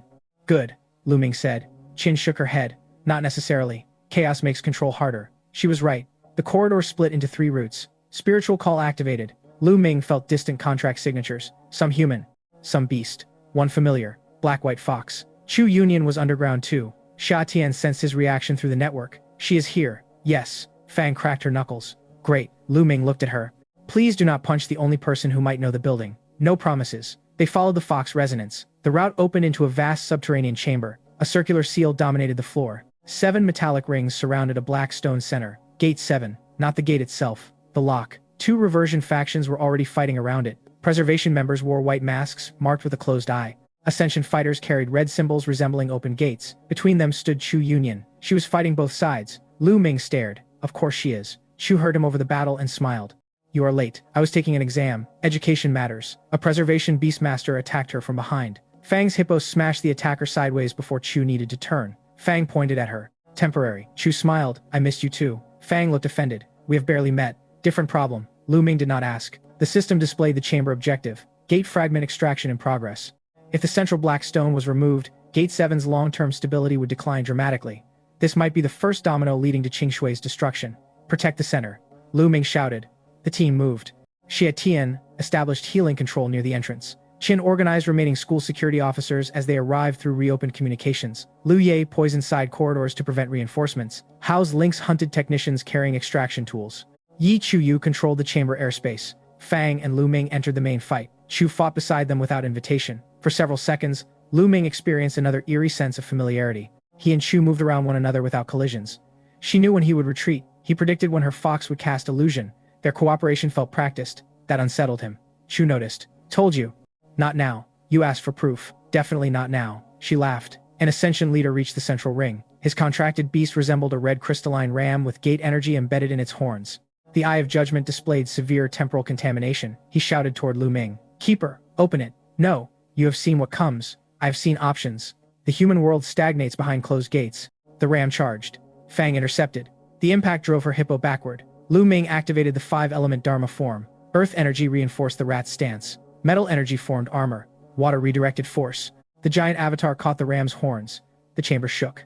Ascension fighters cheered as cracks spread across the outer seal. Lu Ming understood their plan. They did not need to extract the fragment cleanly. They only needed enough damage to begin long-term failure. Qin. I see it. She redirected security teams toward damaged ring segments and deployed emergency stabilizer rods. Xia Tian, support Qin. Golden vines spread across cracks, not to heal stone but to hold broken pieces physically in place. Lu Ye, tunnels. Already ugly. Poison smoke filled reinforcement routes. How, technicians? Lightning is on it. The blue shadow lynx finally lived up to its name without negotiating snacks. Yi, ceiling. Her storm hawk fired lightning into hanging machinery before enemies could drop explosives. Fang, she punched an attacker herself. Busy. Lu Ming smiled. Spiritual call expanded. The network connected everyone. Then Chu's fox entered the link. Lu Ming almost rejected it. The seal cracked again. No time. He allowed connection. Memory hit him. Not hers entirely. A fragment. Lu Ming saw an older Chu standing beside this same seal while Qingshui burned above. Older Lu Ming lay unconscious near her feet. She held a detonator. A voice ordered her to destroy the fragment and save the world by sacrificing the city. She refused. The memory vanished. Lu Ming nearly lost balance. Chu looked at him. You saw that? Yes. Sorry. Later. The system displayed new information because of shared memory. Preservation faction objective. Force the original Qingshui collapse branch by ensuring Gate 7 fails on schedule. Lu Ming stared. The group called Preservation wanted destruction because that future led to humanity eventually winning a larger war. They believed Qingshui's sacrifice was necessary. Ascension wanted the gate opened early to accelerate evolution. Both factions treated the city as a tool. Lu Ming's anger became cold. Neither gets it. Chu smiled without humor. Now you understand me. The Preservation leader entered the chamber. A white mask covered her face. She carried no visible beast. The Eye of Judgment labeled her future memory holder with more than 8 branch exposures. She looked at Lu Ming. You rejected reference authority. Yes, child. Frequently. You believe choice creates better futures. I believe you do not get to kill my city, because a probability model says congratulations afterward. Her head tilted. In 6 branches where Qingshui survives, humanity loses Gate 3. Then we fix Gate 3. In 4, Crystalborn reach the capital. Then we stop them. In 2, Xia Tian dies. Lu Ming's jaw tightened. The masked leader noticed. There, attachment makes you irrational. Xia Tian heard through spiritual call. Lu Ming answered without looking at her. No, attachment tells me your math contains people. The woman raised one hand. The chamber changed. Temporal illusion flooded the seal. Lu Ming saw futures again. Cities burning, friends dying, armies collapsing. The preservation leader's voice echoed through all of them. Choose the least loss. Lu Ming closed his eyes. Spiritual call remained open. He felt Xia Tian's steady determination. Fang's refusal to kneel. Qin's rapid calculations. Lu Ye's fear hidden beneath humor. Hao's newly earned caution. Yi Chuyu's protective focus. Chu's exhausted experience across remembered lives. He opened his eyes. No, the leader sounded almost sad. Again, every time. The treasure-seeking rat's dharma form changed. All 5 elemental rings aligned. The system displayed a new skill born from Lu Ming's repeated rejection of single-path optimization, adaptive cycle. Instead of maximizing one element, the rat transferred strength continuously, according to battlefield demand. Defense became speed. Speed became control. Control became force. Lu Ming attacked the temporal illusion itself. Metal fragments struck every projection anchor in the chamber simultaneously. The false futures shattered. Fang charged the preservation leader. The woman's hidden beast finally appeared. A pale moth whose wings displayed moving images of possible outcomes. Probability moth. Its dust slowed reaction by making victims perceive multiple immediate futures at once. Fang stumbled. Lu Ming connected spiritual call directly to her hippo. Shared intent cut through branching perceptions. Fang found the real path. Her fist struck the masked leader. The mask cracked. A middle-aged woman fell backward. Chu froze. You. The leader looked at her. Director Chu. You were dead. In your branch. Again. Future memory turned death into an unreliable statement. The Ascension leader used the distraction. His red crystal ram slammed into the central fragment. The black stone moved. Only an inch. The entire city above shook. Students screamed in distant buildings. Gate 7 fluctuations surged. The system warning became critical. Fragment displacement, 1.7 centimeters. Long-term collapse probability increased. Lu Ming's anger vanished beneath urgency. Everybody to the center. Factions no longer mattered. If the seal failed now, everyone underground died first. Even preservation fighters hesitated. Their plan required future collapse, not immediate, uncontrolled rupture. Chu shouted at them, "Help or your precious branch disappears." Some obeyed. Ascension fighters tried to continue damage. Fang handled them enthusiastically. Qin directed stabilizer placement. Xia Tian's lotus vines anchored the stone. Yi Chuyu's hawk supplied electrical energy to emergency mechanisms. Ho's lynx dragged broken metal braces into position. Lu Ye used poison to disable enemies without killing those still needed for labor. Lu Ming placed both hands on the fragment. Keeper synchronization surged. The black stone responded. Spiritual call expanded beyond his team. Every contracted beast inside the chamber became audible to him. Then every beast inside the school. Then farther. Hundreds of minds. Fear. Confusion. Instinct. Lu Ming gasped. Chu's warning returned. In one future, you stopped distinguishing your own mind. He reduced scope immediately. The archive pushed back. Keeper authority available. Except to stabilize Gate 7. A simple offer. Exactly the kind Chu warned about. Lu Ming refused. The fragment shifted another millimeter. System warning. Without keeper authority, manual stabilization probability 14%. Xia Tian looked at him through the network. What does it want? Authority. Cost. Unknown. Then no. Fang heard. Agreed. Qin said, 14% is not zero. Lu Ye laughed nervously. We have done dumber. Hao said, recently. Yi Chuyu's voice remained calm. Tell us what to do. Chu looked at Lu Ming. No advice. She wanted his choice to remain his. Lu Ming smiled. Manual. They began. The treasure-seeking rat entered the deepest structural channel beneath the fragment and manipulated buried metal braces. The dragon python froze unstable cracks to slow expansion. Shatian used living vines as flexible supports. Qin calculated force distribution from old gatewatch diagrams. Fang physically held a collapsing brace while her hippo anchored behind her. Lu Ye's poison beast carried repair lines into gaps too small for humans. Hao's lynx shuttled emergency materials. Yi Chuyu supplied controlled lightning to restart ancient mechanisms. Chu's fox projected illusions showing structural alignment from remembered branches. Lu Ming coordinated all through spiritual call. 14% became 21, 37, 48. The archive offered authority again. Lu Ming refused. 62. The central fragment weighed more than machinery could measure conventionally because part of it existed across multiple spatial layers. Fang screamed as a brace bent.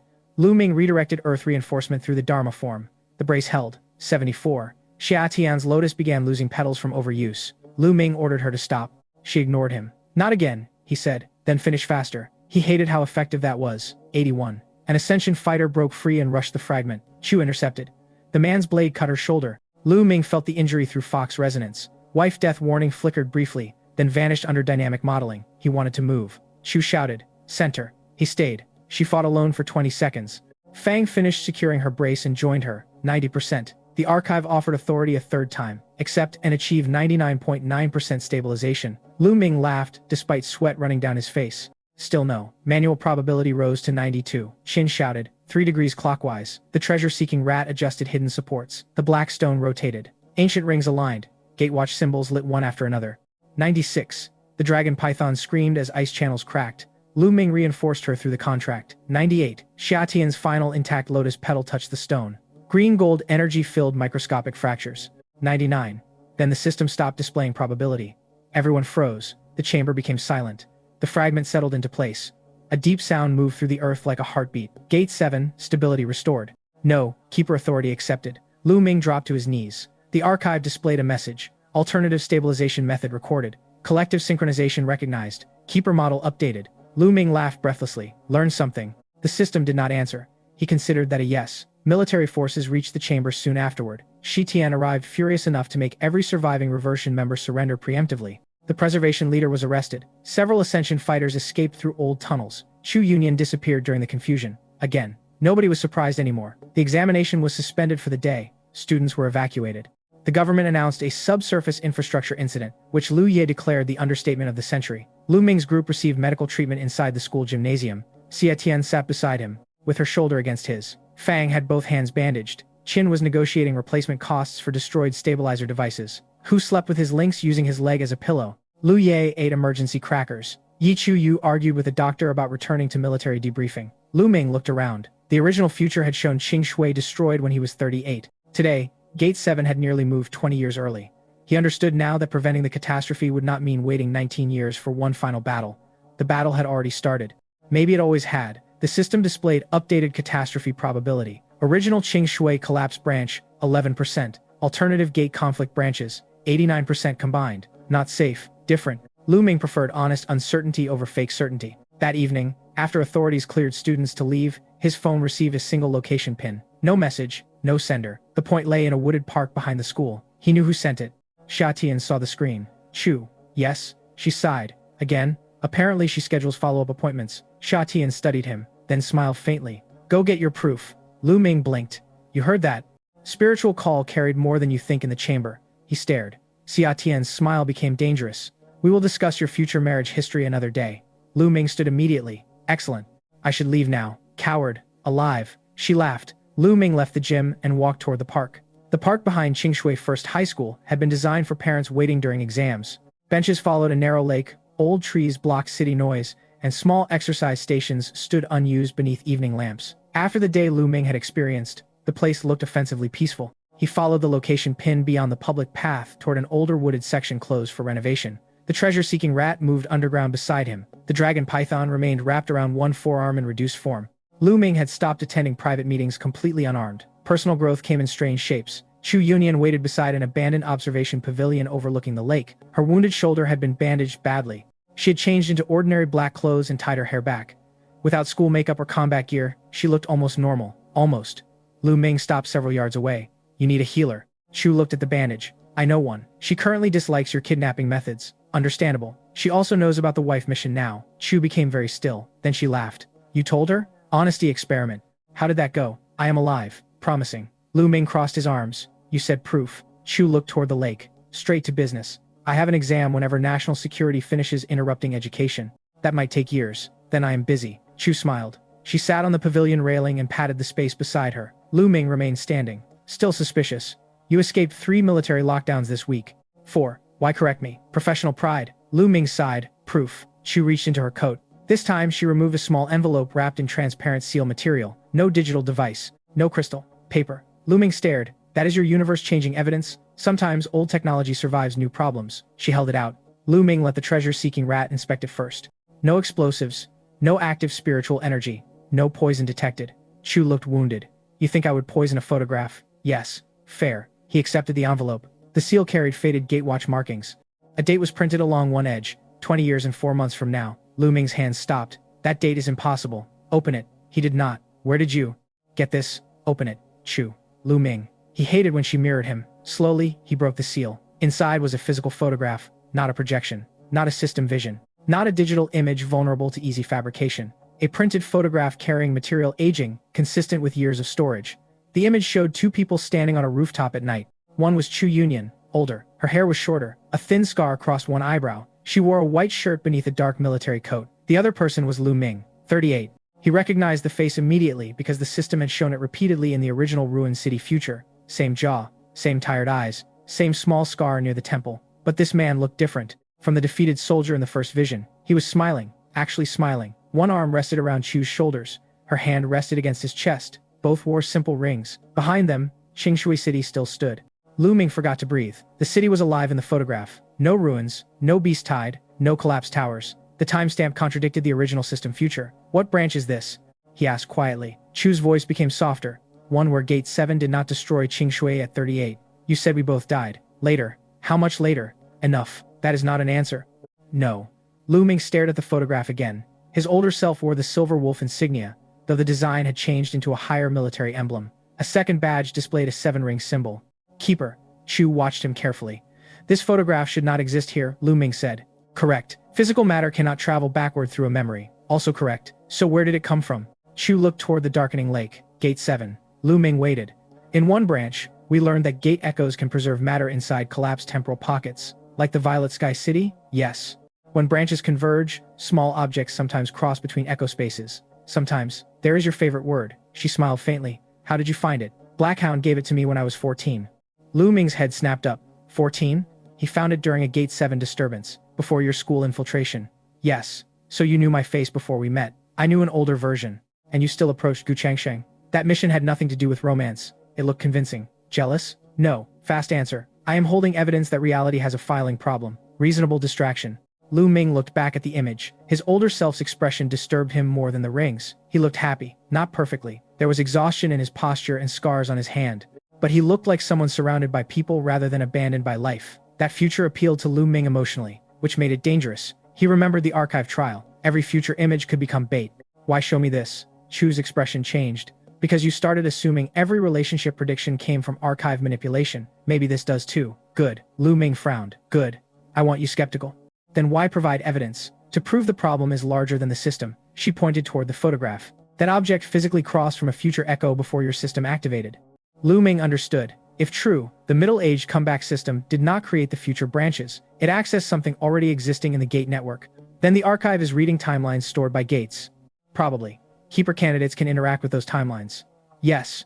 Reversion Society uses fragments from the same source. Different methods. Same ocean. Lu Ming looked at her. And your memories? Chu touched her temple. Inherited resonance, gate exposure, and something nobody understands. Comforting. Nothing about us should be comforting. He looked at the photograph again. What was future me like? Chu did not answer immediately. Annoying. Helpful. Stubborn.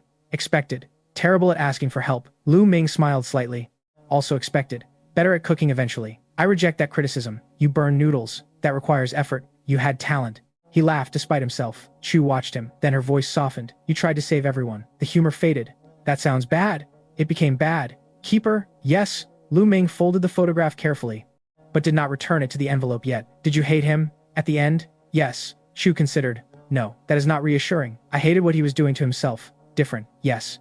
Did he listen? She laughed once. You have met yourself. Fair. Lu Ming sat on the opposite side of the pavilion railing at last. Not close, not far. The lake reflected city lights through branches. For someone who remembers being my wife, you spent a lot of time manipulating me. Chu looked at him sideways. For someone who knows I am dangerous, you keep meeting me alone. Information. Of course. Do not. Do not what? Make that face. What face? The one where you think every stupid thing I do means attraction. Chu smiled wider. I did not say anything. That makes it worse. They sat in silence for a moment. Then Chu asked, Did Sha Tian hold your hand? Lu Ming turned. How could you possibly know that? Your face.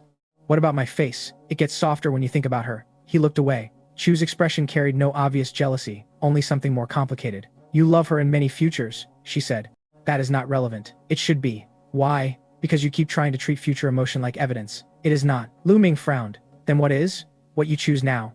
That sounded like something Sha Tian would say. Did you two rehearse? Chu laughed. We fought over you once. Lu Ming nearly dropped the photograph. In which branch? Not important. Who won? Wrong question. Extremely important question. Chu stood. Neither. That is ominous. You disappeared through Gate 2 for 8 months. Oh, when you came back, we were too relieved to continue. That is strangely wholesome. It did not stay wholesome. Stop there. She smiled. Lu Ming realized the danger of future memory from another angle. Chu possessed emotional history with him that he had never lived. She could feel affection based on experiences current Lu Ming did not share. That imbalance could become manipulation even without intention. Do you see me, he asked, or the versions you remember? Chu's smile disappeared. The question hurt. Good questions sometimes did. She looked at him carefully. At first, mostly them. And now? Now you keep doing things none of them did. Rejecting the archive. Saving Gu Changsheng. Lu Ming blinked. That mattered? In most branches, he died during the school realm. Then why did the original system show later events connected to him? Different reference branch. Right. You also trusted Lu Ye earlier. He is my friend. Future, you spent years pushing friends away after betrayal. Lu Ming looked down. And Xia Tian? You repaired that relationship before it broke. That was the first mission. Yes. Chu stepped closer to the railing. Most importantly, you rejected Keeper authority when every remembered version eventually accepted some form of it. So current me is new.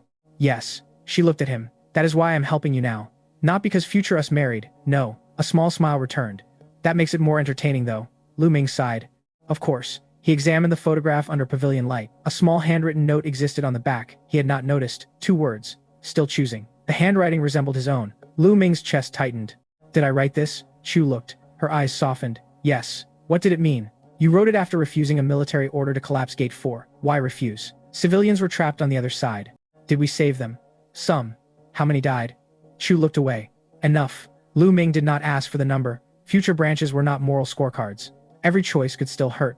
Rejecting fixed destiny did not guarantee perfect outcomes. It only kept responsibility in human hands. That truth felt less heroic and more honest. Chu held out her hand. Lu Ming looked at it. For the photo? No. Keep it. Then what? Data key. He handed her the one she had given earlier. She inserted it into a small device, added another encrypted folder, and returned it. What is this? Names of preservation agents still embedded near Qing Shui. Why not give them to Shi Tian directly? Because one name works for him. Lu Ming's expression hardened. Inside military command? Yes. Who? Verify first. I hate you. Healthy. She stepped away. Lu Ming stood too. Where are you going? To disappear. Again. I have branding. The military will keep hunting you. I know. Reversion will too. I know. You could cooperate formally. Chu laughed softly. You want to recruit me? I want fewer variables. Romantic. Stop. She moved closer suddenly. Lu Ming tensed. Chu reached past him. Her fingers brushed his jacket collar, straightening the silver wolf insignia that had shifted during the underground fight. Qin Rushuang had done something similar days earlier. Lu Ming noticed the universe lacked originality. Chu's face remained close. Future, you wore this until captain, she said. Then what? Different badge? Keeper? Eventually. Her hand dropped. Do better this time. That is the plan. Your plans are terrible. That line belongs to Xia Tian. Chu smiled. I heard her say it before. Of course you did. She turned. Lu Ming looked at the photograph one final time before sealing it inside the envelope. Chu. She stopped. What? If you remember so many futures, why did you send me notes instead of explaining everything immediately? She did not turn around. Because in 3 branches, telling you too much too early made you trust the future more than yourself. Lu Ming understood. And in others, you died before believing me. Great. Sorry. He watched her silhouette beneath the trees. One more thing. Chu sighed dramatically. You are needy. Did the Reversion Society know about the photograph? No. Blackhound? Yes. Colonel Ren? Probably. The archive? Chu finally looked back.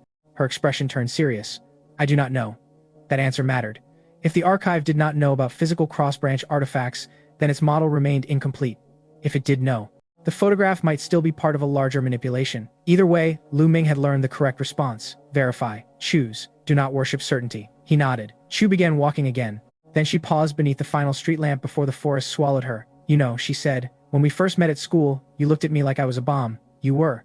Still am. Correct. And you told me you were calculating how deep to bury me. I remember. I liked you immediately. Lu Ming stared. That is psychologically concerning, I have been told. She laughed. Then disappeared into the trees. Lu Ming remained at the pavilion. The park became quiet again. He opened the envelope once more. The future photograph rested inside. 38-year-old Lu Ming. Older Chu Yunyan. Living Qingshui City. Matching rings. Still choosing. The system reacted faintly when he looked at it. Unregistered temporal artifact detected. Origin unavailable. For once, the archive did not recognize its own supposed future. Lu Ming smiled. That might be the most reassuring system message he had ever received. His phone vibrated. Xia Tian. Are you alive? Lu Ming typed. Yes. A second message arrived instantly. Xia Tian. Did she flirt? He looked toward the forest, then typed, define flirt. 3 dots appeared, then disappeared, then appeared again. Lu Ming realized he had made a tactical mistake. Xia Tian, come back. Now. He laughed. The treasure-seeking rat emerged from underground beside him. The dragon python yawned around his arm. Lu Ming started walking back toward the school. He had no fixed future anymore. No guaranteed marriage. No guaranteed academy. No guaranteed victory. He still had a beast tied to prevent. 7 gates to understand. An archive to distrust. Multiple reversion factions to dismantle. And an alien civilization calling him Keeper. He also had friends waiting in a gymnasium, a mother waiting at home, and several dangerously competent women who had developed opinions about his medical decisions, contracts, training habits, and apparently romantic future. The original 38-year-old Lu Ming had believed fate was a gun fired at him when he was young, its bullet traveling invisibly for 20 years until everything collapsed. Current Lu Ming understood something better. The gun had never disappeared. It was still in the room. But now his hand was on it too. He could move the barrel. He could warn people standing downrange. he could refuse the target somebody else selected. And when every future insisted loss was mathematically necessary, he could still ask whether the math had forgotten anyone's name. That did not make him invincible. It made him responsible. The difference mattered. Lu Ming reached the edge of the park. A final notification appeared. Dynamic model baseline established. Age, 18. Primary objective, survive the national entrance examination.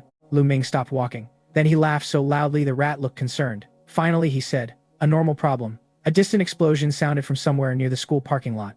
Lu Ming closed his eyes. Never mind. The dragon python squeaked. He started running. Behind him, hidden deeper in the forest, Chu Yunyan stood on a branch, watching him disappear toward the school. The black-white fox sat beside her. She removed another photograph from her coat. This one was different from the picture she had given Lu Ming. It showed the ruined Qingshui city. From the original system future, 38-year-old Lu Ming sat among rubble with a cigarette in one hand. The dying, treasure-seeking rat lay beside him. But the system vision had omitted something. Someone stood outside the frame. The physical photograph included her. Chu Yunyan, older and bleeding, stood several yards behind him, and beside her stood the white-cloaked woman. The woman's hood was down. Her face was visible. Chu stared at that face for a long time. Then she turned the photograph over. A sentence had been written on the back in Lu Ming's handwriting. Do not let me recognize her too early. Chu's smile disappeared. The fox whined softly. I know, she whispered. She slipped the second photograph back into her coat. For the first time that evening, genuine fear entered her eyes. Then Lu Ming's voice echoed faintly from the distant school grounds as he shouted at someone about explosions during exams. Chu laughed despite herself. She looked toward the city lights and murmured the question she had carried across more broken futures than she could count. You really thought you were the only one who knew the future?